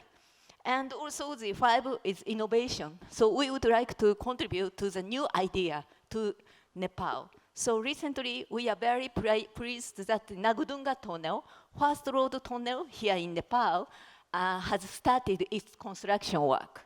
I'm sure this project will change the road transportation in Nepal. So our overseas office is almost 100 in the world. And I would like to say that Nepal is almost 15th or something in the world, the biggest, from the biggest ones. And this is a type of assistance. And what I say that in Nepal, we do all this project here in Nepal. So in some countries, for example, the debt sustainability is very weak country. We cannot do finance and investment. Or high developed countries, grant aid is very difficult to do. But in Nepal, we are doing 3 of these schemes, and we would like to continue these 3 schemes as well. And this is a portfolio of South Asia regions. This is our cooperation to Nepal. We started our cooperation in 1969, and since 1969, we are always together with Nepal. And this is example of our past cooperation. So we constructed 160 kilometers construction Sindri Road. And also 52% of the water supply treatment capacity of Kathmandu Valley is assisted by Japan. And 1/3 of hydropower generation in Nepal is assisted by Japan. And also more than 9,500 classrooms of elementary schools have been developed by Japan. So infrastructure and even education or other cooperation, infrastructure is one of the key components of our cooperation. And this is quality infrastructure and economic development. So GDP per capita of Nepal broke the threshold, now more than 1,000 in 2018. However, in order to maintain an accredited economic development, more infrastructure is necessary, as the other panelists mentioned before.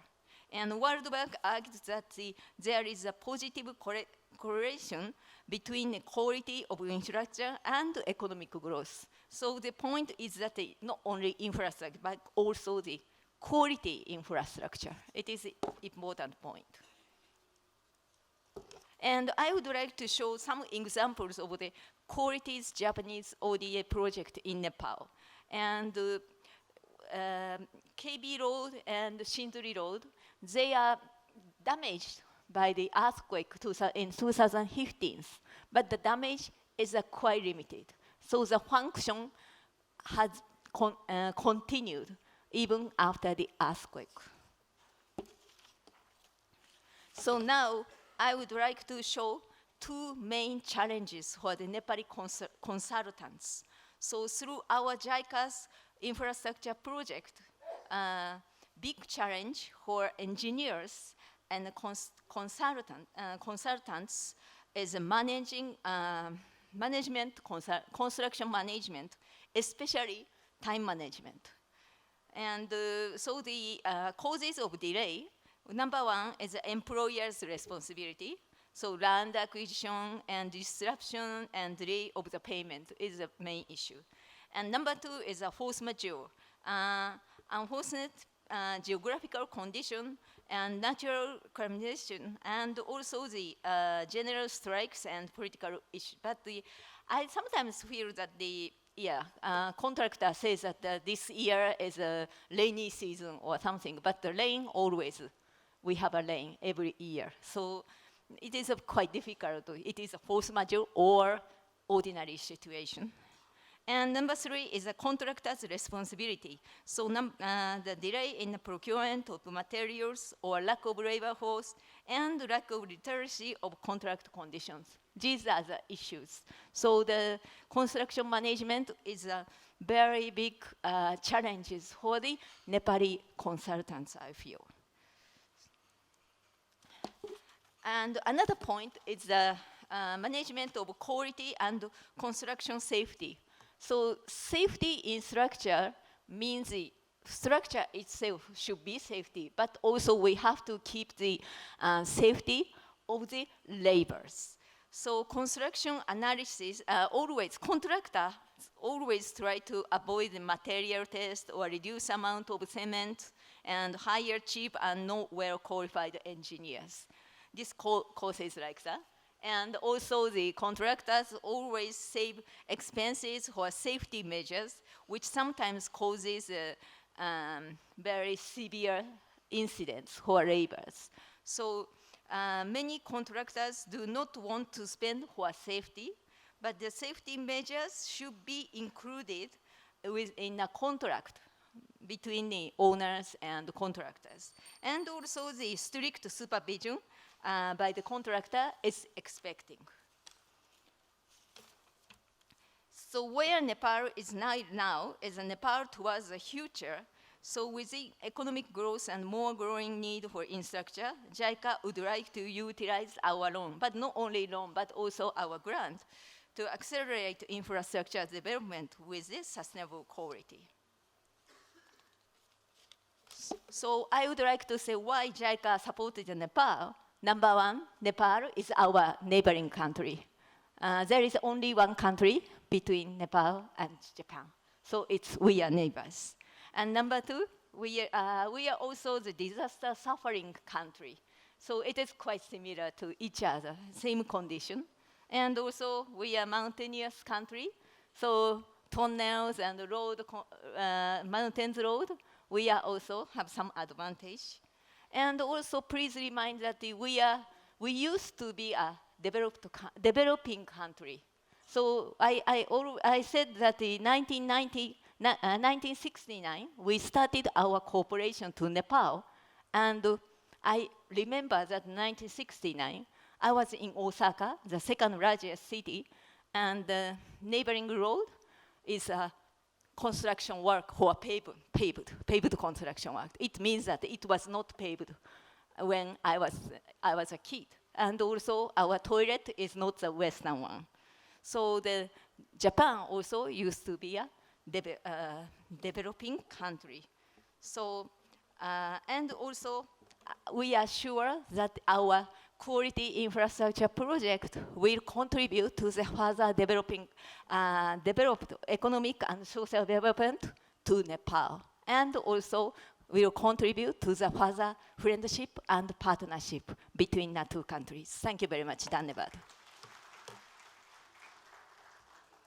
Thank you very much, Yumiko Asakuma. Actually, in my announcement, I just made a mistake that the second presenter, Dr. Chandra's sort of presentation that I mentioned in the Tadi rural municipality having the resilient infrastructure. So now it is your turn, Dr. Chandra, and you will be having only, I think, 15 minutes. Thank you very much, Mr. Chair, my colleagues on dais, ladies and gentlemen.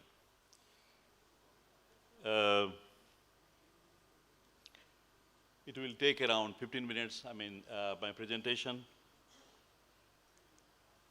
What is happening? Yeah. Unlike to majority of previous presentations, I have captured the realities at the grassroots level. And National Reconstruction Authority has experimented one model of rural settlement development actually, resilient settlement development. And that is one of the best practices we have introduced. Most probably this is time to reflect these best practices at the policy level. And hopefully, our quest, our effort to make sustainable settlement will be replicated further at the nationwide. So my topic is how to develop disaster resilient settlement. I have taken case of Tadi rural municipality of Nawakot district as my case. I don't have to spend a lot of time on this. What are the major factors for natural disasters. There are mainly three. One of them is high relative relief, that is very much obvious we have. And we have high tectonic activity, that is another factor.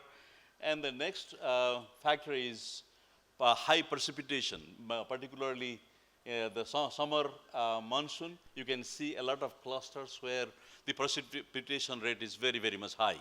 So that causes natural disaster. There are a number of other natural disasters as well, but they are the fundamental or major contributing factors for a natural disaster, which I will demonstrate sometime later. This is the earthquake intensity or impact of earthquake. As you can see, red bubbles there, they are the grade 5 level of damage caused by earthquake. So the way how they are concentrated, and then those small bubbles over there, sorry.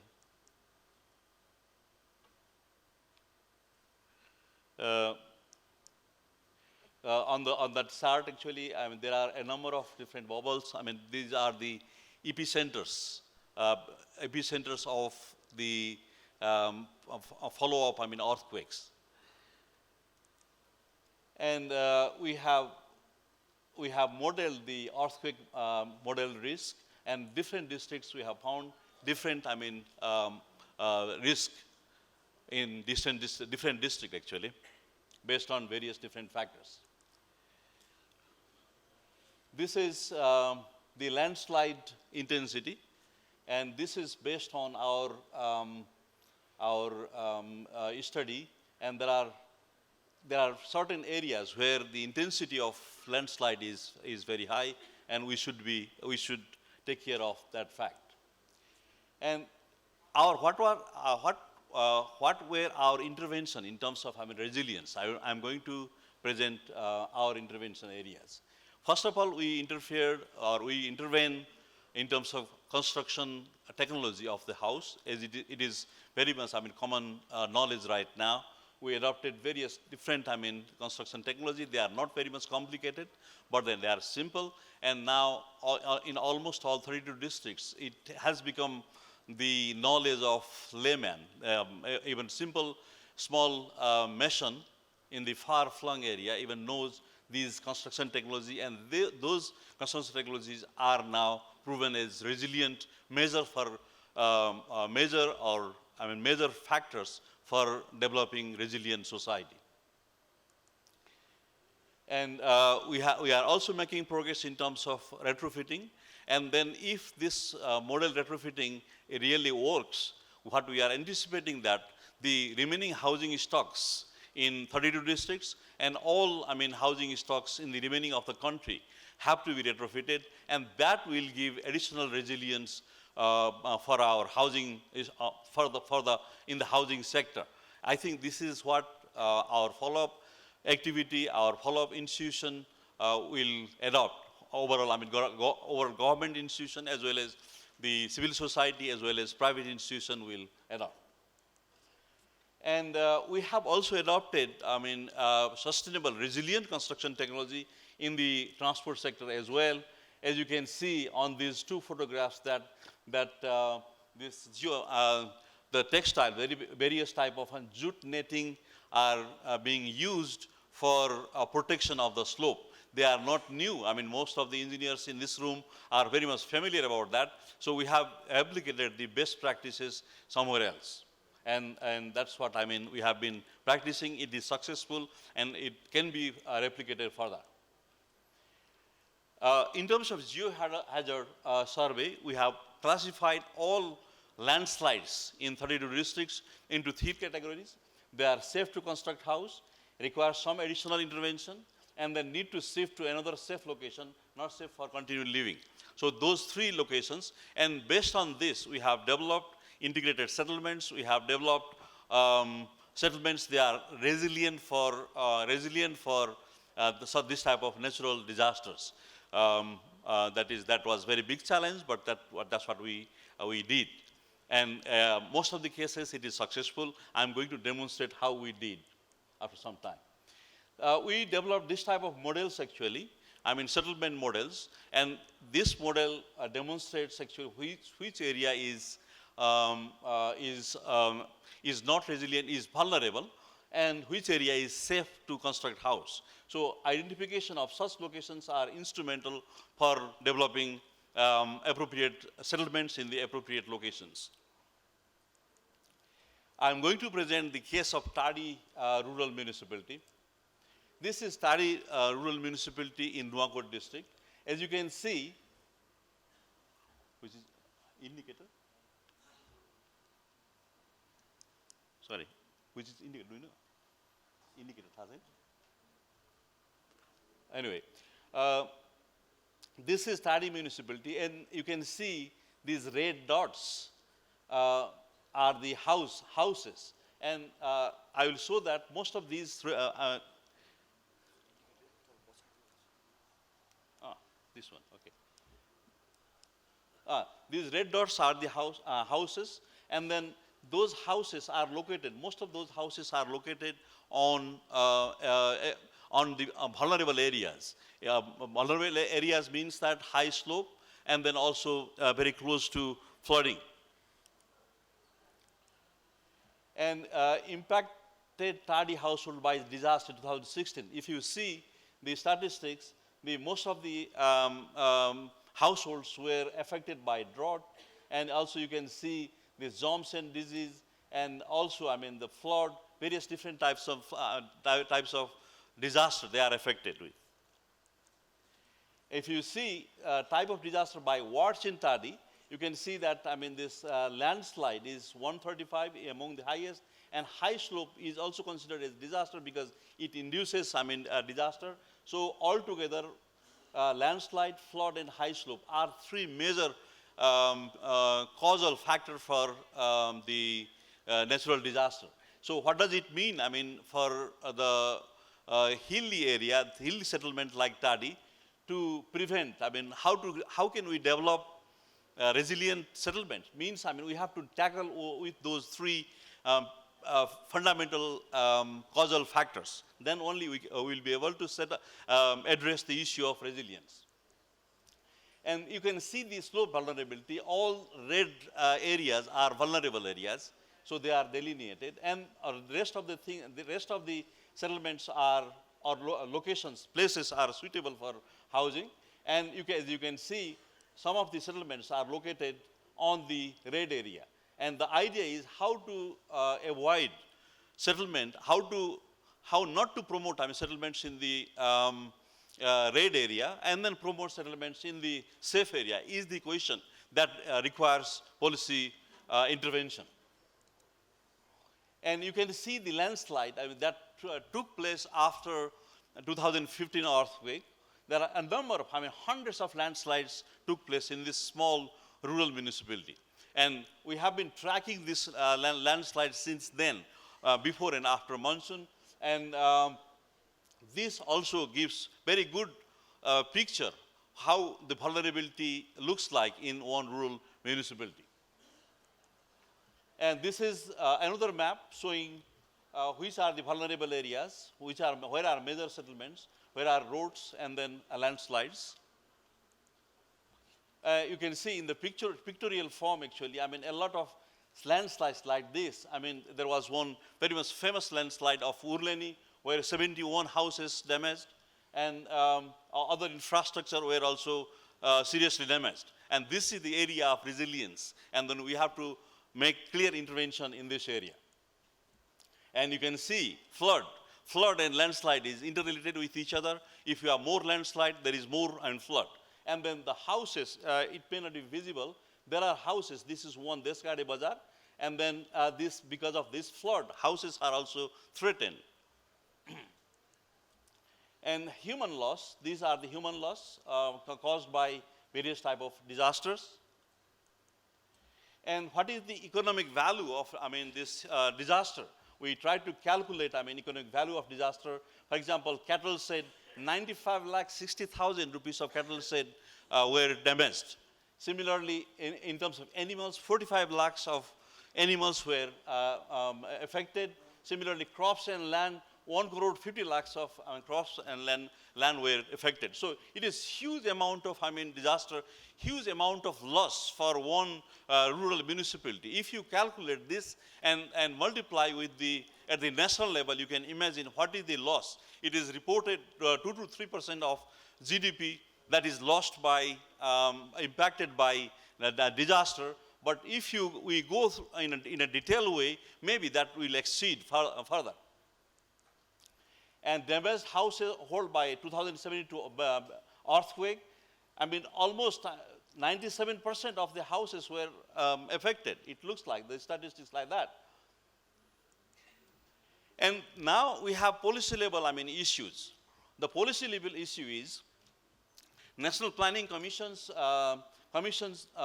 local level plan formulation directive suggests that this disaster is one of the thematic areas, whereas the issue is the disaster, all development intervention has to be seen from disaster perspective, from the disaster angle. That is what it is missing right now. And that is, we need to improve actually. That most probably NRA, we will take this up with National Planning Commission, and some improvement in the methodology has to be introduced. And Ministry of Home Affairs has also introduced separate, directives, and how that is reconciled with National Planning Commission's directive. They are more independent, they are parallel. So it would be very good, they would generate good result if they were synchronized with each other. That synchronization is yet to take place, and this is NRA maybe, we have to take this up with Ministry of Home Affairs and National Planning Commission, and how to reconcile those very important documents with each other is the policy level issue.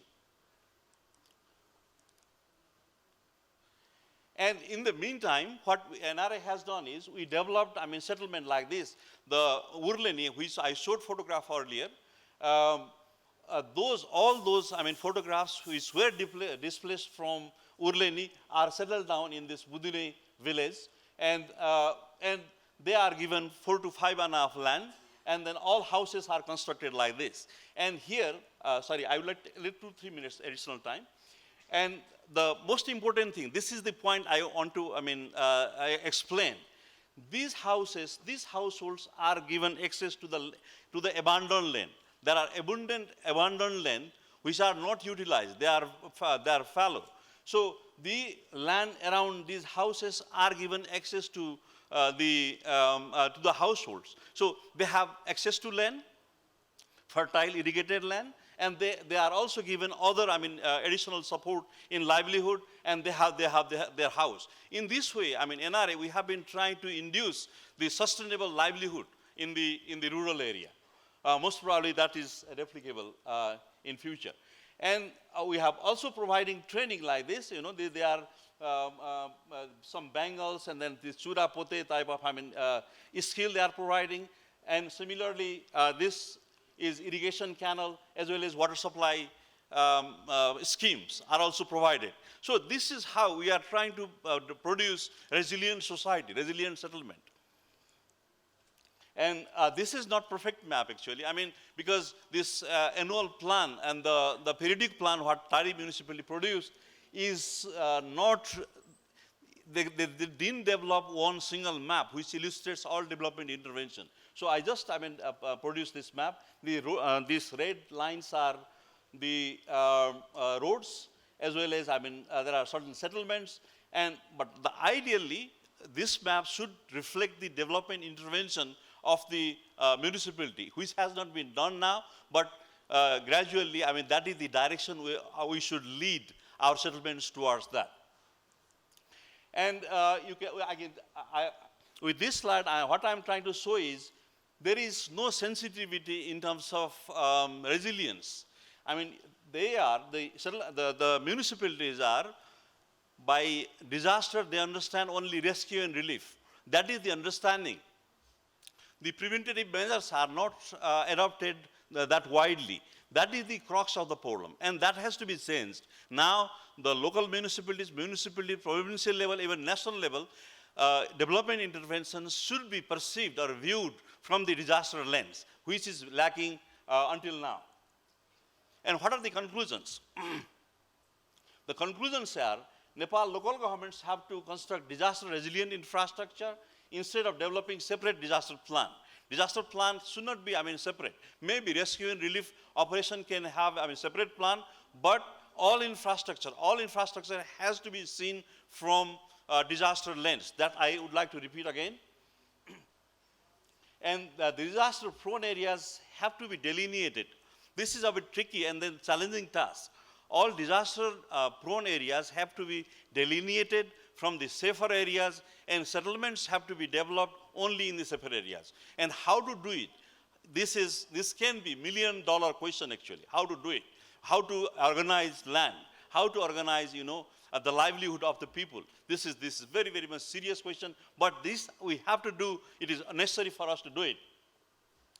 In the present context, we have opportunity. In the present context, there are a lot of lands which are abandoned by the people because of rural-urban migration, and those safer areas land can be developed as settlements as we did in Tadi municipality. So, that we have to use this opportunity and then establish settlements in those abandoned land. But how to organize the transfer of ownership and how to convince those landowners, there are certain policy level issues where we must have to work. And the most important issue, what I would like to emphasize is, we don't have introduced project cycle management. There is no project in the government system which calculates the entire project life. How much does it cost? Unless, there are certain projects, donor-funded projects have adopted this approach, but government adopted project. There are very, very much rare, instances where we have adopted this project's life cycle approach. Whereas we must have to calculate detailed design, conduct a detailed design, and then allocate resources required for the individual project, and we have to finish them. Almost all projects are unfinished, ongoing for many, many different years. So there we must have to make progress. Otherwise, this resilience development can become pipe dream. It won't be translated into reality. This is a hard, fact, but we have to act on this, and we have to make progress on this. The last point is, government may need, external support, where National Reconstruction Authority, we are also considering to strengthen them in various ways within our constraints, but there are other institutions which are mandated for strengthening local governments. Most probably they will also take care, and from our side, we will be also doing something from our responsibility.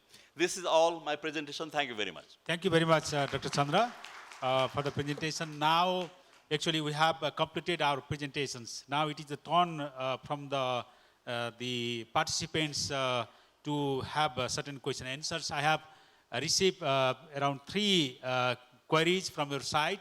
If there are more, please collect that. I think any volunteers from the organizers, please take those sort of the queries, whatever have been written, and we'll be responding those written comments or the queries. Just I would like to go straight forward. Now, this first query is related to the Investment Board of Nepal. There are the 2 queries that I have received. First one is the Investment Board Nepal focuses on PPP. I think it is from the Paudalji. On the PPP model, and it believes, which is a kind of magic land which will solve all the issues related to infrastructure in Nepal. But there are very few successful projects under this model. On what basis Investment Board find it the best model of project implementation where private sector is not enoughly prepared to manage mega projects? So will you please address this? And I would also, again, another set up the queries also, why Gandaki Technical University is in the project pool of Investment Board in this financially attractive, and it is financially attractive for private sector. If government is seeking investment in education, what exactly government is doing? These are the 2 questions that has been coming up from the Bharat Chaliseji, and then I would like to first of all respond this request to respond from the Investment Board.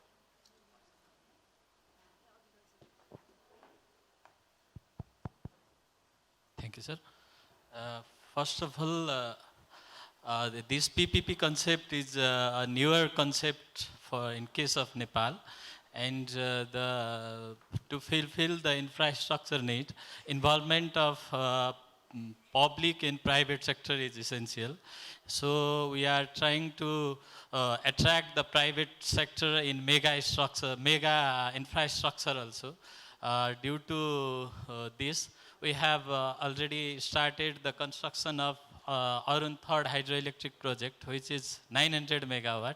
It's one of the successful example of involvement of private sector in large infrastructure.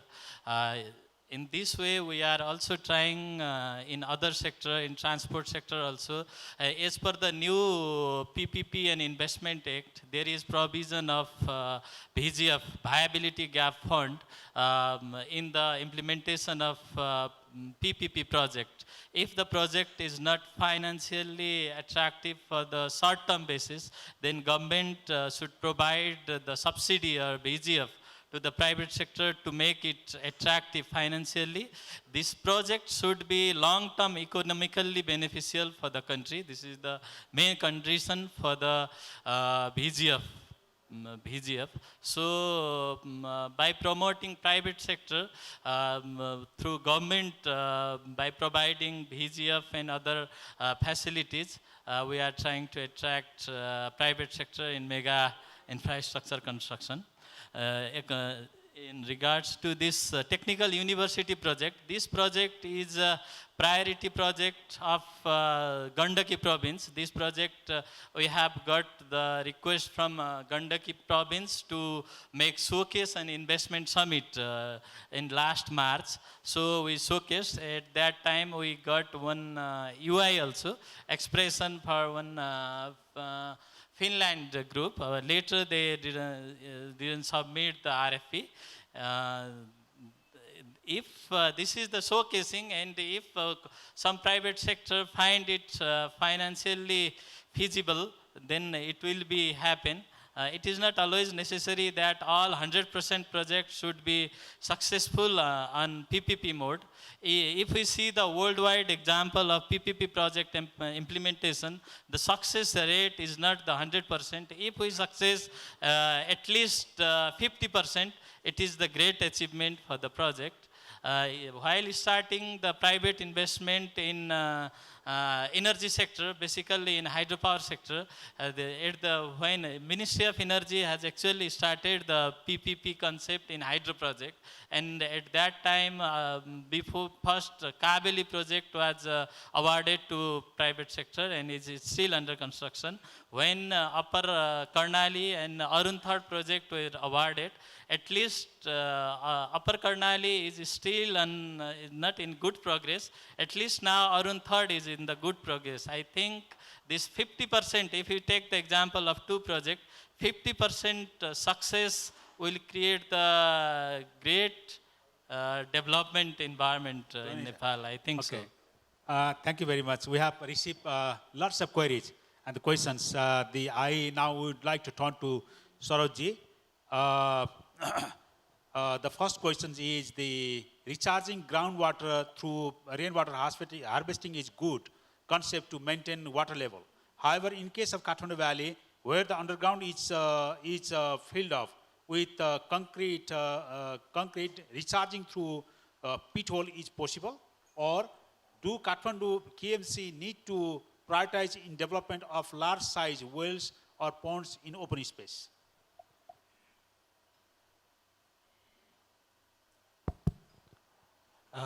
Yes, there are several ways to improve the situation.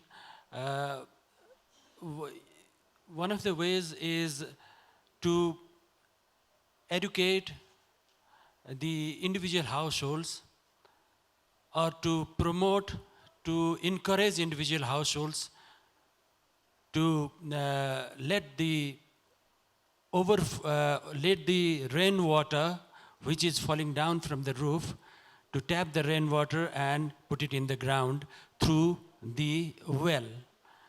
and which is a very simple, it will be a very simple technology. It will be a kind of small, maybe a 90 centimeter small dia well, where you just have to dig some 3 feet by 3 feet and then put it below, so that you don't have to waste or discharge the water on the drain. You just, get the water and put it below.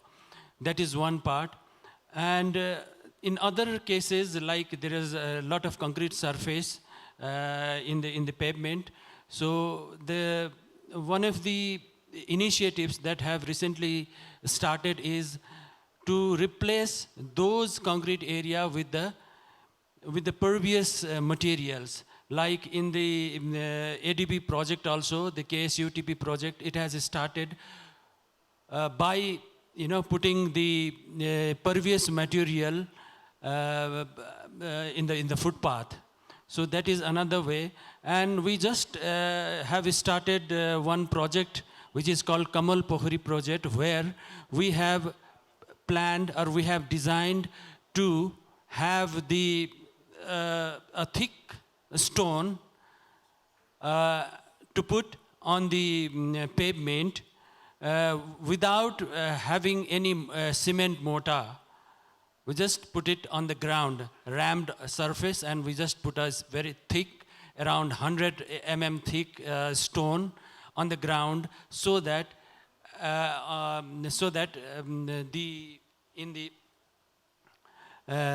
the side or in the gap between two stones, the water will percolate.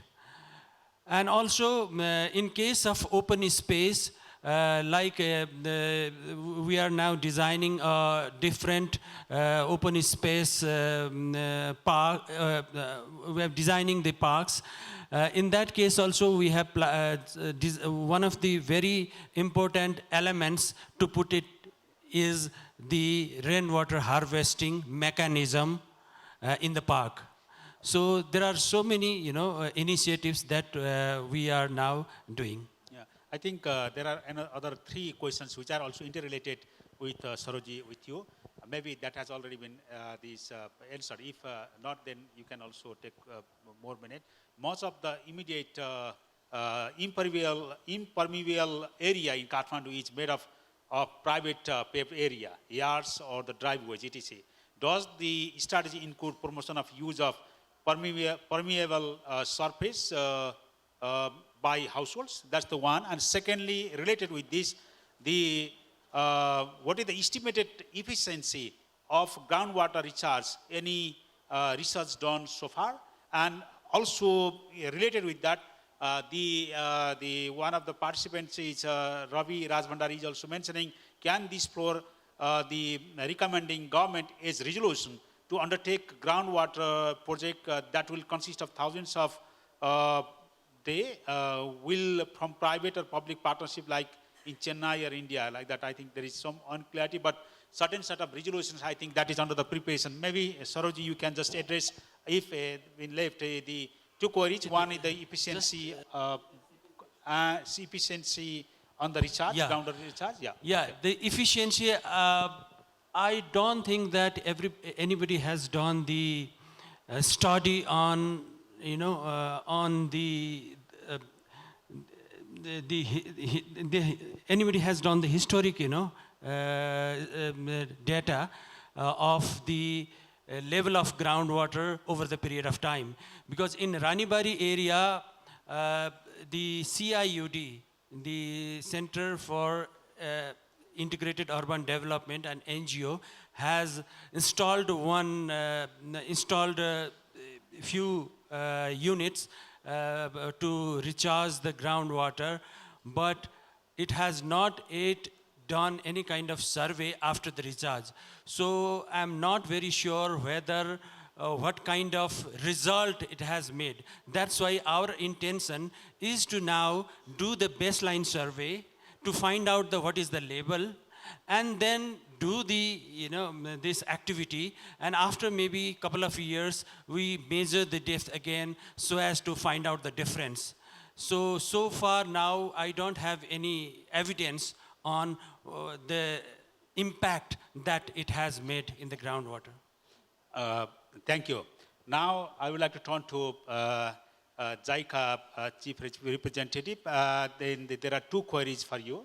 The first one is that from Raviji, do not you think it will be more cheaper if JICA supported project that allowing independent competitions among Japanese contractor and Nepalese contractors instead of Nepalese contractor as subcontractor? That's the one. I would also like to, another one as well. Maybe the many countries who either give aid to Nepal, they brought their own team like technical manpower, equipment, even materials. Then how could Nepal develop? How knowledge could be shared to Nepalese people? That is the two queries that for you. So the number one, the tendering is the about the our own project. Tendering is we firstly decided international tendering or local tendering. So once we decided the international tendering, so it's not only the Japanese company. Every country's company can be involved. So so the cheapest bidder can be contracted. And then the grant aid corporation, yes, main contractor, mostly by the Japanese contractor. For example, the big infrastructure project, like a building, how do I say that? Building hospitals or road construction or so on. But for the small construction, like schools or something, we do the local contractor. So how we decided is that the high standard is more important. In such case, we contract that. And the point is that, yes, the cheaper is better. But for example, the Tribhuvan University Hospital, it is a bit expensive than the local ones, but still at the time of the 2015 earthquake, it was not destroyed, and 2 hours after the earthquake, it started their operation. So so we can decide that. So, and Nepali construction, contractor can be join this at the local contractor. So, and number 2 is technical assistance, right? Yeah. Technical assistance, yes. For example, the grant aid corporation, the head is the Japanese contractors, and some of the Japanese engineers come to Nepal, but they don't build all by the Japanese, so they contract with the local contractor and Japanese contract, so mostly done by the Nepali contractor. But the head is a Japanese contractor. So during the period, we can, the technical cooperation will be included. Yeah. The query is actually related with whether the Nepalese contractors can also take part in the competition or not. Sure. In such case, yes. Even the head is international. Yes. Okay. Thank you. Now I think maybe Dr. Shankar sir, your turn. Maybe there are the two queries for you. One is as a layman and economic and finance sector, I have no idea what you mean by choice of discount rate in financing resilient infrastructure. Is it discount rate directly governed by inflation rate of a particular country? Is there a privilege in choosing discount rate? Sarad Raj Shrestha from CIMAT. I think it's just like the interest rate. If we say that, okay, 5% is the interest rate for the longer term, then probably that loan will be cheaper, and then you can pay easier, and then probably in a shorter span of time. If the interest rate is 12%, as for example, I think the payment will be done in a longer period, interest rate will be higher. So when we do the economic accounting, I guess, this discount rate is very famous in the sense that it's not only financial, but if you incorporate some of the other factors like environmental, resilient, uncertainty, then I think you probably need to have a higher discount rate. So meaning that it becomes slightly expensive, but you try to minimize the cost by doing other activities and using other tools. So I think this is just like the parallel is just the interest rate. But when you talk about the discount rate, you also take into account other factors too, which will be beneficial if you are considering the resilient infrastructure development. Thank you. And thank you, Shankar sir. Now it is a turn to Dr. Chandra. You have 3 queries, and then I think these all are interrelated. Just I would like to maybe spell out one time. Does the authority have published scientifically mapped the hazard map for earthquake and landslides and other hazards? That's the one. And secondly, how could the existing social livelihood be retained in the context of relocating the settlement in a new geographical terrain? Is there any economic measures for social fabric? This is the second. And the third one, after resettlement implementation in Tadi rural municipality, is there any evaluation of post-settlement feedback?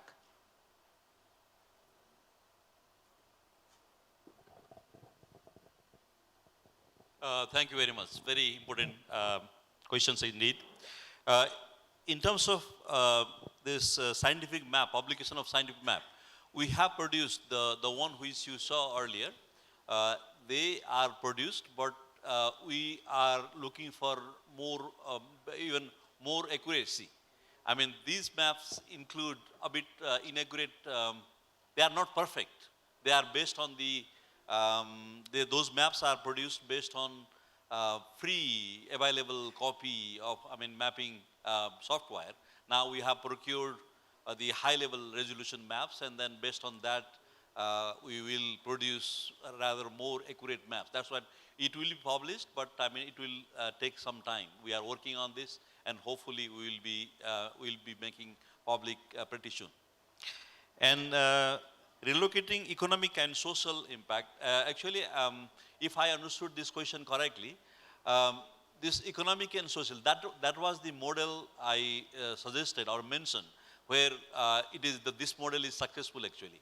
The people, 71 households were relocated from the vulnerable area, earthquake-induced landslide area, and then they are settled in the safer areas. And then they were settled in the safer areas based on various different viable options. For example, their access to land, their access to economic activities, how can they become employed, all those factors were taken care of.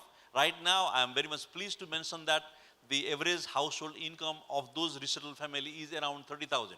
This is the hourly statistics we have received. So the viability of this resettlement is there, and then they are fully integrated with the society. And the last was, what was the last question actually? The post-evaluation in the... Post-evaluation has not been done because it is the project just finished or in the process of finishing now. We are providing additional livelihood support.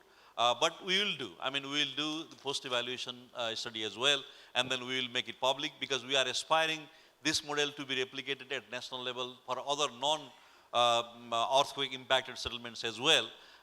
If that is the case, then we have to produce evidences, and that we will would be doing in due course of time. Thank you. Thank you, Dr. Chandra. I have one last question for PPP model to the investment board again. The PPP model is not implemented in Nepal in transport sector. So how we can we generate huge investment in the transport infrastructure development the project? Only grant or soft loan is enough, or we have to think for sustained resources? Okay, sir. Transport sector in the short-term basis would not be financially feasible for the private sector. So to attract the private sector, I have already told that some type of PG of viability gap funding might be necessary for initial period. So to make financially feasible transport project, government should provide the BGF in first stages. Then if this project could be example for another, then private sector come independently, and if the market grow in good way, then private sector come And I think to start the transport project in by PPP model, first BGF is necessary through government. Thank you. There are two queries also for the Shivam Cement as well. कहाँ हुनुहुन्छ? यहाँ हुनुहुन्छ कोही? Representative, I think he's not here. So I think these questions will be by the organizer will be sent to them.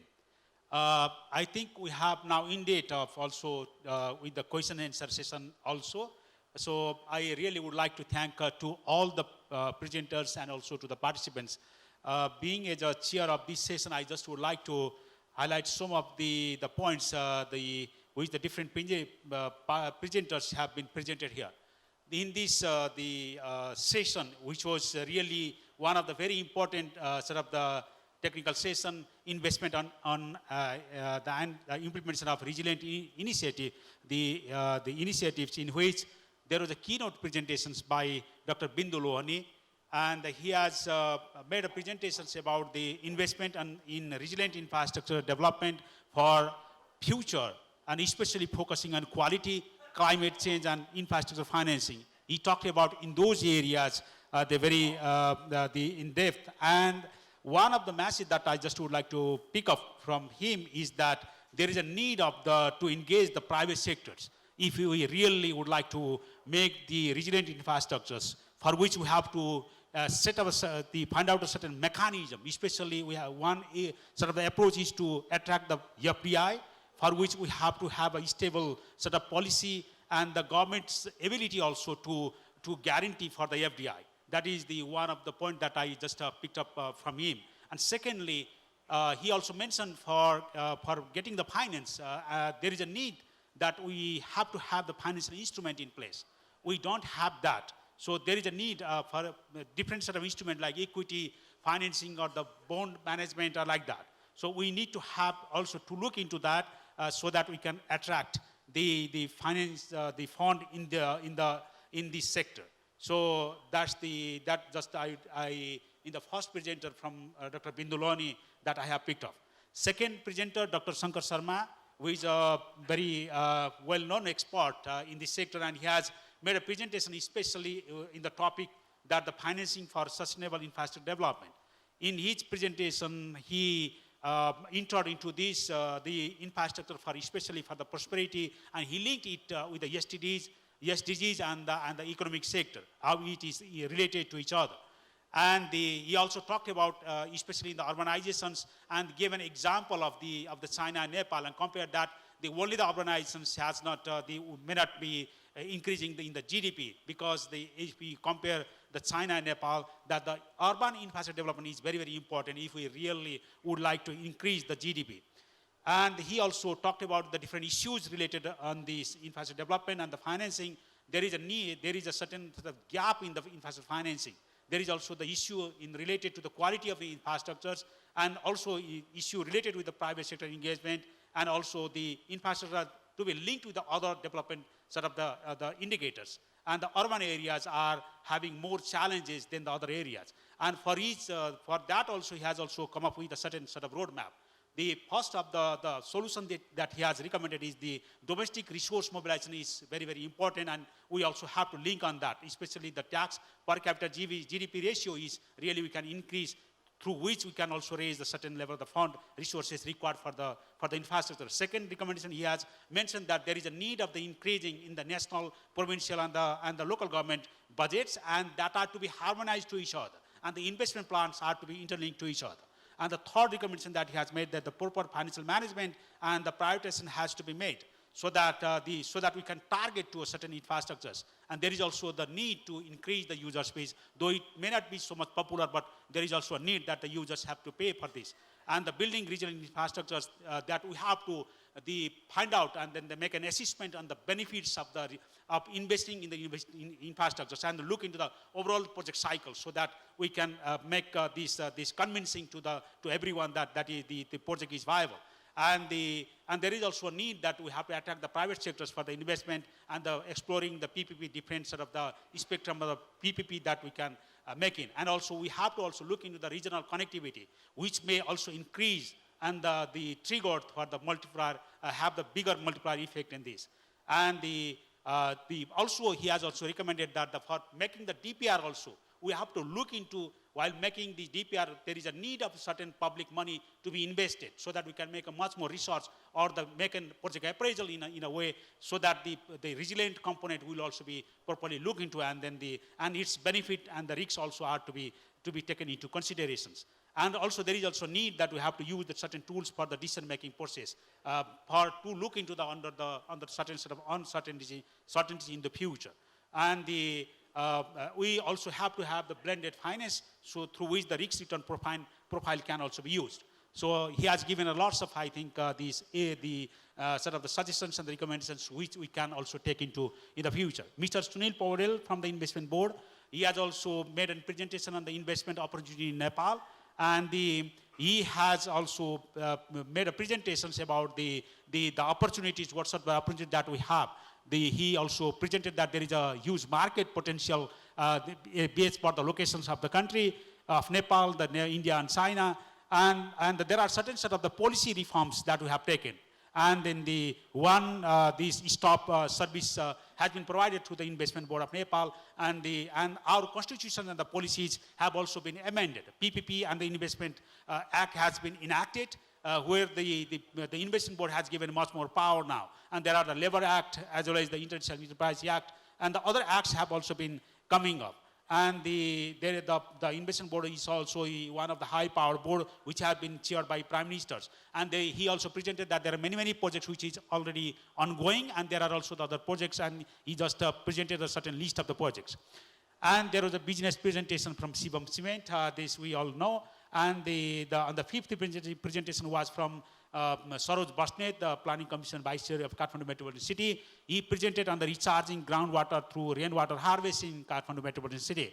And he presented the gap and the valley demand and the present set of the supply from the KVKL, through which there is around 200, almost only around 72% of the coverage is also being made, even the geographical sort of coverage. So, but there is a high potentials in the rainwater harvesting in Kathmandu. So and then he presented that how the Kathmandu Metropolitan City has making a sort of the plan, the recharge plan, groundwater recharge plan that is in place, and for which he has also mentioned especially the formation of a consortium for the rainwater the harvesting, so that all the stakeholders can have the same sort of the approach of working together and going ahead with the certain rules, bylaws, and the design standards. And the sixth presentation was from Yumiko Asakuma, the chief representative from JICA. He made a presentation about the resilient infrastructure development through technical and financial cooperation in Nepal and also in Asia region. And especially she presented the vision of the JICA, the leading the world with trust. And on that there is a certain sort of strategy that she presented, and she also presented what is the amount of the total sort of investment that is being made in the grant and loan to our country. And she presented that the two challenges, especially two challenges, one is in the construction management in Nepal for making the resilient infrastructures and the developing the infrastructure in a sustainable way.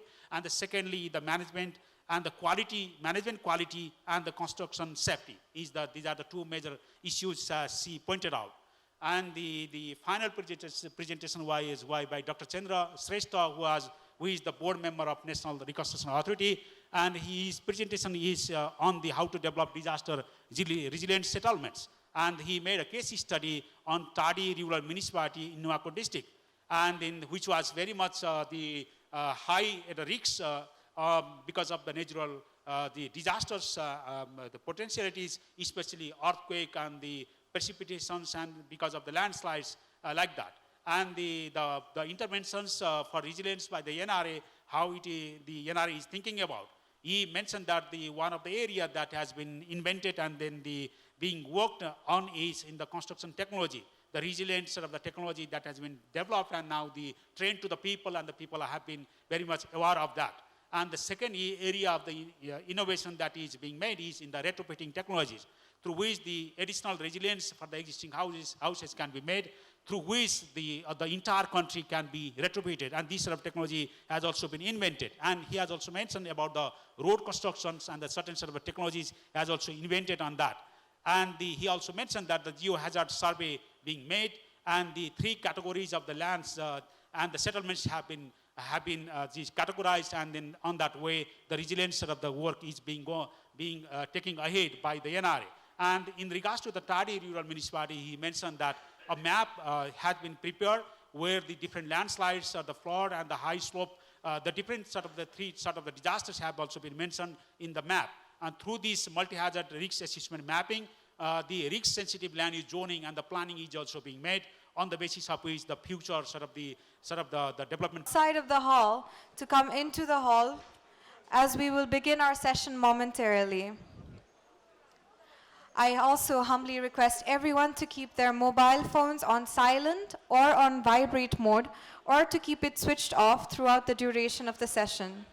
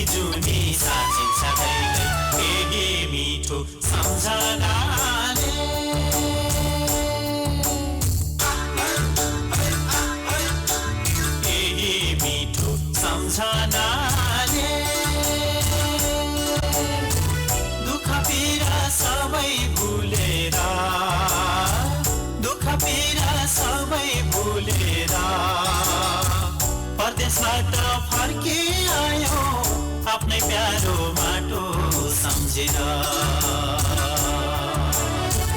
परदेशबाट फर्के आयो आफ्नै प्यारो माटो सम्झेन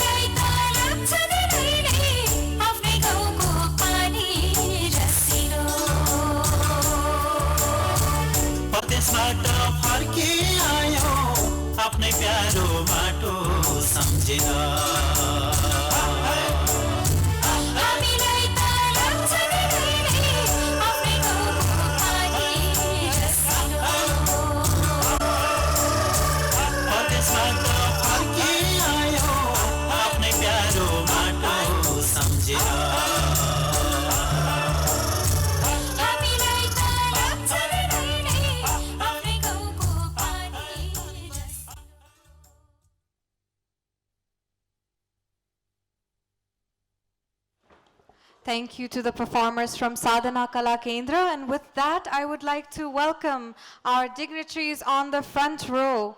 Architect Rajesh Thapa, Conference Chair and President of SCAF. Please give him a round of applause, everyone. Engineer Sushil Gewali, CEO of NRA.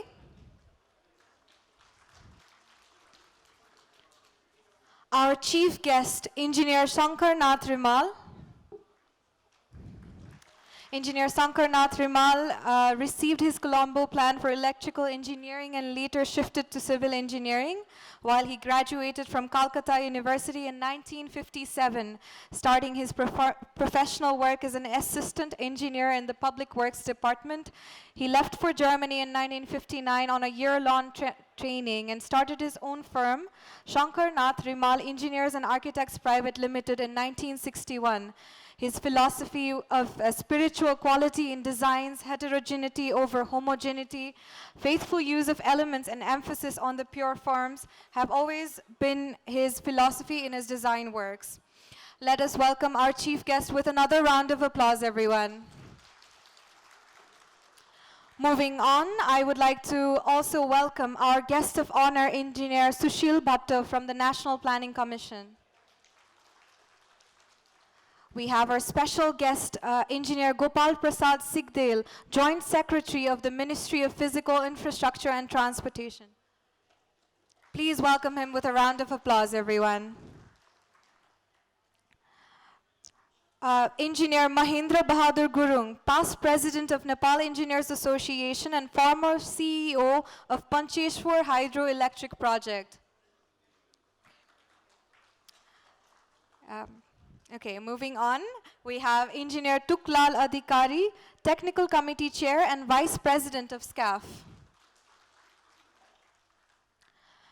Mrs. Tara Amatya, KMA Award Trustee. Engineer Thakur Prasad Sharma, Conference Manager.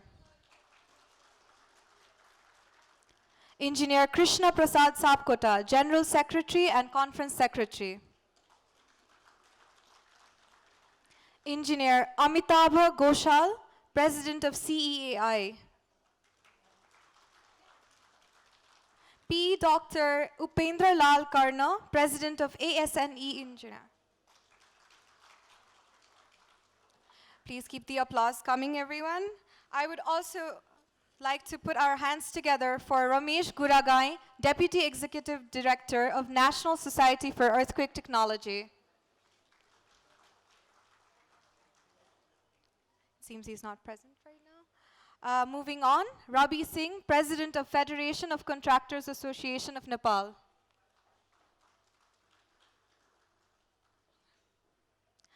We would also like to welcome our past presidents of SCAF, Bal Sundar Malla,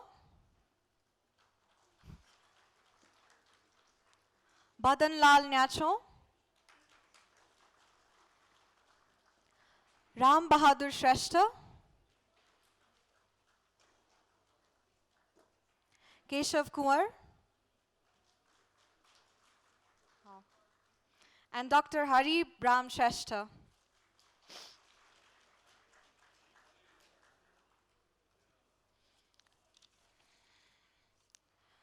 Without further ado, I would like to move on with the session. For the signing of the MOU, I would like to invite the President of SCAF, Architect Rajesh Thapa, onto the stage. Please welcome him with a round of applause, everyone. I would also like to invite Engineer Amitabh Ghoshal, President of Consulting Engineers Association of India, onto the stage.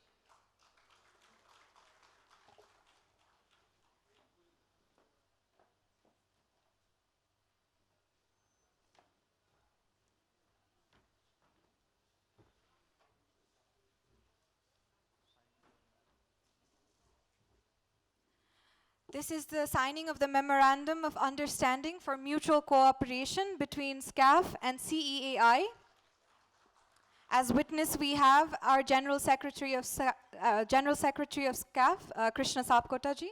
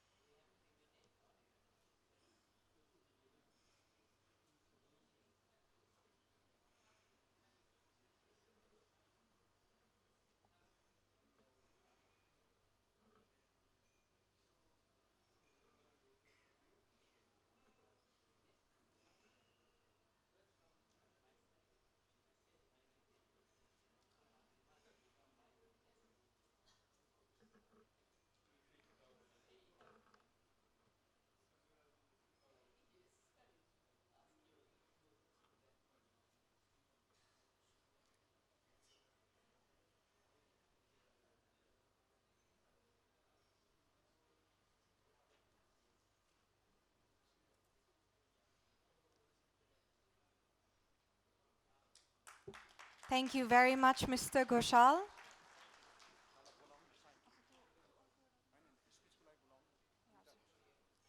Now I would like to invite Mr. Ghoshal to come to the dais for a short address. Yes. Please, everyone, give him a round of applause.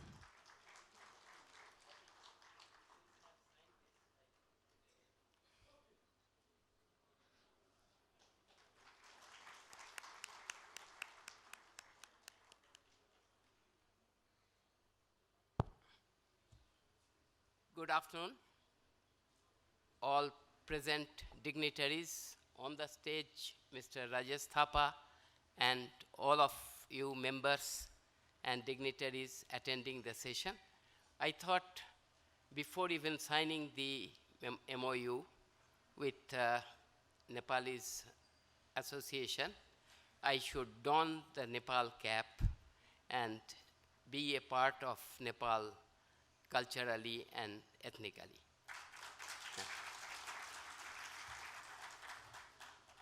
You see, we are signing a MOU as two different countries.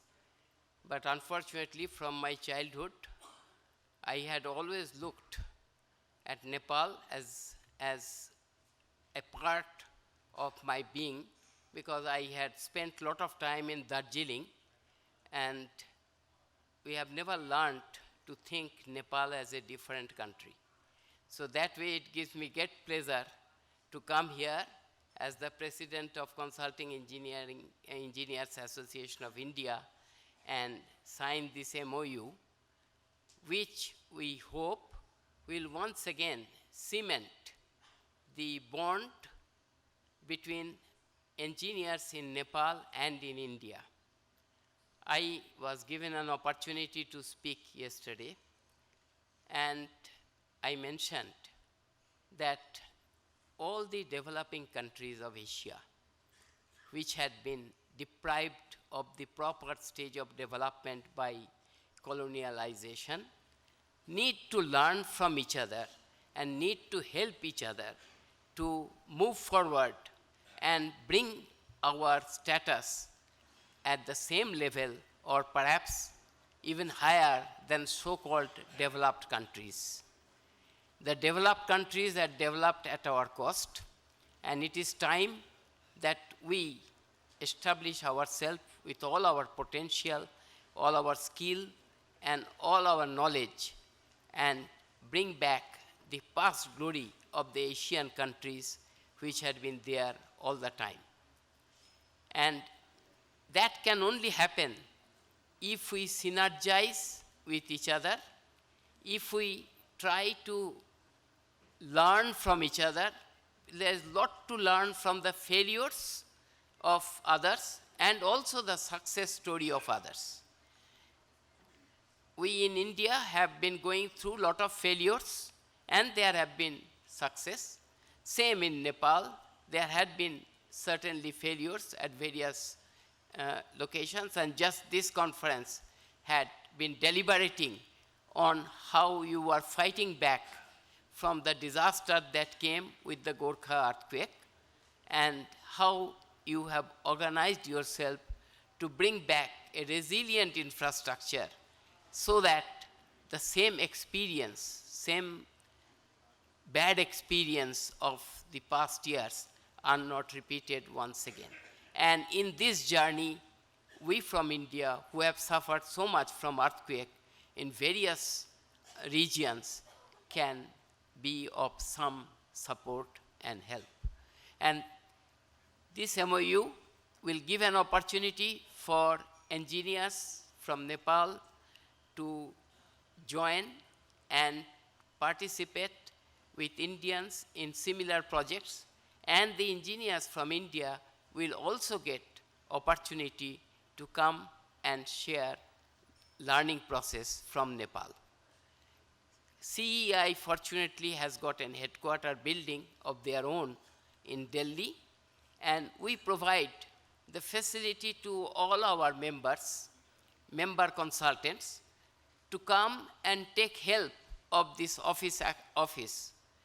They can, if they come for a meeting, they can utilize the resources which are available, and they can even get time to sit down and do some work. And after signing this MOU, we will certainly extend the same facility to members from the Nepalese engineering fraternity.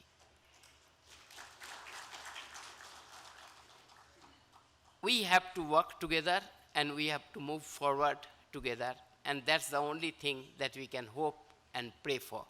Thank you very much for giving me this honor. Thank you very much, Mr. Ghoshal.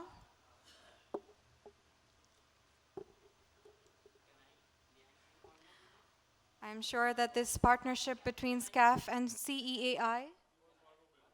Oh, okay, absolutely, absolutely. He wants one more minute.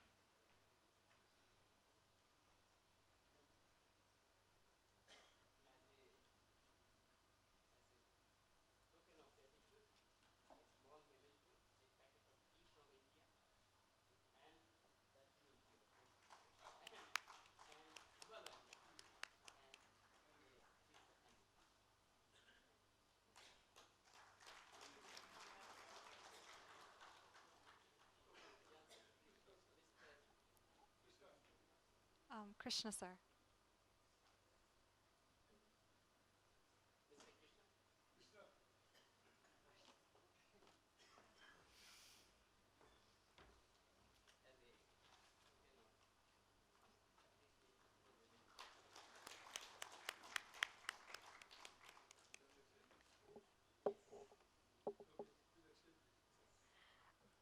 And with that, we have exchanged the MOU.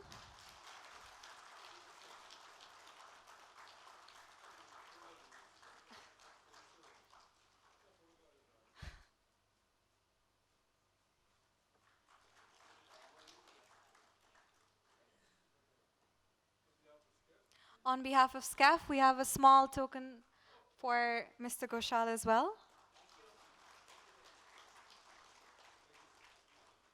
And with this exchange of gifts and the signing of the MOU, I am sure this new partnership will bring positive impact to our society and our development goals. Thank you, Mr. Ghoshal.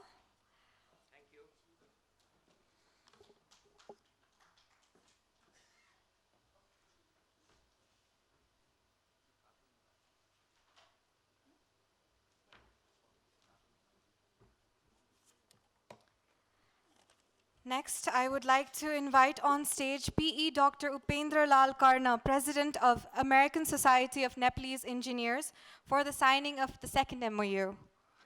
As witness, I would like to invite Anantaram Vaidyaji as well on stage.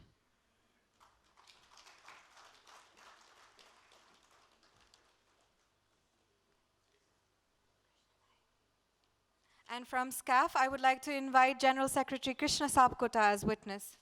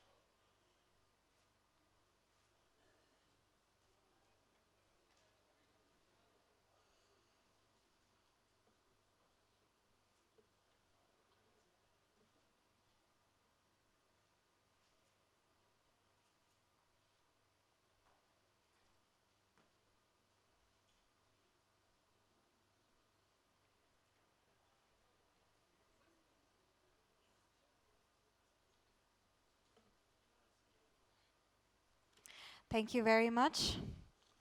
I would now like to invite PE Dr. Karna to share a few words on the dais.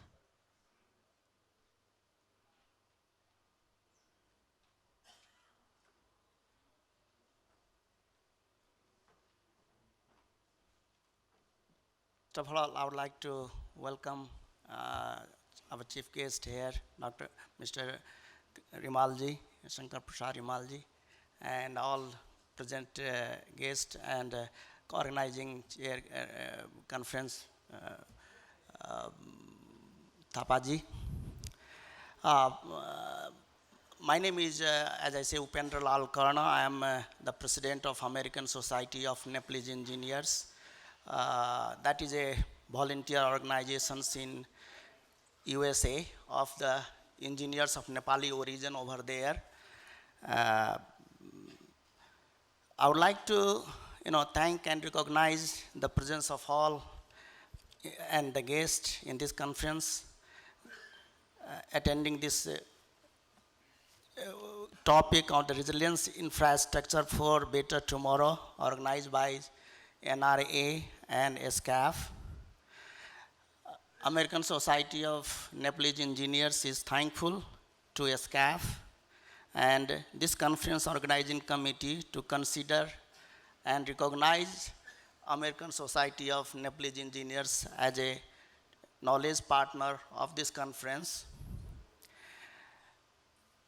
I am honored to be a part of this conference, and as we just signed the memorandum of understanding to have our mutual cooperation of technical knowledge share in the future here in Nepal. This was one of the relevant topic of the conference, resilience structures for better tomorrow at this time in Nepal, because Nepal lacks a smart and efficient infrastructure is the backbone of any country's development. A country cannot get up and run economically and socially without a efficient infrastructure. With this, there was in the last 2 days, we had a lot of sessions, 4 sessions, and a lot of different topics that we discussed, and we shared the knowledge, we gained the knowledge, and hope we are all going to get out of this, after this conference, some better understanding how we are share and do better works for the resilient structure development of Nepal.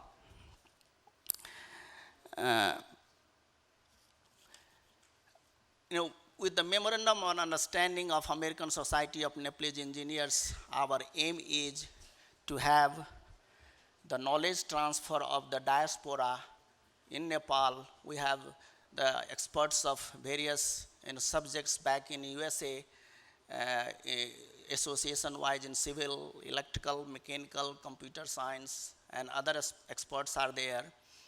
Few years ago, 4 or 5 years ago, at the time we've been preparing for 3 or 4 years ago, but earthquake happened in 2015, and we did prepare a position paper, which is how that earthquake happens, what the things to be done, and then we have another 2 organizations, computer scientists of Nepal in USA, and American Medical Foundations in Nepal, American Nepalese Medical Foundation, Doctors Association back in India, back in Nepal, back in USA. So all the 3 organizations, we came together with the communication-wise, safety-wise, and the engineering-wise, what should be done, and then position paper is in the booklet in front of you. You might have seen that one, so please, and it was outside there, probably still some left there. Please take one of the books. And with the same notion, we are going to do now, last year when I was here, we had interactions with some of the people, officials in the state level in province number 2, as well as here, and with the NEA, SCAF, and then people had started that we should, look for the flood situation in Nepal. So at this time, just few months ago, 5, 6 months ago, we have started a committee, and I'm the chairing the committee, and we have 4 or 5 contributors back from here in Nepal. We have from Netherlands, Australia, and other countries, experts in water resources, basically in the flood-related back and understanding of Nepal, as well as from USA, Canada, and the teams are preparing, and the same booklet will be prepared, and that is our independent report rather than the report by here in USA done by the government agencies or by the NGO with certain purpose, but our report will be independent. What is the position, what is the situation, how that happens, what it can be done if it happens, and what should be the long term of remedial actions. And the topic, this is the paper probably you might have seen. These are the topics that we are going to cover in that. A position paper on preparedness, response, mitigation, and disaster recovery for flood in southern Nepal. We have, as I said, experts from all around the world, and who are working on this prepare. Will be having the booklet by the end of next year. And I would like to request if anybody, if you feel that you can contribute to this position paper, please feel free to contact us, contact me, and we'll be glad to, have your expertise recognized and see how we can do for a better Nepal. Thank you. Thank you, PE Dr. Karna. I'm sure with this exchange of expertise and with the exchange of knowledge, it will boost Nepal on the way to infrastructural, social, and economic development. Please give them a round of applause.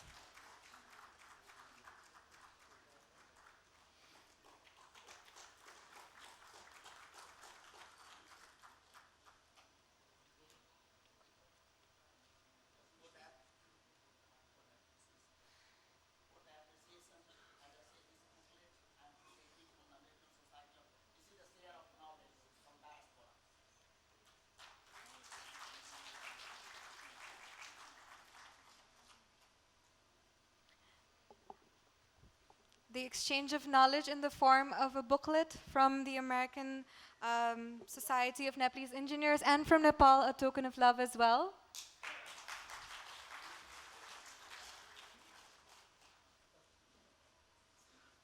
Thank you very much, sirs.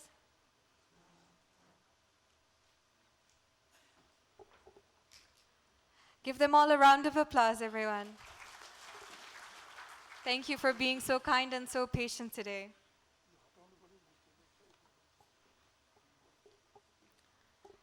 And now moving on with the program, I would like to invite onto the stage the conference manager, Engineer Thakur Prasad Sharma, for the welcome address. Please welcome him with a round of applause, everyone.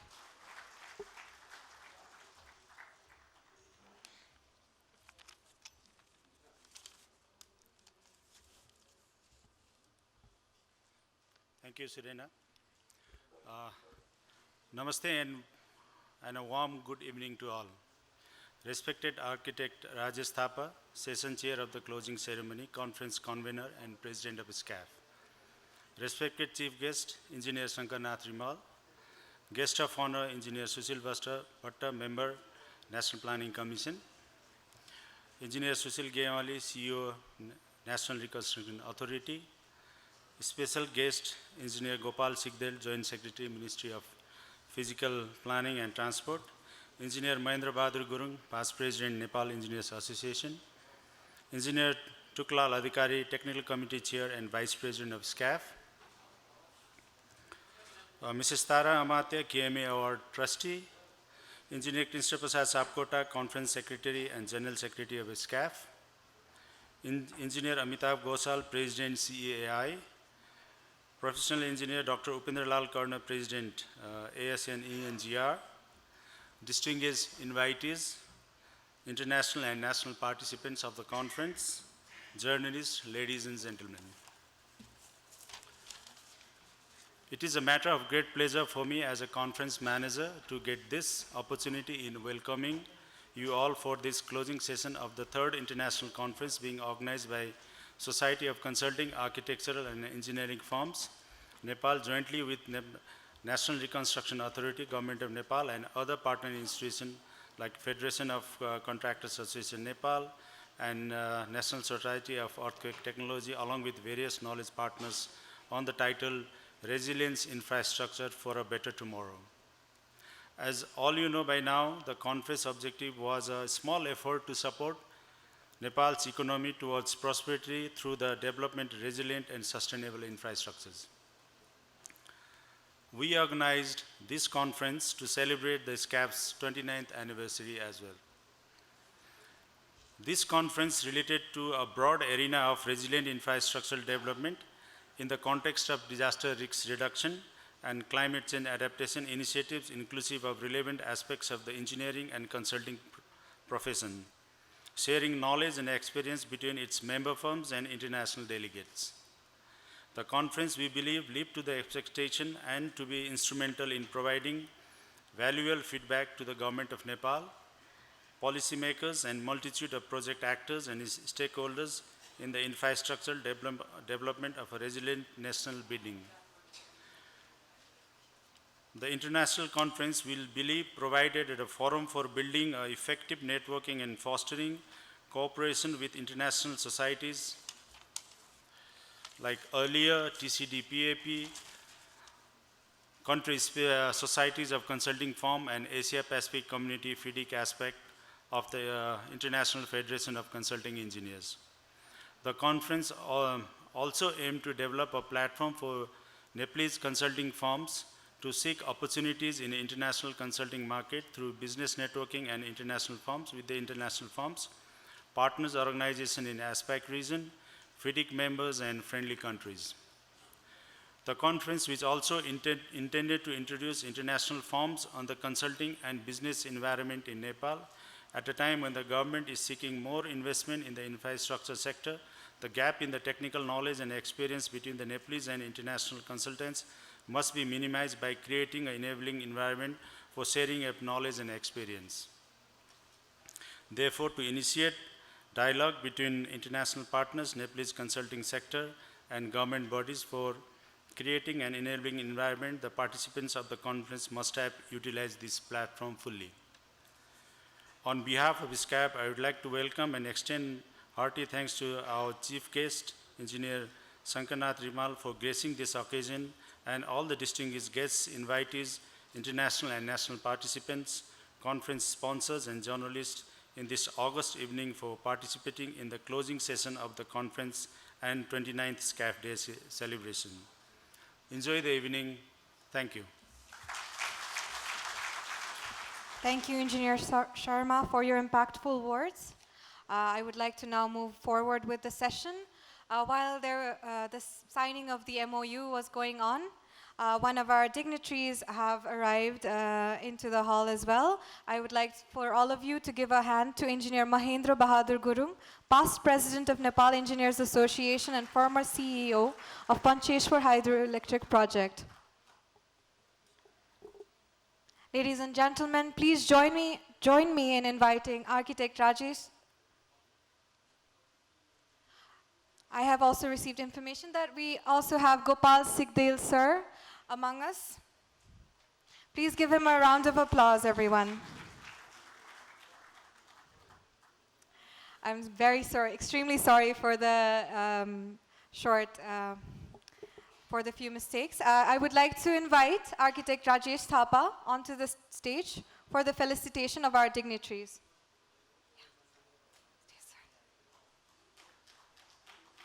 Okay. We will be doing it on the floor. Engineer Bal Sundar Malla, past President of SCAF, Coordinator.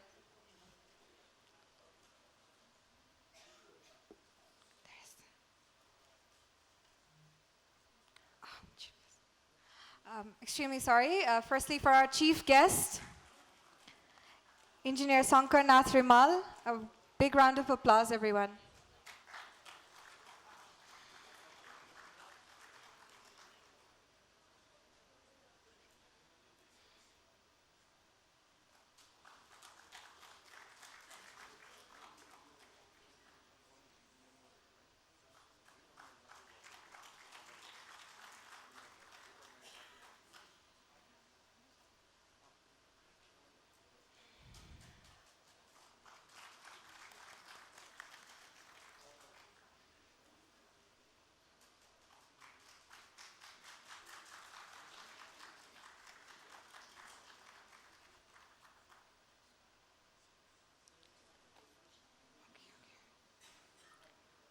I would also like to recognize the Resolution Committee, Engineer Bal Sundar Malla, past President of SCAF, Architect Kishore Thapa, former Secretary of Government of Nepal, Engineer Mahendra Bahadur Gurung, past President of Nepal Engineers Association and former CEO of Pancheshwar Hydropower Project,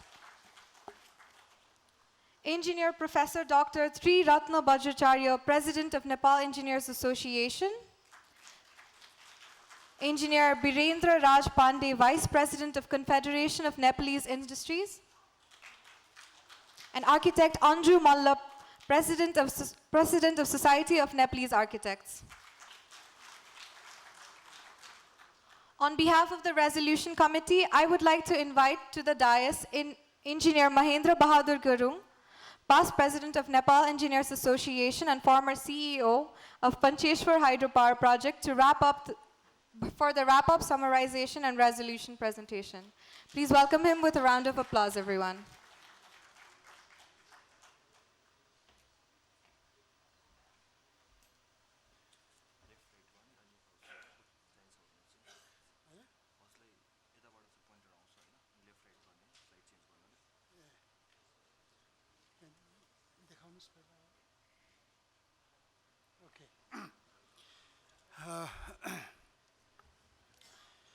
Good evening, ladies and gentlemen.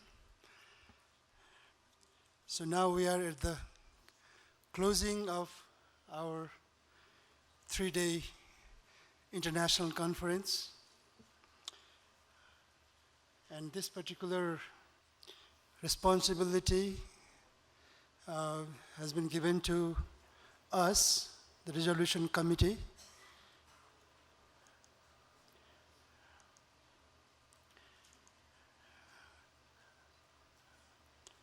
Now, just about the conference, you can all read about this 3-day conference held November 18 to 20. It was jointly organized by NRA and SCAFE. We all know about this. This is just a formality, how it has been, just to inform the gathering and to other people about how it has been organized. So there are at least 30 international representatives from 10 foreign countries and associations. Sorry.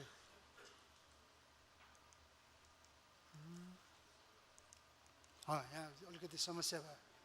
Hey, Babu. Okay.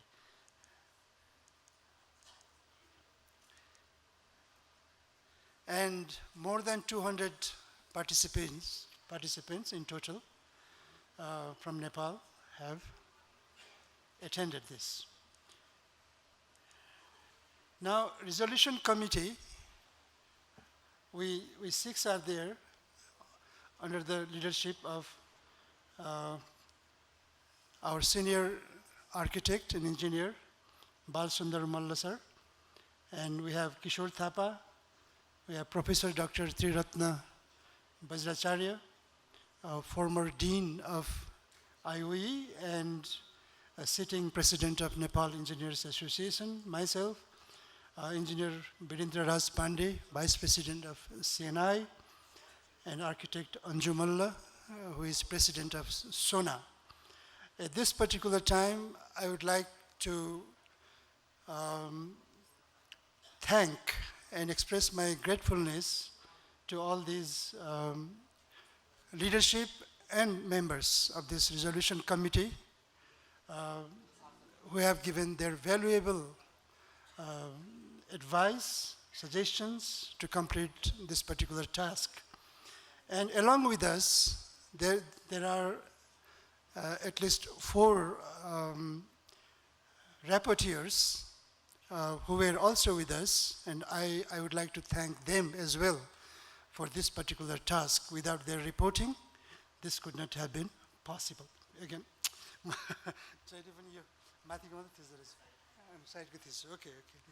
Next time.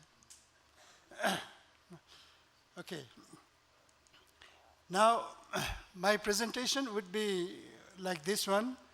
How we have designed is, we'll just talk a little bit about introduction, then the 4 major sessions that took place.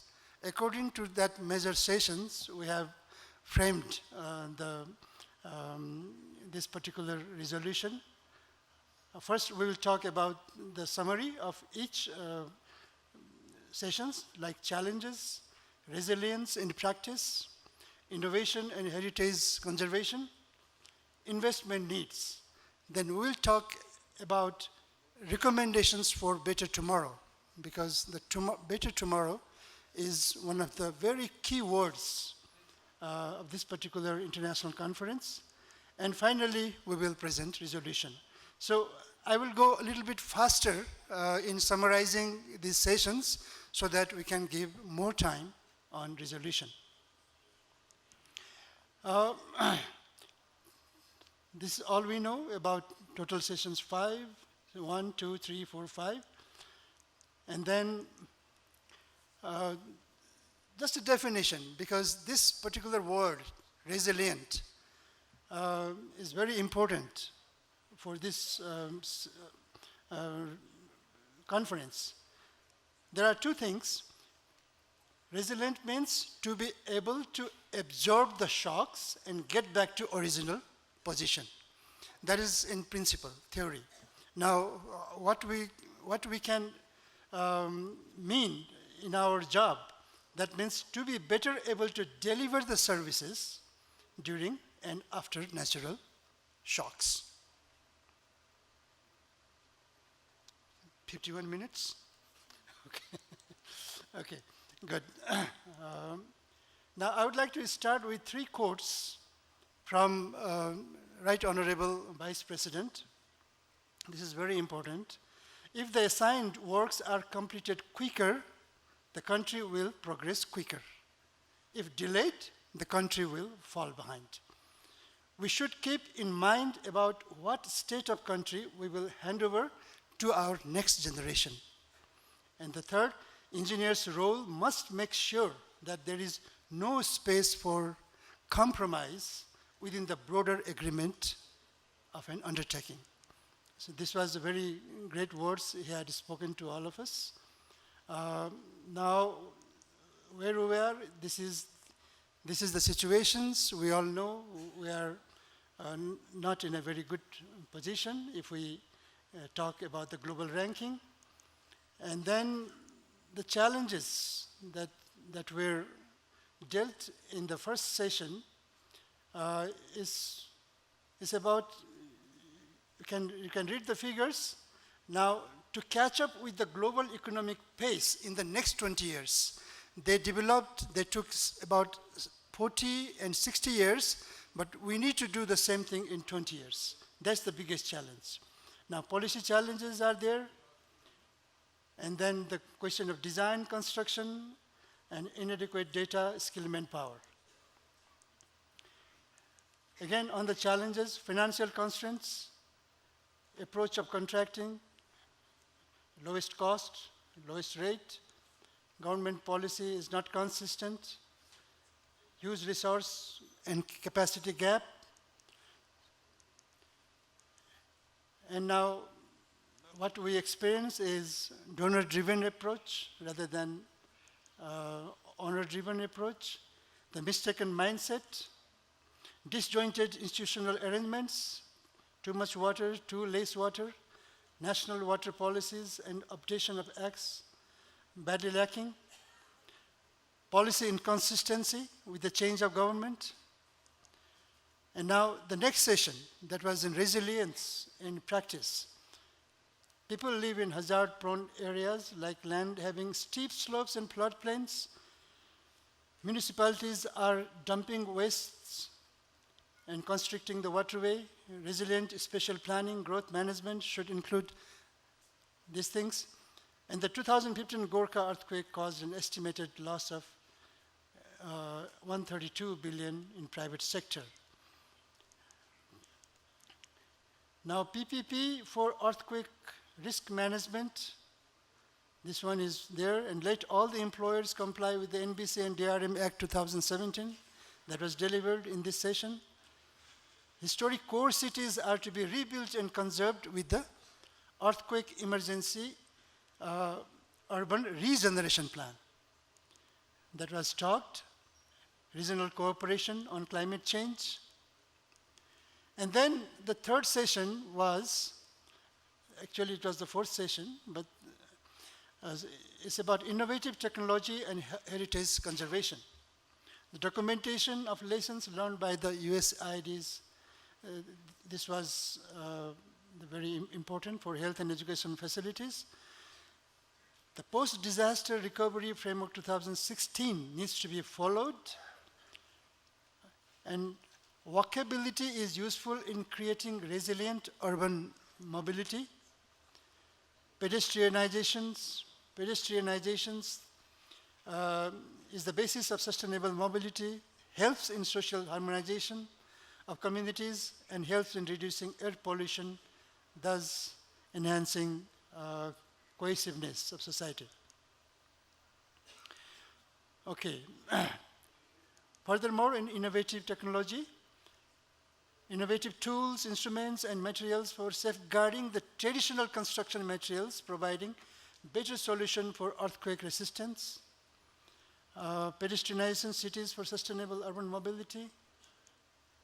In-depth knowledge is essential for indigenous and innovative technology. Careful adoption of indigenous and innovative technology with modern materials and heritage conservation. The innovative technology is desirable to minimize the huge economic loss due to natural disaster worldwide. Now, this was the fourth and final session that took place today. In South Asian region, 2 to 7% of national GDP is allocated for climate resilience, whereas less than 1% is being allocated in Nepal. Financial tools, instruments for project financing have not been utilized in Nepal. Around 30% of the project budget is being lost in the course of financial management procedures. This is one of the serious issues that was raised. And harmonization, PPP practice in Nepal is still in rudimentary stage. Harmonization of investment among the 3 tiers of the government in federal setup. Investment Board Nepal is promoting foreign direct investment in project development and investment. Now, depending on all those sessions, we try to give some recommendations for better tomorrow. Ensure adequate resources to national priority projects so as to complete them on time with quality. Create a conducive policy environment to promote national consultancy industry to grow. Allocate a budget equivalent to around 10% of the national budget to enhance resilient infrastructure. The corporate organizations exhibit their social responsibility by allocating at least 1% of their income as CSR. Yo chahi corporate social responsibility fund ma the corporate organizations should exhibit. This is what we have done.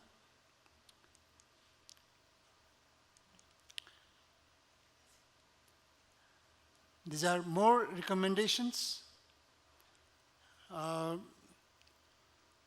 Designs for more resilient infrastructures in transport, power, water supply, etc. would need an incremental cost of around 3%.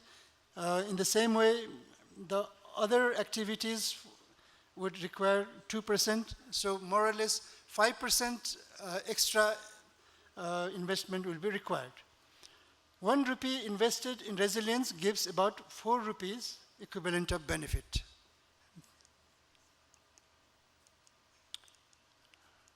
Okay.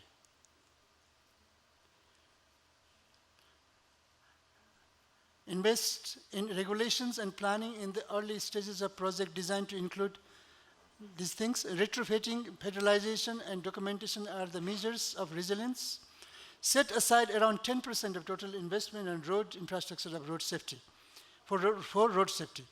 Translate the donor-driven funding approach into the owner-driven funding approach. Isma, alikati, I doubt the things that we, Kishore sir, the things that we included, I think it was somehow not saved or what? Yeah. Anyway, maybe kind of incomplete. Let's see. Resolutions. Ensure adequate resources for resilient infrastructure of national importance. Okay? Ensure adequate resources. Create conducive environment to promote national consulting industry to grow by promulgating consulting acts. I think it's there, yeah. Now, third, contracts for construction and consultancy shall be based on workable rates rather than the lowest bid amount and adopting the principles of fair play. The corporate organizations shall exhibit their social responsibility by allocating at least 1% of their income as CSR fund for supporting resilient infrastructure development. I would just like to know from the floor, among these, because these resolutions are, they need to be kind of ratified by the august audience. In these 4 points, do we agree? Okay, good. Now, second page, resolutions. Consider the needs of economically and socially vulnerable communities during project planning and implementation.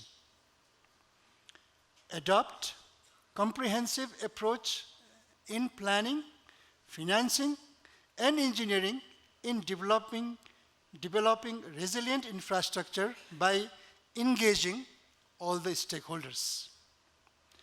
Ensure adequate investment in producing and retaining skilled human resources within the country. Promote domestic consulting firms and construction companies by engaging them in large projects. Agreed? Okay, now this is the final page. Enhance institutional memory of the knowledge and experience gained by NRA from the Gorkha earthquake 2015 and set up a framework for sharing and disseminating of the same. Adequate resources shall be allocated for further research and development of resilient infrastructure. Infrastructure development projects shall be planned and executed in the context of local government, local environment, economic, and socio-cultural perspectives.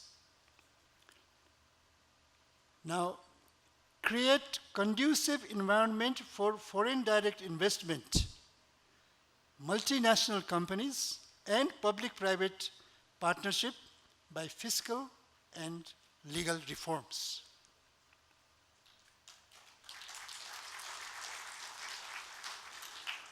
First, did we agree on this?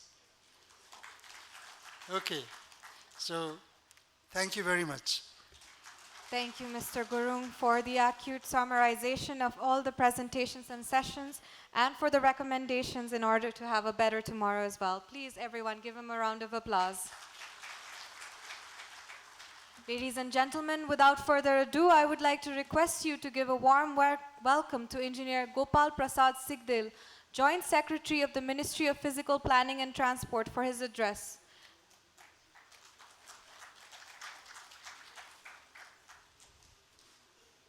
Please, everyone, welcome him with a round of applause.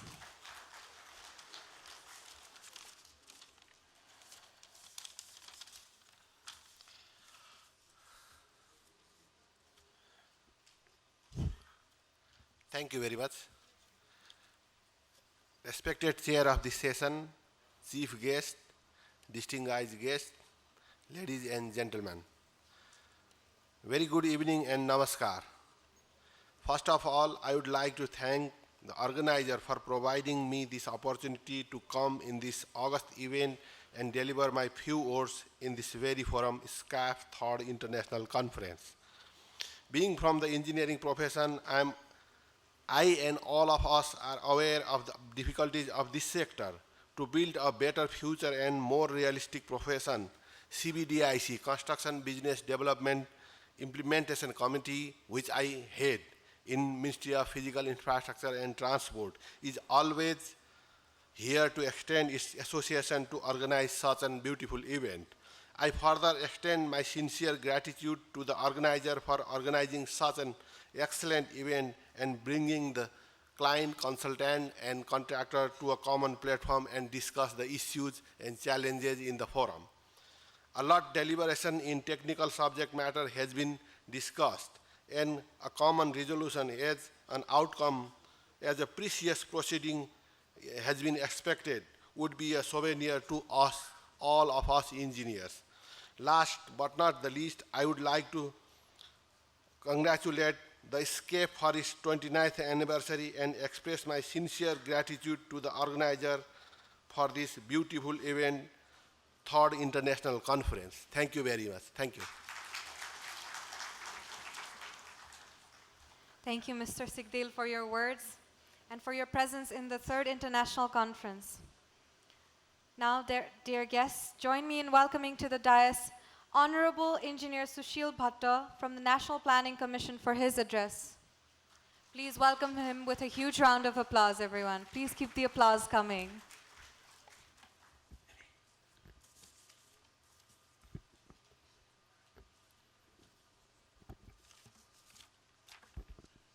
Well, the chief guest of the closing session,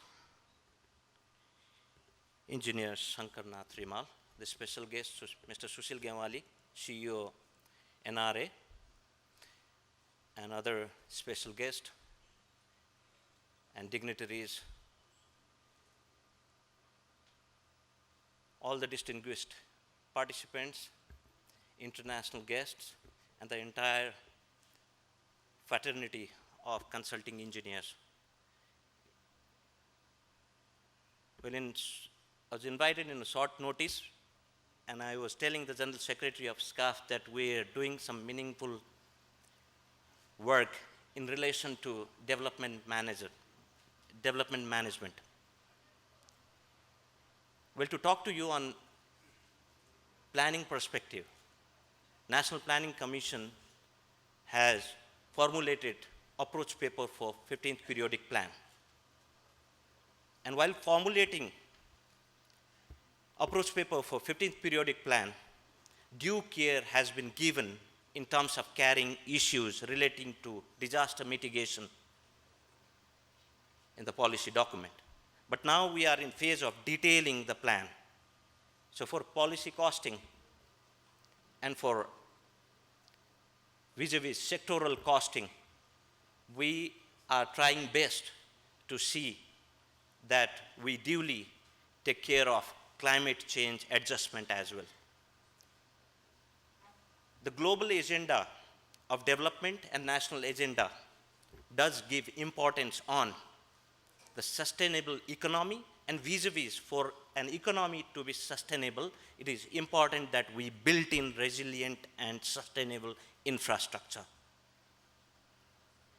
So that's why we talk build back better. So very clearly outlined by Dr. Mahendra Gurung right now on the key aspects that were taken care of towards formulating, the resolution, or he clearly pinpointed the challenges we are going through, the problems we have, but it is now wherein the consulting engineers, architects, and all of us have to join hands towards designing the solution for all the problems we have, be it on planning, right from planning, whether our projects and programs are driven by plan or not is where we got to think of. And I see that this fraternity's role is really enhanced, and we need to be accountable, and we got to participate. As in development actors, yes, there's client, there's government, not only government, a private sector could be also a client, and there's consulting engineer, there are contractors. And we all are accountable, and we got to maintain that synergy. So how is that going to be maintained is the real thought of an hour. So I have spoken not much. You're the eminent personalities here. We have deliberated on issues relating to ensure that we have a resilient infrastructure. I just would like to let you know we have done need assessment, costing and financing gap. And we have stipulated a tentative cost, I would say, we require towards developing for achieving sustainable development goals, we do have to, graduate from least developed country to a developing country. And to become a middle income country, we required annual average investment, or our annual average annual requirement of investment stands at 18.37 billion US dollar. And we do have gap of around 5.31. And we see the 45% of the contribution got to be made from private sector. In that private sector, we are there as a consulting engineer who got to be involved with the total project and program life cycle. I would say in program life cycle as well, because the program might also be carrying list of projects. So that is where the consulting engineer's role is enhanced. Right from the stage, as very clearly outlined the resolution also, we got to be very specific while we are planning and designing a project. We got to see the attributes of the projects or the specs of the projects will withstand all the shocks. So in order to make a resilient infrastructure, we got to be very determined and committed that whatever we are going to invest is for a resilient infrastructure. So just to let you know, in this August gathering, National Planning Commission has prepared a general guideline for National Project Bank. Well, in a global market, they say sustainable project pipeline. So the general guideline has already been made. And to be very honest to you, right after making my small remark, I have to rush back to National Planning Commission. A team is waiting for me. Adhering to, abiding to the principle of National Project Bank, I am so happy the 753 governments, out of them 575 of them have very actively adopted the principle of Project Bank, and they have committed that they will try to ensure that no ad hocism prevail.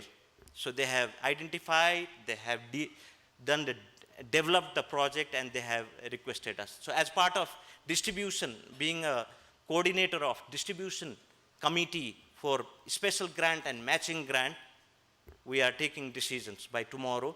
And I'm very happy the project planning concept have started from the subnationals. And I really need to see, and we all really need to see in future, no ad hocism prevail, and we do give importance to sectoral prioritization. So with this, I have already been notified, and I do agree time is important for all of us. I was able to, really witness the 2 MOUs that were signed. So this is where the partnership should be fostered between 2 fraternities, from India and as well from SCAF, and along with the Society of, Nepalese Engineers in America. So looking forward to see that, we move ahead in a collaborative approach, adopting, absorbing some innovative approach that have been tested in global market, and obviously be partnership of, exchanging knowledge and expertise. With this, I would like to congratulate the organizers, and also would like to thank the organizers for inviting me today at the closing session. And with this, I would like to thank you all and have a very pleasant evening. Thank you. Thank you, Mr. Bhatta, for highlighting issues in development and encouraging the parties involved to act and practice sincerely. Without further ado,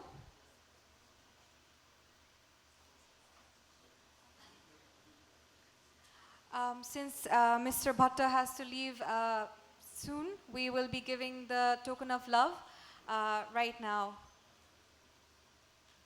Thank you for gracing us with your presence, sir. Please give him a warm round of applause, everyone.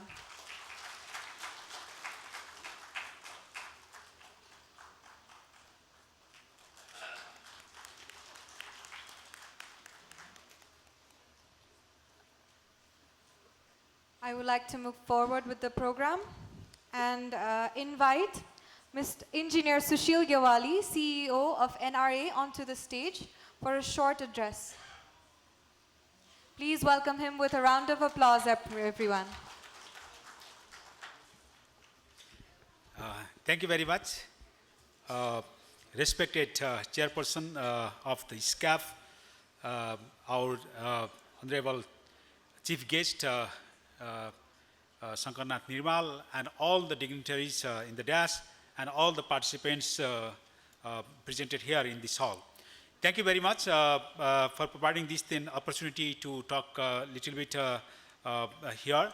Actually, this conference on the topic of resilience infrastructure for better tomorrow has really been very important, and then the resolutions just now that have been adopted by this conference has really been given a sort of direction for the government, for the private sectors, for the civil society, and for all that to go ahead for the future, and then what sort of a roadmap that we have to take in the future. So that is, I think, is one of the very important sort of the achievement of this conference. For this, I really would like to congratulate, and also I'm very much thankful to the participants from the side of the organizer that has been adopted by this conference.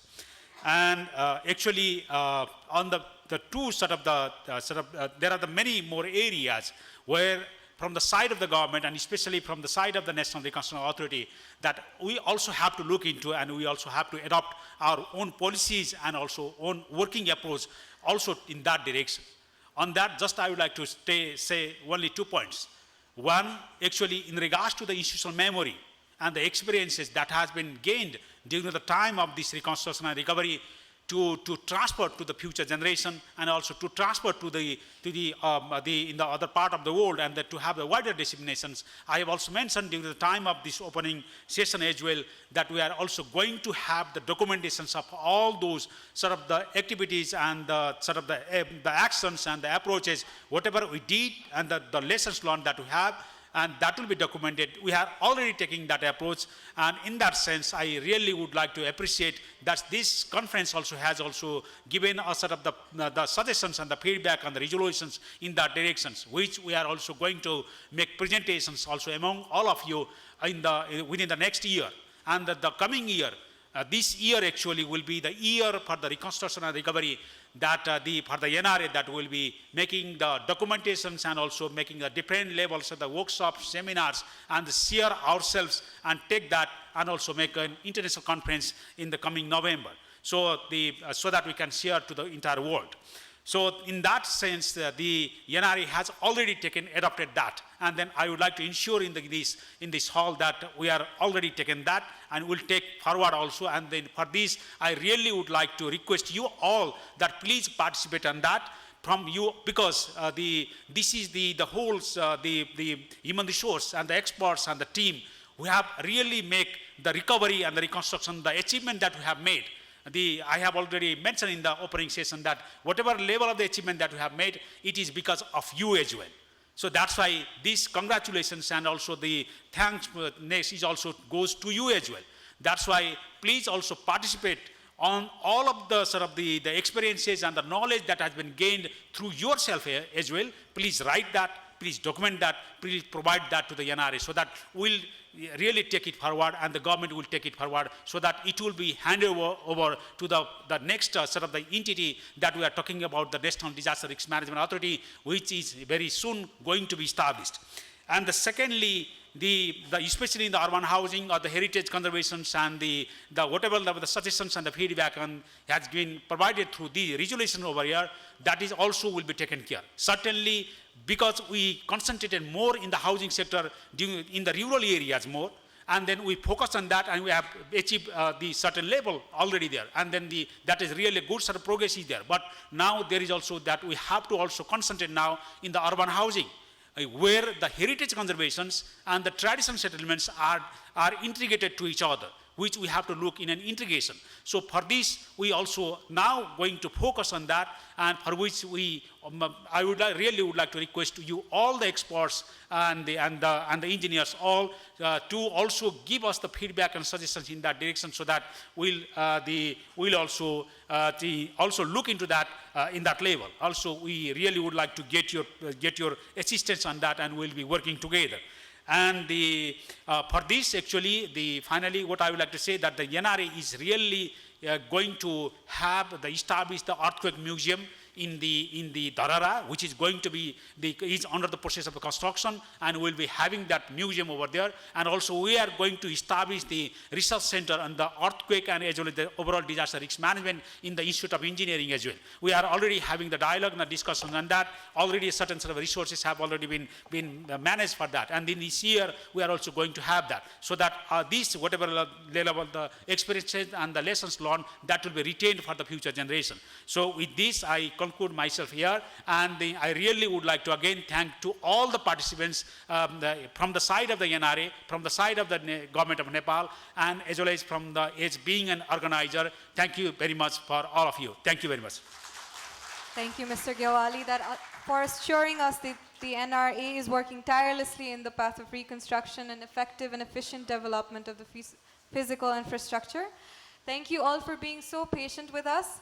We have a small treat for you, the Tappa dance performed by the performers from Sadhana Kala Kendra. Please welcome the performers with a round of applause, everyone.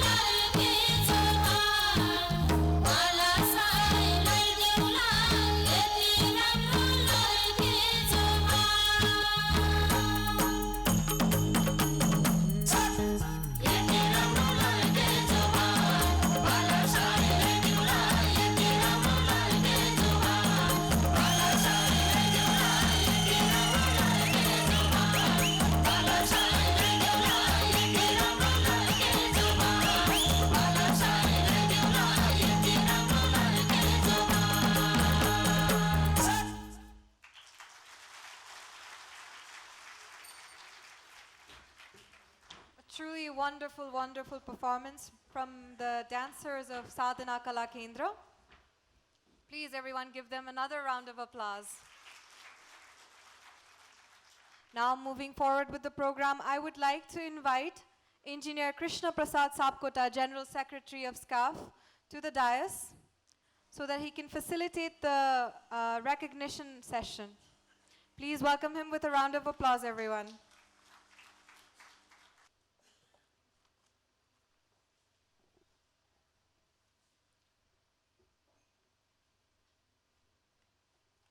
Respected Chief Guest of the session,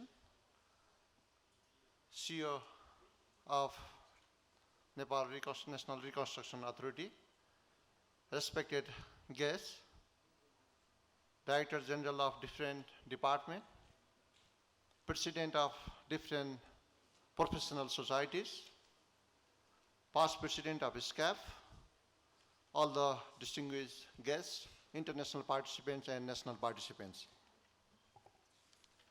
Today, we are celebrating the 29th anniversary of SCAF.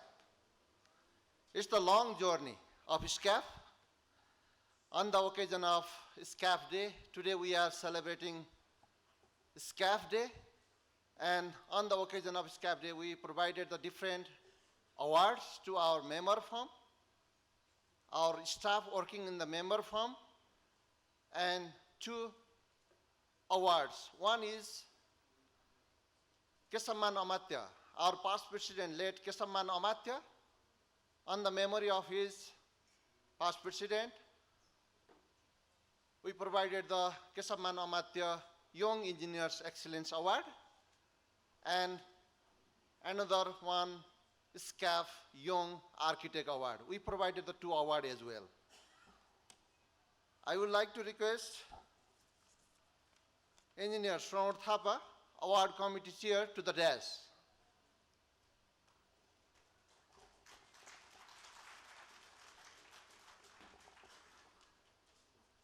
And I would like to request President of SCAF,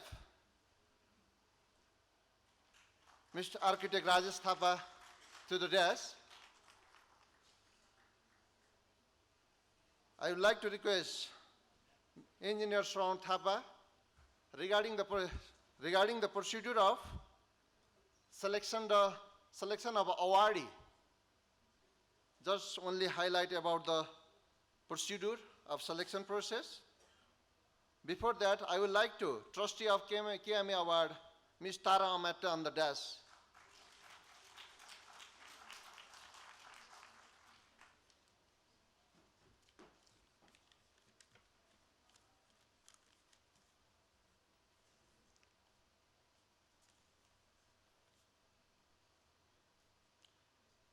Chair of this closing session, chief guest, special guest, and all other distinguished person, and ladies and gentlemen. Being the president of chair of the Token and Award Committee, I want to share how brief process of the selection of the awardees. First of all, we have issued the letter to all 4 universities, Pokhara University, TU, Tribhuvan University, Purvanchal University, Kathmandu University on 14th October to send the name of top 5 civil engineer and architect engineer for the selection process. When we received the name of all 5 students, we just received the name from the Tribhuvan University and Pokhara University. We could not receive the name list from the Purvanchal University and Kathmandu University as well.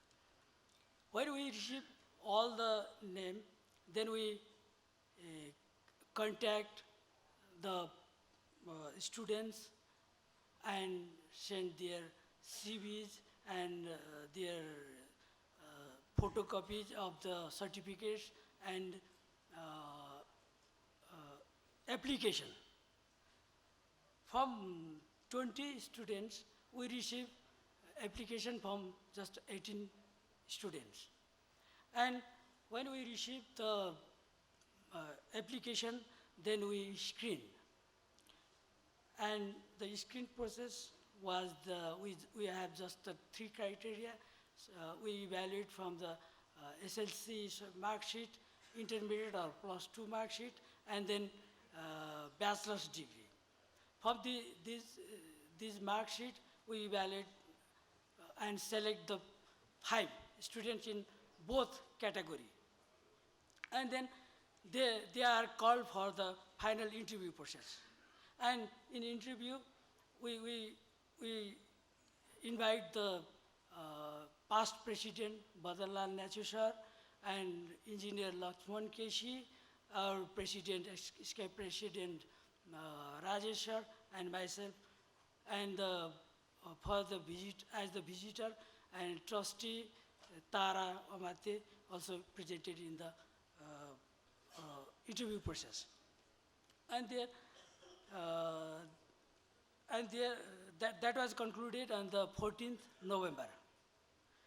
And from that committee selected, there was already set out criteria, 4 criteria, mainly family background and economic status of the graduates, new graduates, personality, and future plan, and extracurricular activities. We just considered in these 4 criteria. And then as per this criteria, we select the awardee, winner of the award. And here we invited all the 5 graduates, fresh graduates here, and we are providing the certificate to all those students, and we provide the cash prize, 75,000 cash prize, and certificate to the winner in each criteria, in each category. Thank you. Thank you.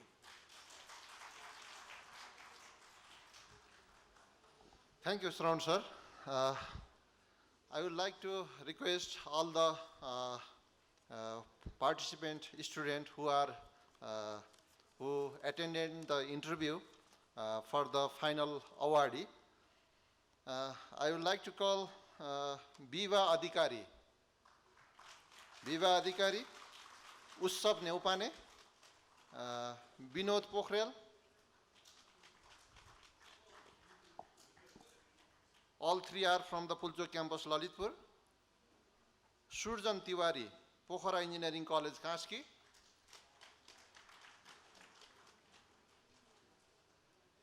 Krishna Chand, National Academy of Science and Technology, Koilali.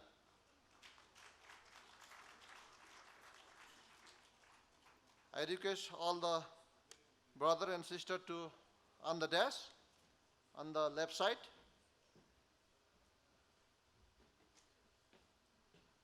Similarly, other 5, these are selected for the Kesabman Amate Young Engineer Excellent Award.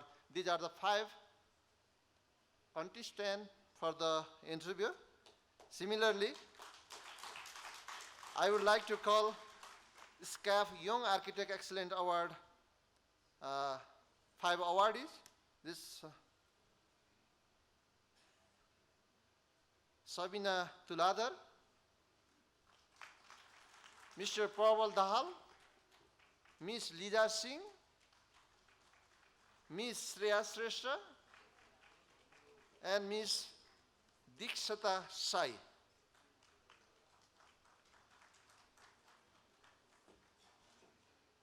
All 5 students, please sit on the left side. Another side, please. I would like to request our chief guest of the session, Engineer Shankar Nath Rimal, on the desk.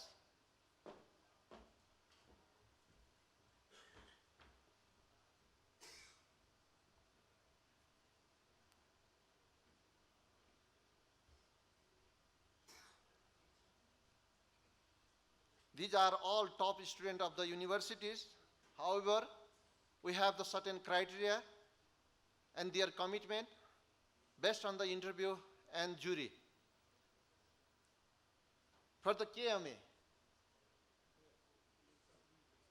yeah, I would like to request our volunteers to provide the token of appreciation for the student.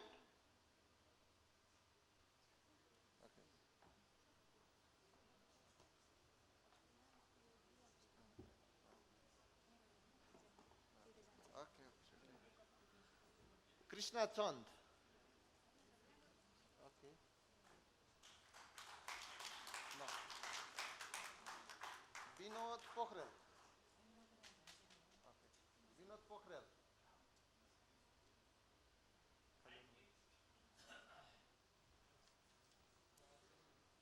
Dikshata Sai.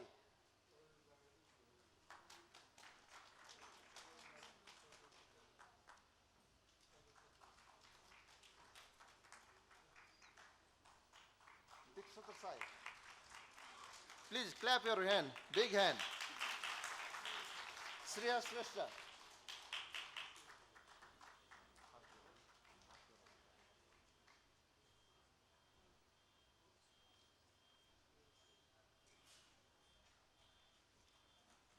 Lija Singh.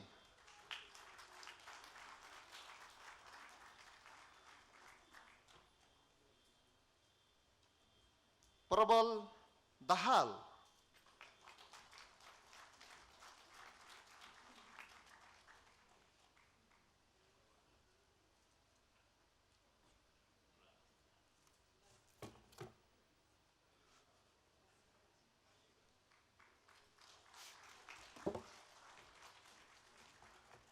Viva Adhikari.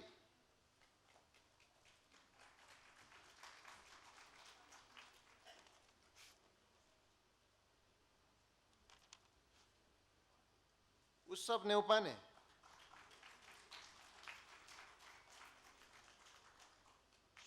Surjan Tiwari.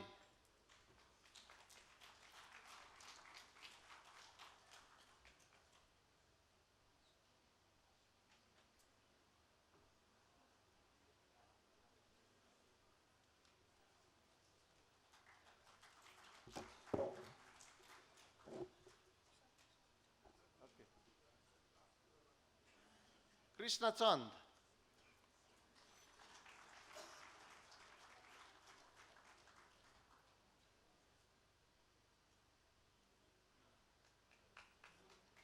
Subina Tuladar.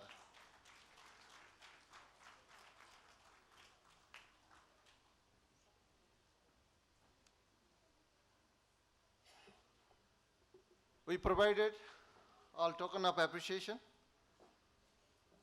Now, I would like to announce the winner among these awardees. Kesamman Amatya Young Engineer Excellence Award is awarded to Mr. Krishna Chand. Big hand. Similarly, SCAP Young Architect Excellence Award is awarded to Ms. Subina Tuladar.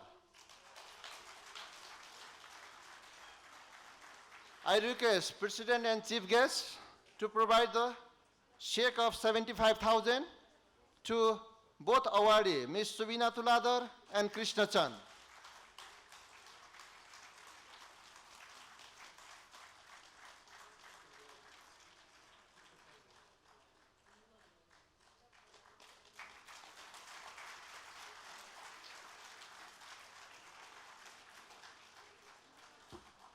This check has no meaning, so I would like to provide the original check to them as well.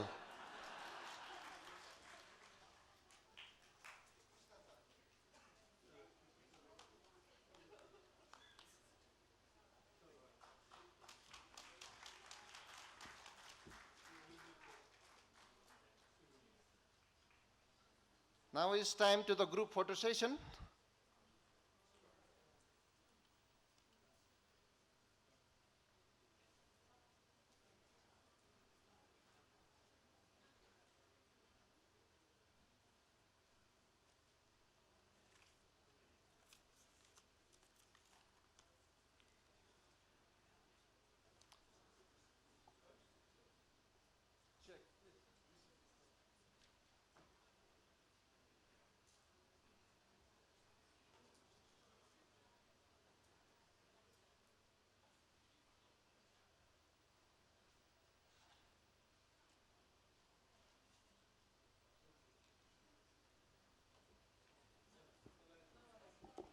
Thank you very much,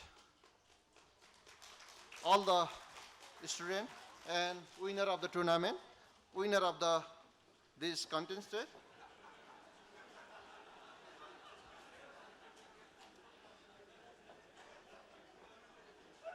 Sorry. Now it's time for the SCAP award. We provided the 25 years establishment certificate to the member firm.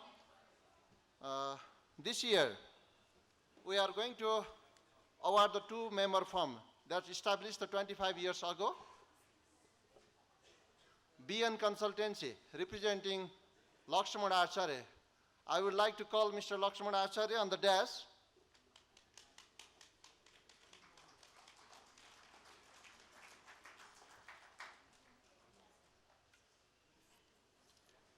Award of appreciation. This, the society proudly bestowed this award of appreciation to MSBN Consultancy Private Limited for the valuable and continued contribution made towards the development of consulting industry for over the 25 years in Nepal. This certificate of recognition is presented on the occasion of 29th SCAP anniversary. Krishna Sapkota, General Secretary, and Rajesh Thapa, President SCAP.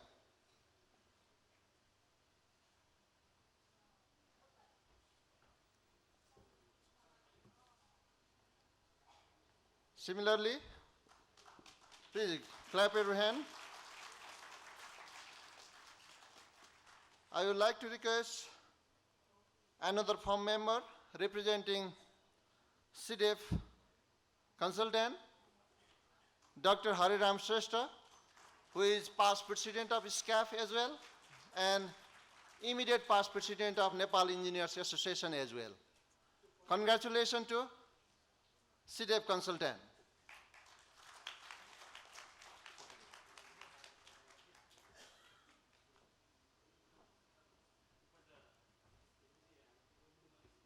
Okay, if here is Govinda Malik or not, if the Govinda Malik is available, Director of CDF Consultant, I would like to request on the dash. Govinda Malik, sir, please.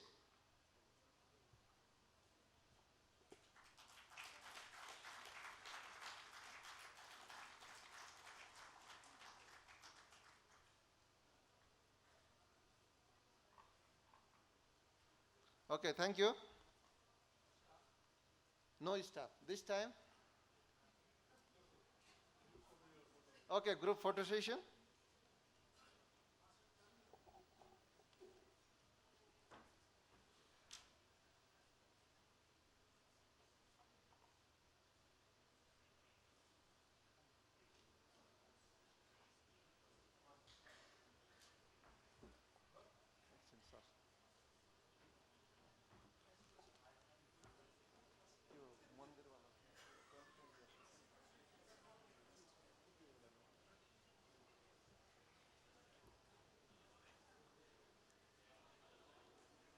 Now I would like to call Dr. Chandrabahadur Shrestha on the dash.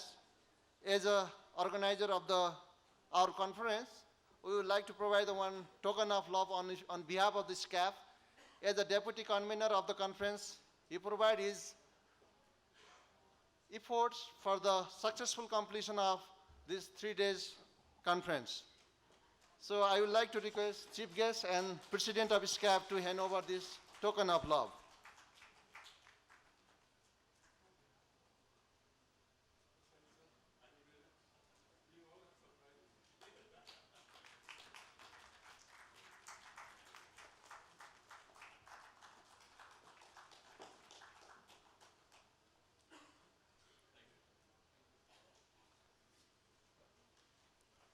Okay, I would like to thank President and our Chief Guest, Shankar Nath Rimal, to take your seat. Now it's time for the Sadhana Kala Kendra.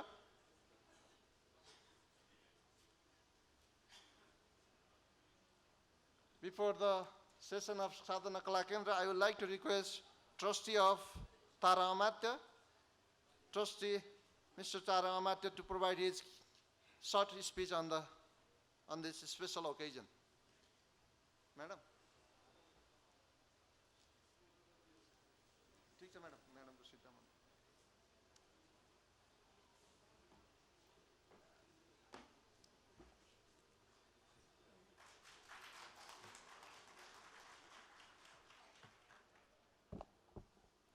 इस सभाका सभापतिज्यू, प्रमुख अतिथिज्यू, उपस्थित भद्र महिला तथा सज्जन वृन्दमा मेरो नमस्कार। म तारा अमात्य। मेरो श्रीमान श्री केशवमान अमात्यको जीवनको परिकल्पनालाई साकार रूप दिनको लागि हामीले 2072 सालमा आजकै दिन श्री केशवमान अमात्य एक्सिलेन्सी अवार्डको स्थापना गरिएको थियो। आज हामीले यस केशवमान अमात्य एक्सिलेन्सी अवार्डबाट नेपालको उत्कृष्ट विश्वविद्यालयहरूबाट उत्कृष्ट अङ्क प्राप्त गर्नुहुने 6 जना विद्यार्थीहरूलाई सम्मान गर्ने अवसर प्राप्त गर्यौं। अब हाम्रो यो केशवमान अमात्य एक्सिलेन्सी अवार्डबाट सम्मानित विद्यार्थीहरू हाम्रो देशको कर्णधार हुनुभएको छ। यस अवार्डबाट पूर्व सम्मानित विद्यार्थीहरू श्री ईशान्त शर्मा, श्री सलिना श्रेष्ठ र रजिना श्रेष्ठ अहिले यो इन्टरनेसनल सेमिनारमा सहभागी भई सहयोगीको भूमिका पनि निभाउनु भएको छ। मेरो श्रीमान श्री केशवमान अमात्यले शिक्षा, स्वास्थ्य, संस्कार र संस्कृतिलाई सधैँ प्राथमिकतामा राखेर अगाडि बढ्नु भएको थियो। आफ्नो जीवनकालमा उहाँले शिक्षा क्षेत्रमा धेरै कामहरू गर्न बाँकी भएको थियो। अब जुन कामको जिम्मेवारी हाम्रा एक्सिलेन्सी अवार्डबाट सम्मानित विद्यार्थीहरूले पूर्ण गर्नुहुनेछ र उहाँहरूको काँधमा यो जिम्मेवारी आएको छ। स्वास्थ्यको क्षेत्रमा नेपाल क्यान्सर हस्पिटल हरिसिद्धि स्थित नेपाल क्यान्सर सपोर्ट ग्रुपमा क्यान्सरको उपचार नेपालमै हुन्छ भन्ने सन्देश र क्यान्सरबाट कसरी बच्ने भन्ने सचेतनाको लागि केशवमान अमात्य फाउन्डेसनले हरेक दिन क्यान्सर सर्भाइभल ग्रुपलाई सहयोगीको रूपमा हामीले उहाँहरूलाई सेवा प्रदान गरिरहेको छौँ। अब हामीले उहाँको देशप्रतिको माया, मोह र मार्गदर्शनको लागि निरन्तरता दिनको लागि हाम्रा विद्यार्थी भाइ बहिनीहरूले स्काफसँग हातेमालो गर्दै उहाँ मेरो श्रीमानको जुन सपना थियो त्यो सपनालाई साकार रूपमा रूपान्तरित गर्नुहुनेछ भन्ने पूर्ण विश्वास लिएको छु। अन्तमा स्काफको 29औं जन्मदिवसको शुभकामना एवं तेस्रो अन्तर्राष्ट्रिय कन्फरेन्सलाई सफल बनाउन भूमिका निभाउनु हुने सबैलाई बधाई दिन चाहन्छु र यो केशवमान अमात्य एक्सिलेन्सी अवार्डको आयोजक कमिटीलाई धेरै धेरै धन्यवाद दिन चाहन्छु। धन्यवाद।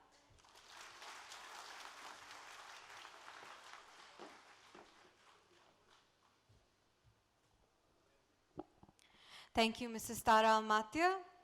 I would like to move forward with the program and invite to the stage the performers from Sadhana Kala Kendra to perform a Tamang Selo dance.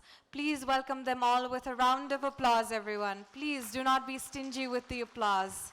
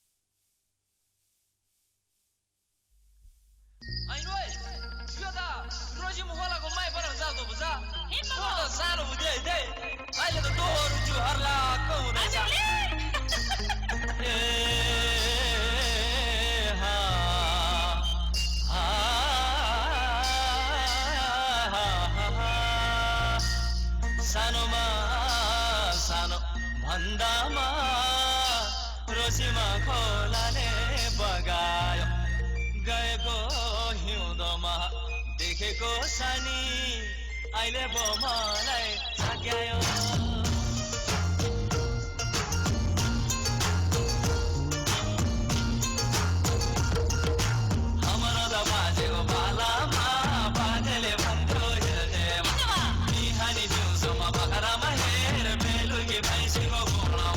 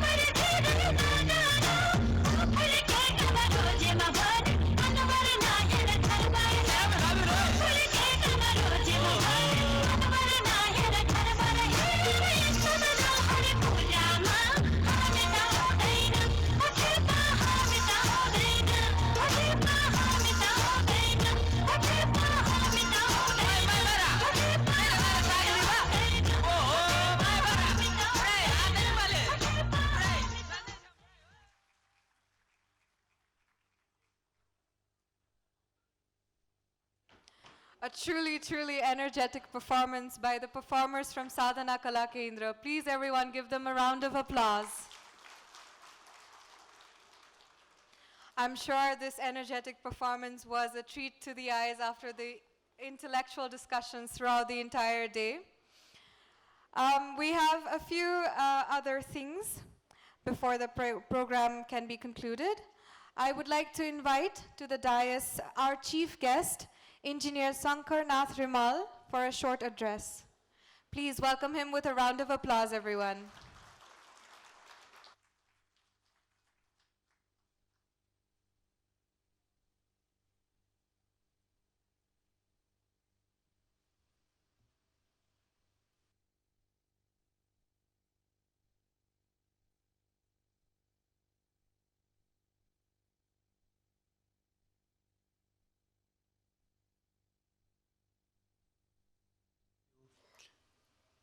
In this place. And also, I am very pleased to see my dear friend Amitabh Gosal and Madam Gosal with us.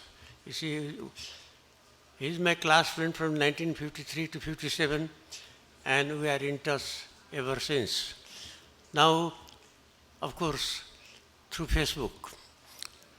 Anyway, now to see him in person is really a pleasure, and say really, I am really happy that you organized to bring him down to Kathmandu. Thank you for that. And also, thank you for giving me such an honor.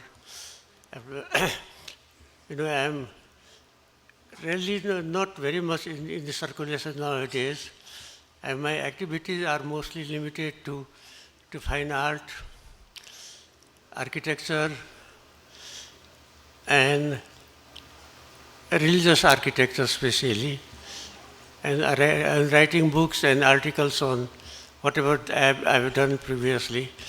But this is an opportunity where I feel at home, because I have been doing this for a very long time, and because it needs a lot of energy, I really withdraw myself from wasting, using so much of energy which I don't have. So it gives me pleasure to use less energy and create more noise. Anyway, thank you very much for giving me this opportunity, all the organizers and my friend. I see a lot of my friends, my old friends' faces.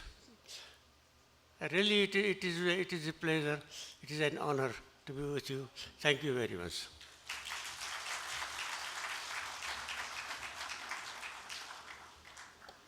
Thank you for your address.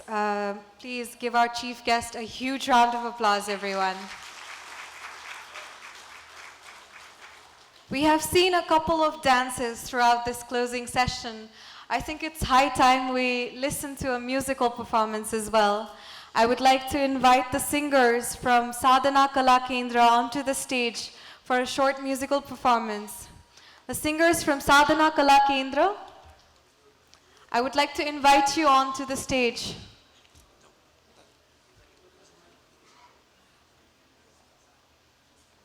Please, everyone, welcome them with a huge round of applause.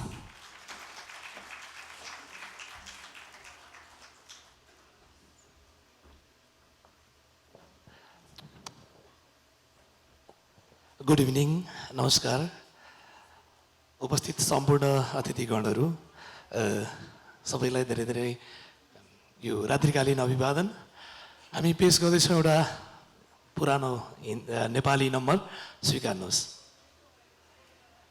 स्काउटको सँगको सहकार्यमा धेरै वर्ष भयो जोडिएको Rajesh sir लगायत scout परिवारप्रति धेरै धेरै धन्यवाद दिन चाहन्छु।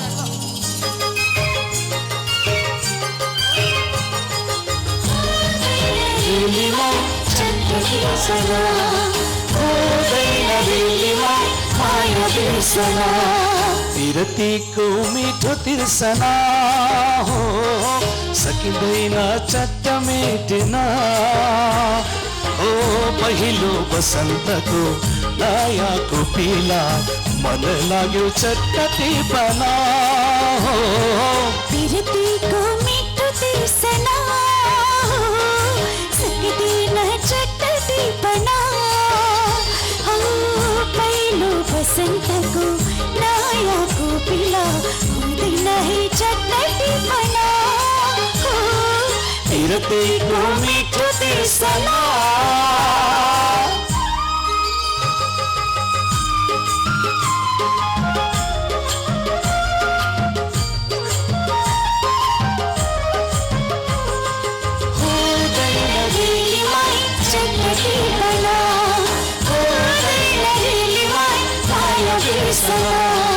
टिप्नै पर्छ सुन्दर फुल नटिपे है ओइली झर्छ टिप्नै पर्छ सुन्दर फुल नटिपे है ओइली झर्छ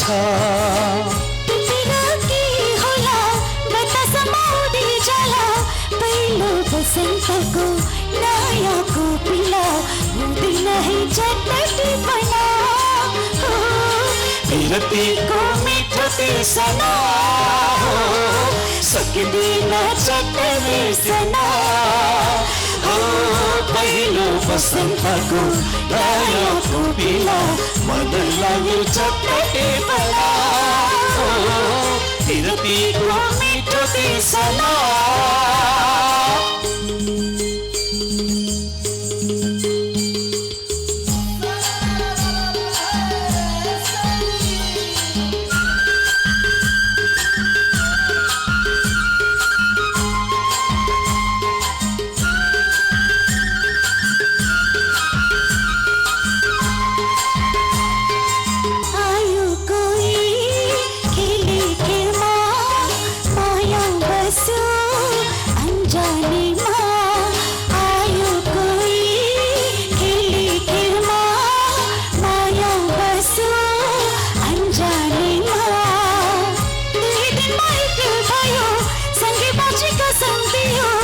चिनेको मान्छेलाई माया दिन नहुने गाउँ घर चट्ट बिर्सना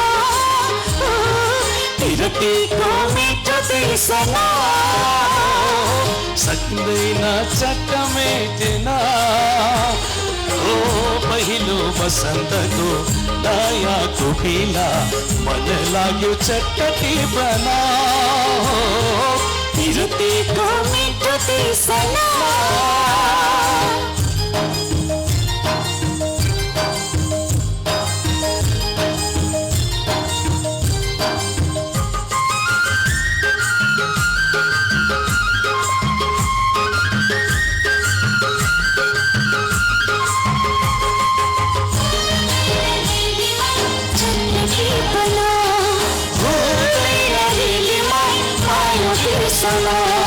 त्यस्तै होला माया भन्ने मिठो मिठो काँडा बिज्ने त्यस्तै होला माया भन्ने मिठो मिठो काँडा बिज्ने भनु भने कसरी भनु कति काठो बाँधि राखौँ पहिलो मायाको नयाँ कोपिला मन लाग्यो चट्ट टिपना हो विरतीको मिठो तिर्सना हो सकिँदैन चट्ट बिर्सना हो पहिलो बसन्तको नयाँ कोपिला हुँदैन है चट्ट टिपना हो विरतीको मिठो तिर्सना हो सकिँदैन चट्ट मेटिन हो पहिलो बसन्तको नयाँ नयाँ कोपिला मन लाग्यो चट्ट टिपना हो विरतीको मिठो तिर्सना हो चट्ट टिपना हो आयो बिर्सना हो चट्ट टिपना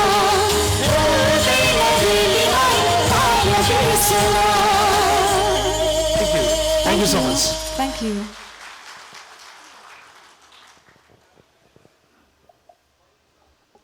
Thank you to the singers for this melodious performance. Please give them another round of applause, everyone. Moving forwards, I would like to invite Architect Rajesh Thapa, President of SCAF and Conference Chair, onto the stage for the concluding address.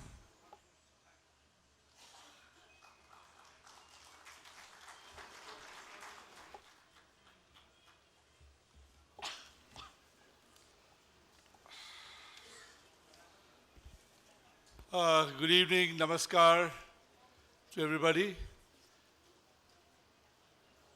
The chief guest of the session, a renowned, very senior engineer, Sankar Rimal, our co-organizer, chair, CEO of NRA, Sushil Gewali ji. We've got with us the Joint Secretary of Ministry of Physical Infrastructure and Transport, Gopal Singh Deel. Of course, we just heard honorary member of the National Planning Commission, Sushil Bhatta, and of course, we've got the past president of Nepal Engineers Association, who was responsible for the presentation of the wrap-up and summarization and the resolutions. Dr. Mahendra Gurung with us. And of course, all my SCAF friends, including Mrs. Tara Mathia, the trustee of the KMA Award. We started just 2 days ago, and it seems so fast. Everything goes off very fast, and must congratulate, I think, the team that was behind in making this conference. Because of the very strong team, committed team, I feel that I'm proud to be standing up here. The theme of the conference was very timely selected, because of which I think the NRA, when we spoke to them, if I would use the right words, they jumped in to be our partners as well. And this is, I think, commendable by the authors for the theme. I must thank them again. The address that we heard on the first day by the keynote address speaker, when I got the information after that, it was really wonderful and very informative. I think even the Vice President as the chief guest also spoke equally well. And then, of course, our chair for the session, Sushil Gewali ji, also added it up and wrapped it up very well. I think the opening showed the beginning for the conference. And that made the whole thing very effective. We started off yesterday with the themes and the speakers, the paper presenters, the keynote speakers, the paper presenters, the chairpersons. I think everybody did their part very well. And that's why we had a very smooth conference that was going on, right up to this afternoon when we finished the conference. The only apology that I can make is that we went half an hour late. And that went late because I think the interactions were interesting. And no chairperson could avoid not receiving the questions. And that went late. But again, I think in the whole conference, I must thank again the team. The time management was perfect. And this again is a very good sign of professionalism. And this is where even today, although we started late, but we're keeping to the time. If you check your watches, we're still within 2.5 hours. And this is another excellent example as well. Anyway, I'm very, very happy that, all of you have, without any reservations, appreciated and passed and approved the resolutions that were presented. I think the 3 pages of resolutions that we had have all been accepted. This, as we heard from our speakers from the government, they all said that yes, we are going to please, hand it over now to us so that we can make the move forward with the objective that has been recommended from here. I'm sure the NRA will make every effort to have the resolutions implemented.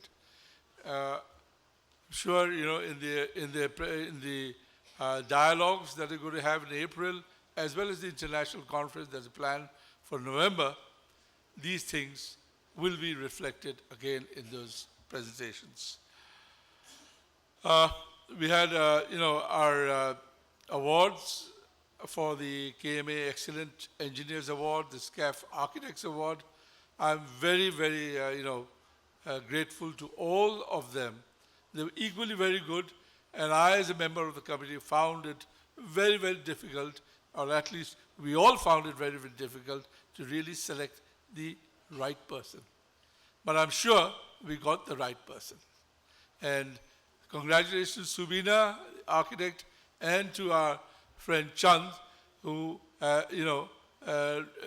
were recognized as the winners.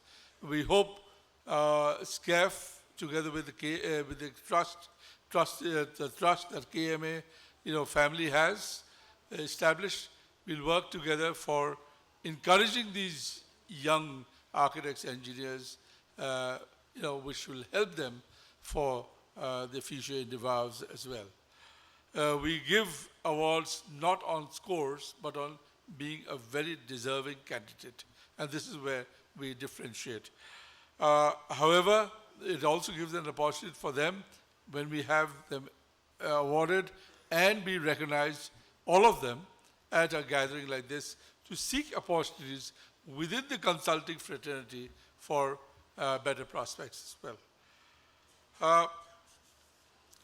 Congratulations, of course, to our firms who've attained 25 years plus of continued service and consultancy. We look forward for a brighter future as well for them. Anyway, this conference has shown that we need to work very strongly on the resilient infrastructure and sustainable development, not only of buildings, but also of villages and urban areas as well.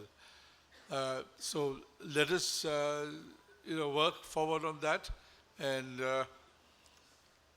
I think we need to see that the 15th periodic plan that the NPC also makes will incorporate such things as well, as said by Honorable Sushil Bhattaji.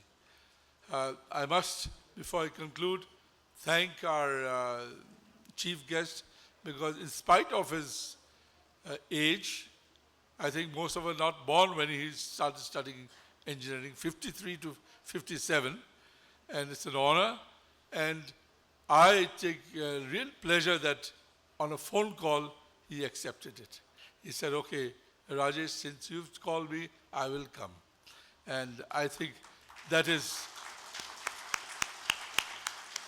the greatness and the humbleness of one of the very senior professionals that we have.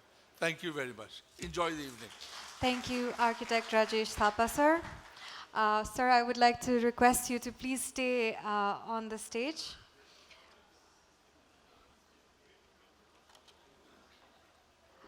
Proceeding forward with the program, we would be handing out the token of appreciation to our dignitaries.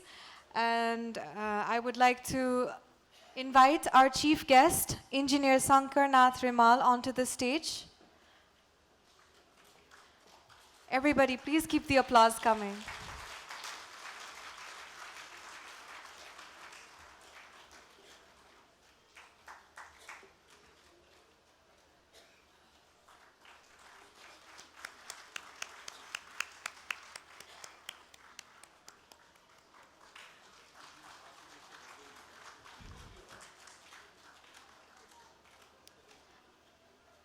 Next, I would like to invite onto the stage our special guest, Gopal Prasad Sigdel, Joint Secretary of the Ministry of Physical Infrastructure and Transport. Please give him a round of applause, everyone.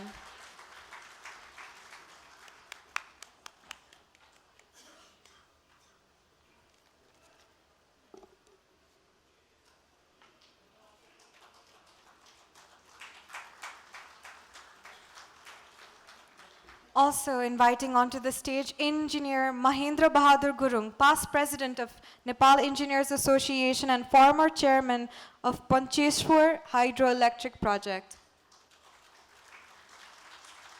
A round of applause for him as well, everyone.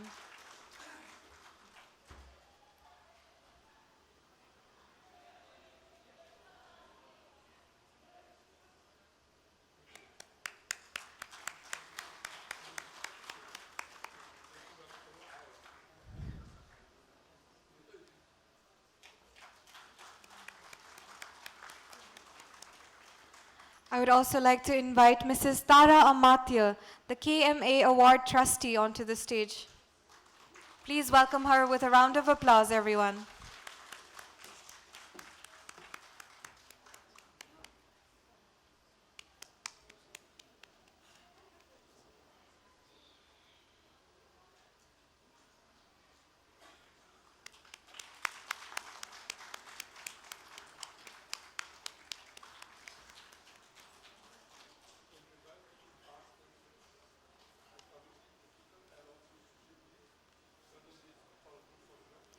I would like to also invite the past president of SCAF, Sushilji, and all of the dignitaries to join us on stage for a group photo session. Also, members of the executive committee of SCAF, I would like to invite you onto the stage for the group photo session.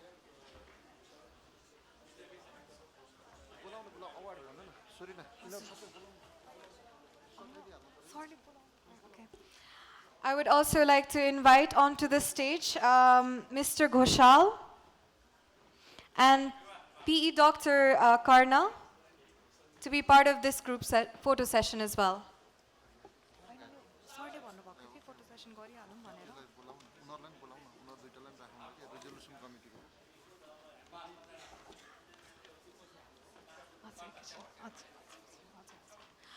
I would also like to invite the members of the resolution committee to join us on the stage.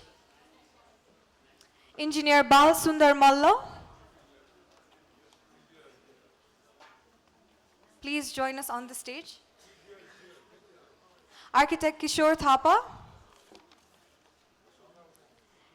Engineer Professor Dr. Tri Ratna Bajacharya.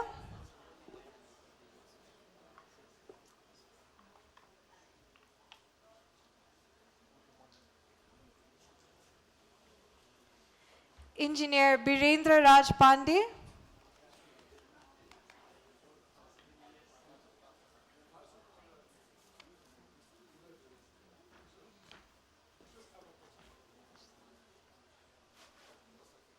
And architect Anju Malla Pradhan. Please give everyone a warm round of applause.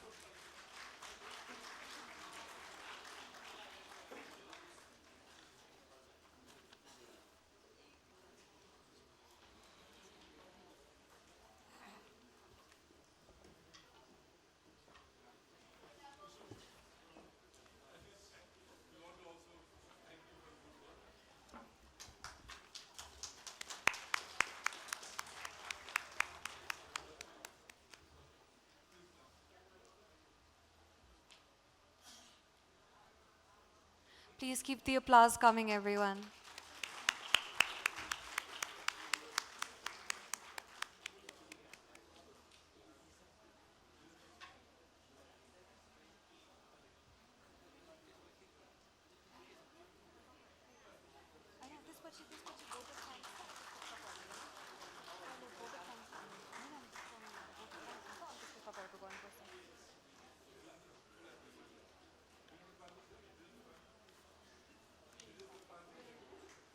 I would also like to invite Engineer Birendra Pandey onto the stage.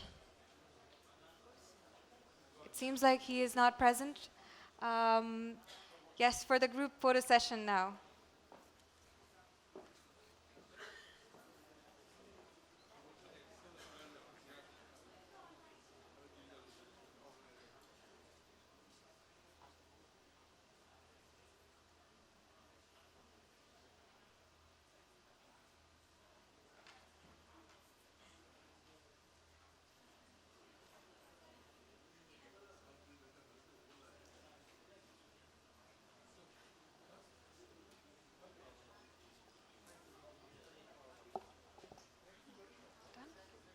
Thank you for coming to the dais, everyone, and gracing us with your presence.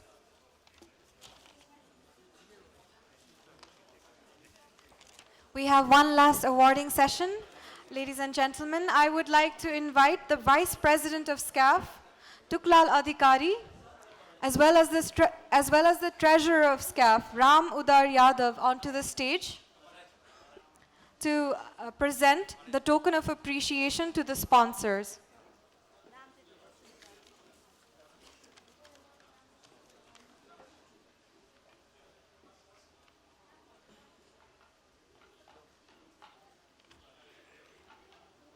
Ladies and gentlemen, please give a warm round of applause for Nikhil Agarwal from Shivam Cement, the platinum sponsor for this event.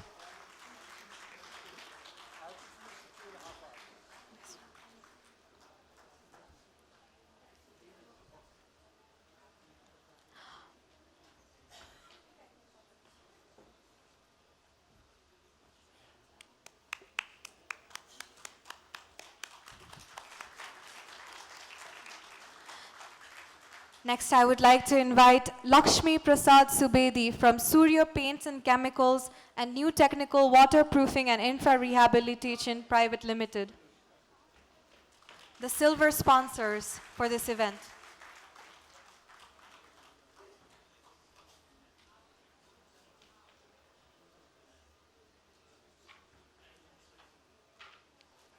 Similarly, I would like to invite Gopal Shrestha from Acro Paints Limited, Blue Sky Traders, 7 Builders Private Limited, the silver sponsors of this event.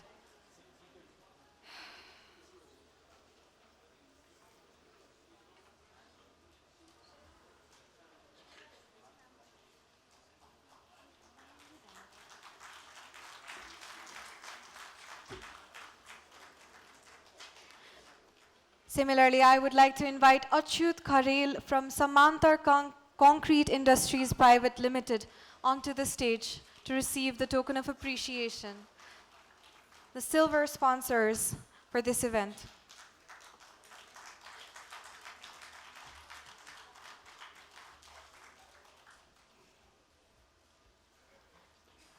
Next, I would like to invite Prashant Agarwal ji onto the stage from CMS Group, the silver sponsors for this event.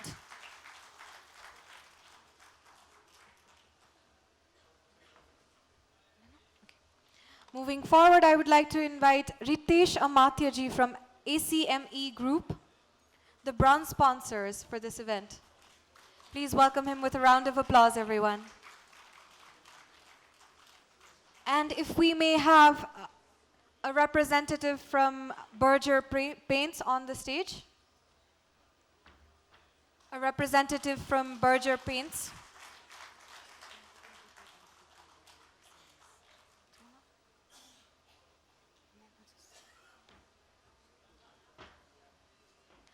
If there is a representative from the CMS Group, I would like to invite you onto the stage, please.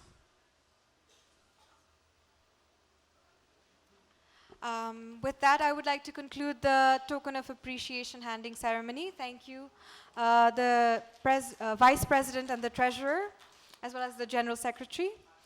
For the final speech, I would like to invite the Conference Secretary, Engineer Krishna Prasad Sabkota, onto the stage to give his vote of thanks. Please welcome him with a round of applause, everyone.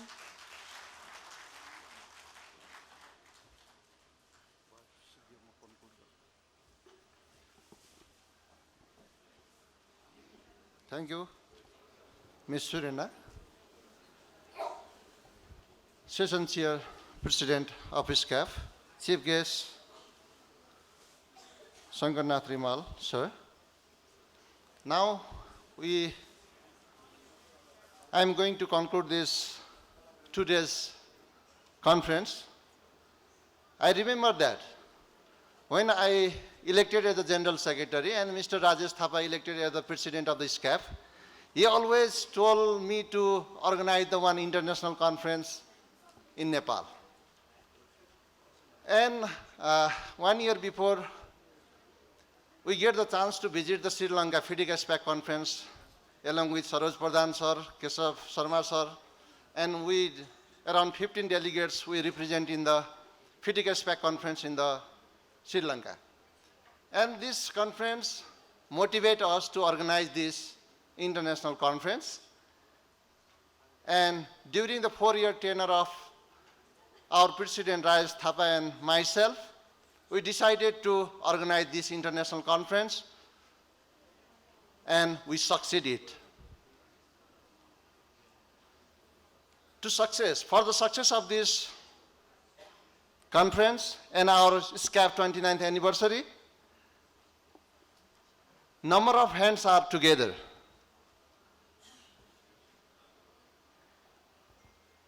First of all, I would like to thank organizer, National Reconstruction Authority as an organizing partner, and co-organizer, ANSET and Federation Contractor Association of Nepal, FCAN. In the inauguration session, Right Honorable Vice President inaugurated our program. So I would like to thank our Right Honorable Vice President.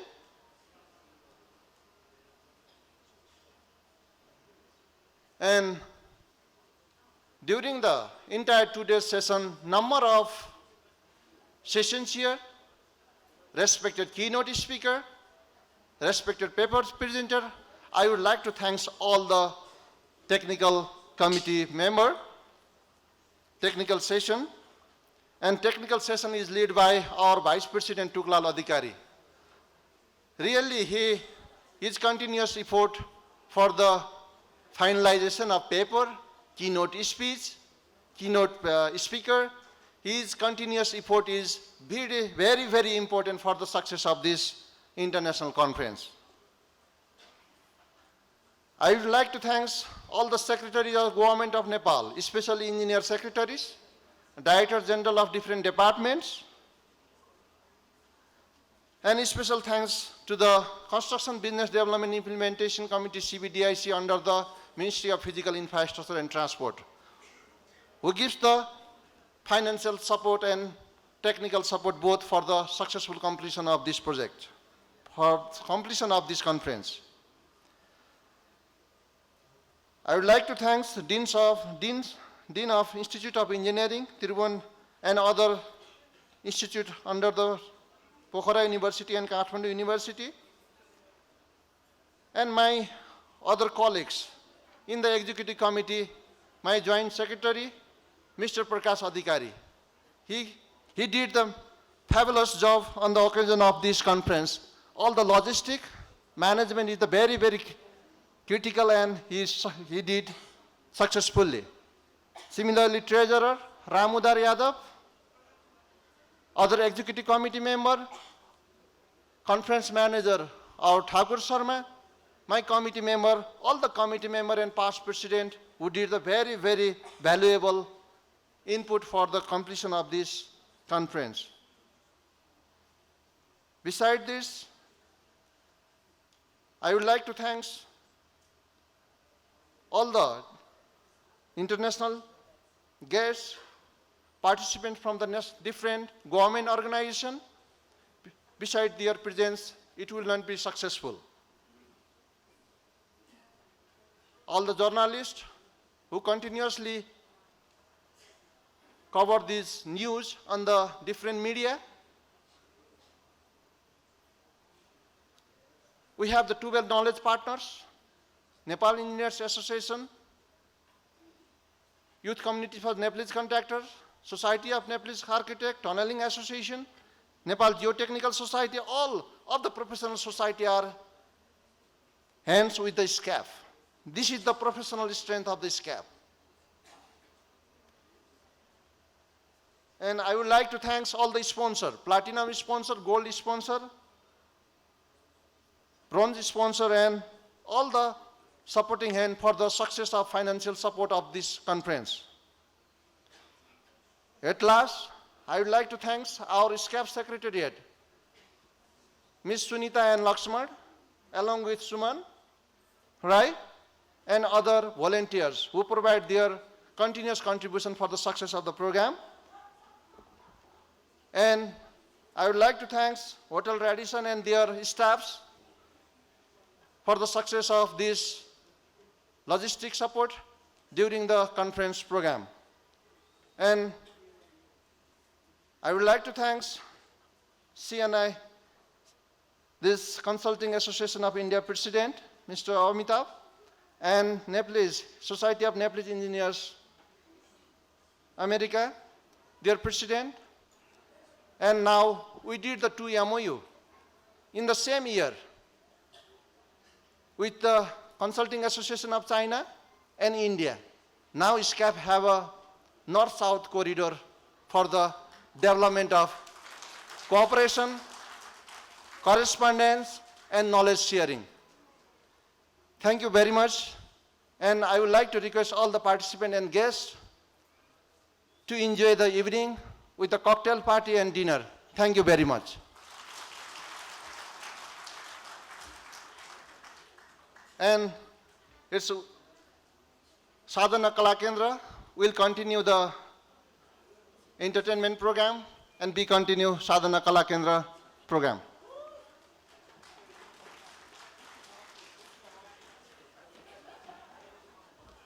I would like to invite onto the stage for the dance, for the Hutkeli dance performance from far western region, the performers from Sadhana Kala Kendra. Please welcome them with a round of applause, everyone.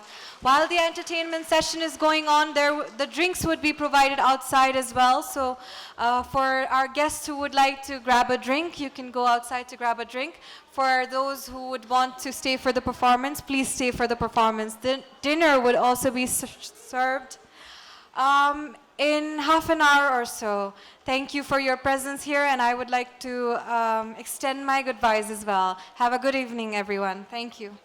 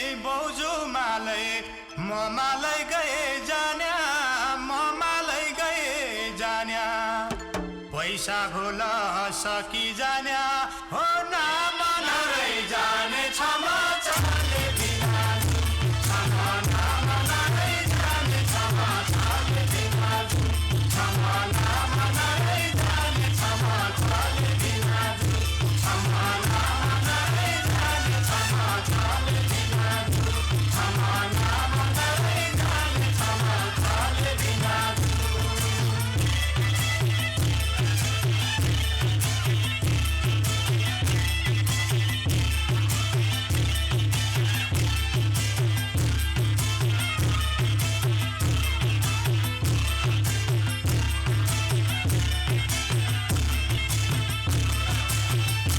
क्षमा क्षमा क्षमा दुई आना दुई पैसा लाग्यो दाना सुपारीलाई कहिले सुख पाइनु हो कि कर्म दुखारीलाई क्षमा चाले बिना क्षमा कर्म दुखारीलाई क्षमा चाले बिना क्षमा कर्म दुखारीलाई क्षमा चाले बिना क्षमा कर्म दुखारीलाई क्षमा चाले बिना क्षमा कर्म दुखारीलाई क्षमा चाले बिना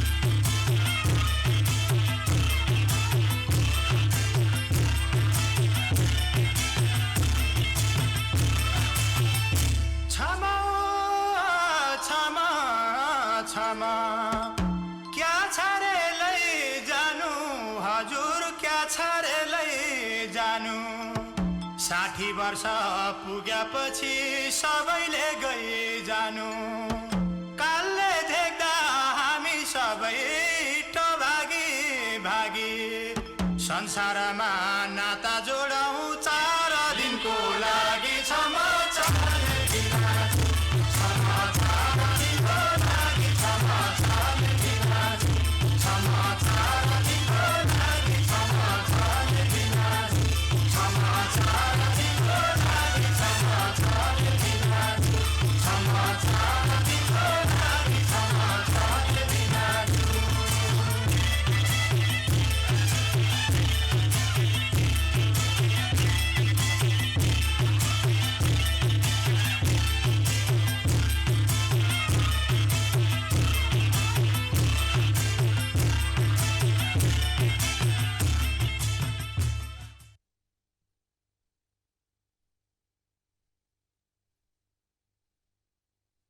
Thank you everyone for your presence and please enjoy the entertainment session. Thank you हुर्क्युली कस्तो लाग्यो हजुरहरूलाई अबको प्रस्तुतिमा हामी साधना कला केन्द्रको विशेष प्रस्तुतितिर हामी लाग्दैछौँ इन्टरटेनमेन्ट भनिसक्नु भएको छ भर्खरै मात्र हामीले महानायक राजेश हमालको ट्रिब्युट कार्यक्रम गरेका थियौँ उहाँप्रति समर्पित गरेर अबको प्रस्तुतिमा हामीले डिसेम्बर 28मा होटल सोल्टीमा एउटा विशेष कार्यक्रम गर्दैछौँ रञ्जित गजमेरको एकल साँझ रञ्जित गजमेर सरले कम्पोजिसन गर्नुभएको गीतहरूको एकल साँझ गर्दैछौँ जसमा भारतीय चर्चित गायिका पद्मभूषण श्री आशा भोसले म्याम पनि पाल्दै हुनुहुन्छ आशा भोसलेलाई पहिलोपटक नेपालमा ल्याउँदै हुनुहुन्छ सो आशा भोसलेले गाउनु भएको र रञ्जित गजमेरले सङ्गीत दिनुभएको र रञ्जित गजमेरको सङ्गीतको पहिलोपटक नेपाली गीत यो यहाँहरूमा पेश गर्छौँ यतिखेर हामी मसँग हुनुहुन्छ हाम्रो सुषमा विश्वकर्मा बहिनी उहाँको कुरा गर्नुपर्दा धेरै रियालिटी सोहरूमा उहाँले आफ्नो ट्यालेन्ट पेश गरिसक्नु भएको छ